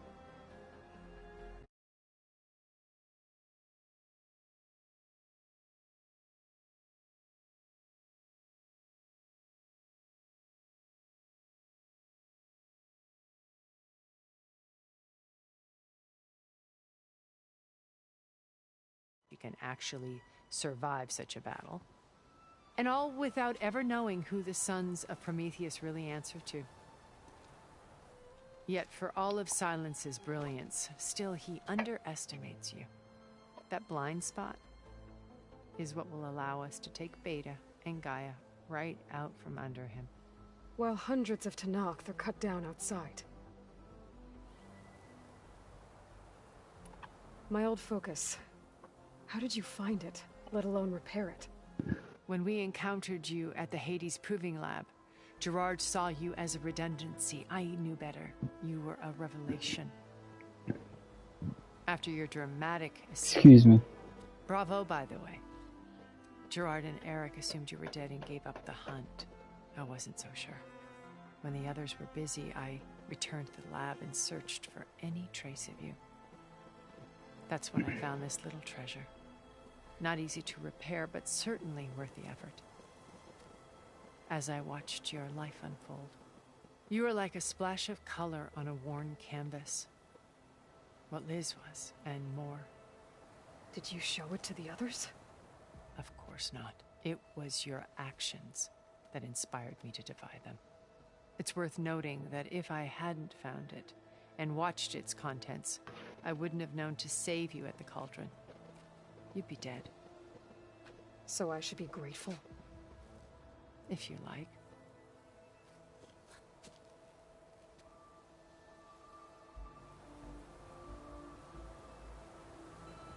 So you know all about me. What about you? What would you like to know? Well, start with your life on Earth. When I was 8, terrorists flooded my home city. Thousands drowned, my parents included. I was one of the few who survived. My guardian sent me to boarding school. Among my peers, I was the strange girl, the orphan to be avoided. All because of circumstances beyond my control. Oh. So we're a lot alike, huh? Aren't we? You were an outcast. But you didn't let that stop you from getting what you needed. Neither did I. I climbed my way out of desolation and used my wits to build a fortune. First, from the technical analysis of art and the detection of forgeries. Profitable expertise in those days. But as it turned out, the software I developed was even more useful for counterintelligence. From there, it was only a short step to gathering extremely valuable intelligence on my own. You were a spy? More like a service one could turn to for information. I had to remain anonymous, of course, to protect my privacy. But despite that anonymity, Far Zenith inevitably sought me out.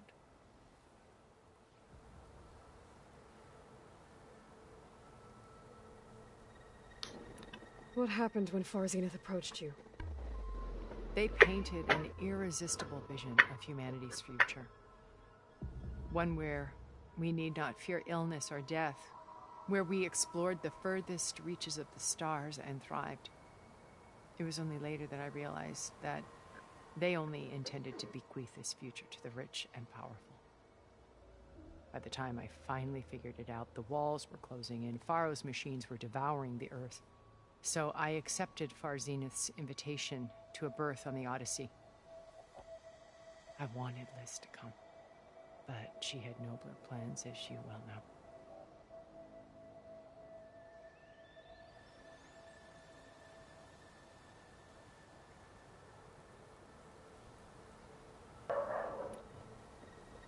So you didn't know the other Zeniths were monsters until it was too late?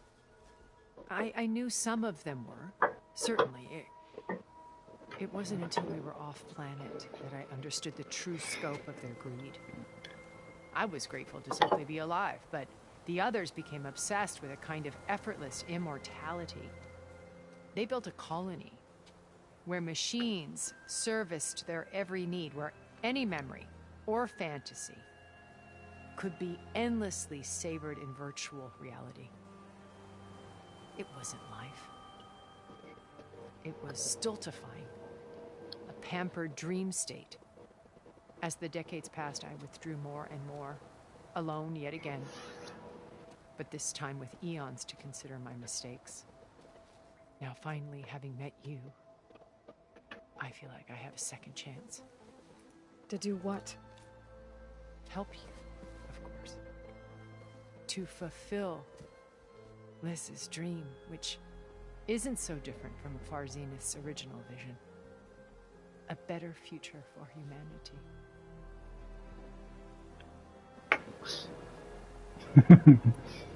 Really? So you knew Elizabeth?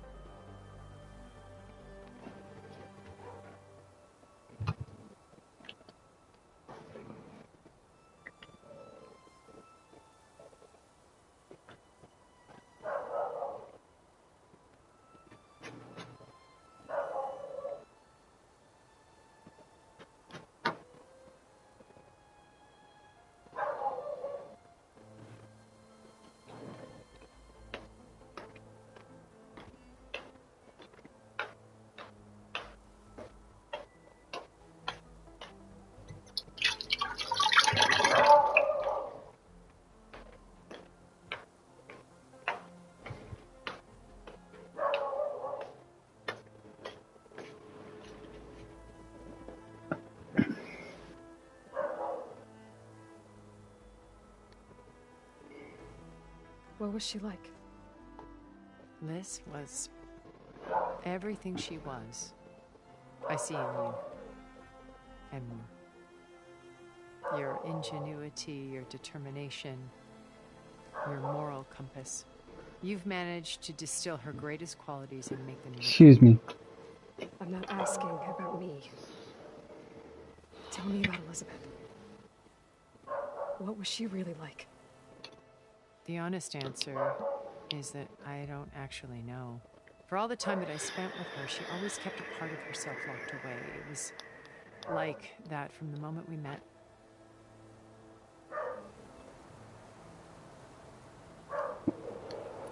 So when you met Elizabeth, she was what? Distant? Aloof? Not aloof. Not exactly. It was a summit in Paris about machine learning, a touchy subject in those days, because regulatory authorities were just starting to clamp down on AIs. Liz gave the keynote address. She had already achieved great renown for her work in automated environmental reclamation. But in her address, she was just starting to imagine the next step, an AI-driven system that wouldn't just act on its programming, but actually take responsibility for its sphere of influence. To care about life, not just follow orders. Revolutionary stuff. I was fascinated, and I wanted to meet her for a long time. I watched her after her talk. She had spoken with such moral authority, such empathy. But after that, she retreated. I could tell she felt uncomfortable with all of her admirers. It was as if giving the talk had cost her something. I didn't want to be a pest, so I planned my approach carefully. So how did you finally approach Elizabeth after her talk? I picked the right moment. The morning of the next day, right as she came back to the conference, she had just had her coffee. She was fresh, rested. It was like she had braced herself for the onslaught of colleagues. I asked if I could walk with her, then put forth a question about her talk that I thought was intelligent. Her answer made me realize it wasn't, but she was very welcoming. Almost as if we were previously acquainted. It was only halfway through the conversation that I realized she knew exactly who I was. It was quite a shock to me. My business was trafficking in secrets, and I took great pains to protect my anonymity. So that was Liz, perpetually one step ahead. I came to view our meeting as a metaphor for our friendship. She always seemed to know me far better than I knew her. I guess I know the feeling.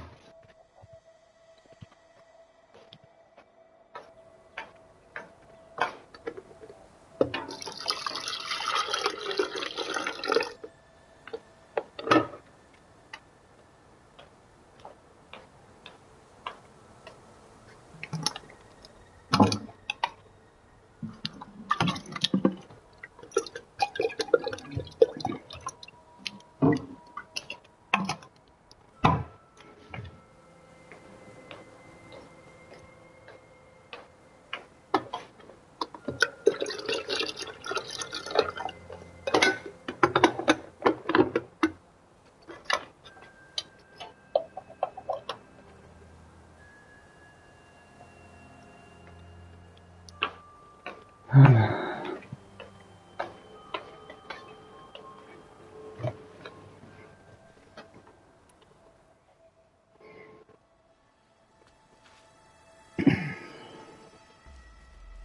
Varl. Now Hikaru and the Tenakth. Your plan would wipe out an entire tribe. There has to be another way. We are in an admittedly desperate situation, but I assure you there isn't. Remember Zero Dawn. Elizabeth's sacrifice. Sometimes many have to die for a new world to grow. If it looks impossible, look deeper. Wait. The data channel. It still exists, doesn't it? I need you to open it. Let me talk to Beta. Impossible. We might be detected. It's worth the risk. There is another way, one where the Tenakth survive. But we won't. If the others... If you want to help, open it.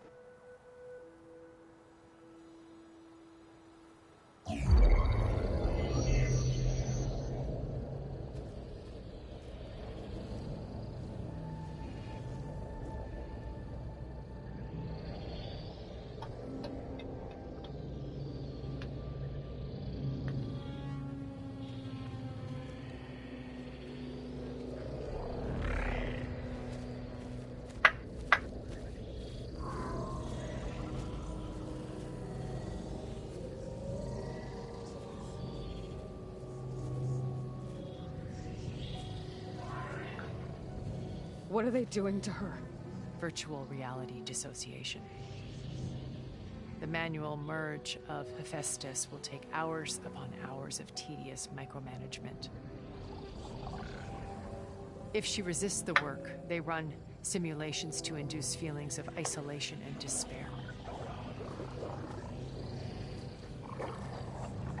Beta, can you hear me? You're alive. They're watching me. I can't hold up this extra projection for long. You should have killed me. No. No, look at me. I'm coming for you. I promise. Okay? I just need you to hold out a little while longer and work on the merge.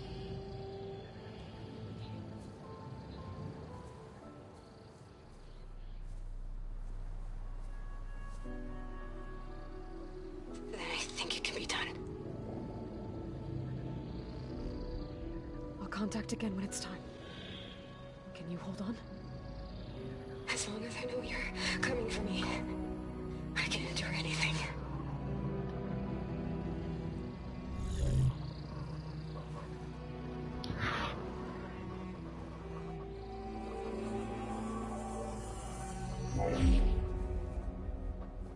All right.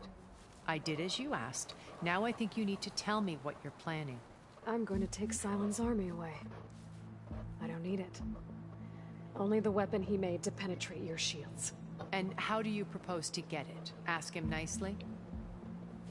Without Regala and her rebels, he won't have a choice. We'll be his only option. Only option for what? What did you tell her? That is between me and my sister. Will be Silent's only option for crashing that base. I'll tell you the rest later. But first, there are a couple of things I have to do. Oh. And what are those? Lay my friend to rest. And then I'm going to use the override that Beta gave me at Gemini to put an end to Regala's rebellion. From the air. Wait. Since you insist on doing things your way, I know of something that will truly help you make a grand entrance with the Tenakth.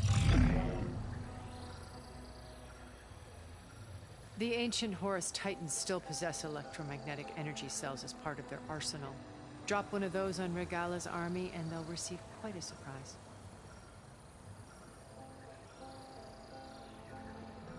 So go, do what you must. I'll come to your base if you manage to bring silence to the table. Not if. When.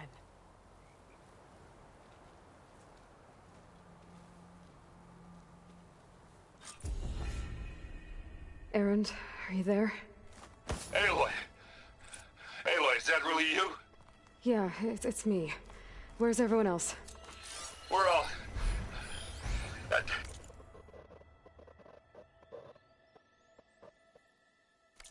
We're back at base. What happened? It might be easier to explain in person. I'll try to join you there when I can. Okay. We'll wait here for you. It's good to hear your voice, Aloy.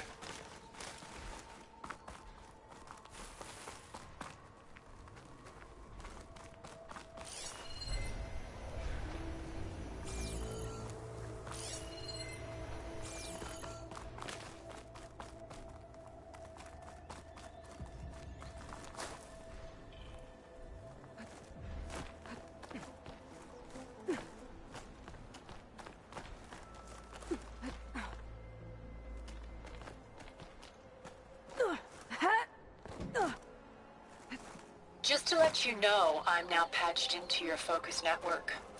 Great. I take it the other Zeniths can't hear us? Of course not. And they don't know about your base either, in case you were wondering.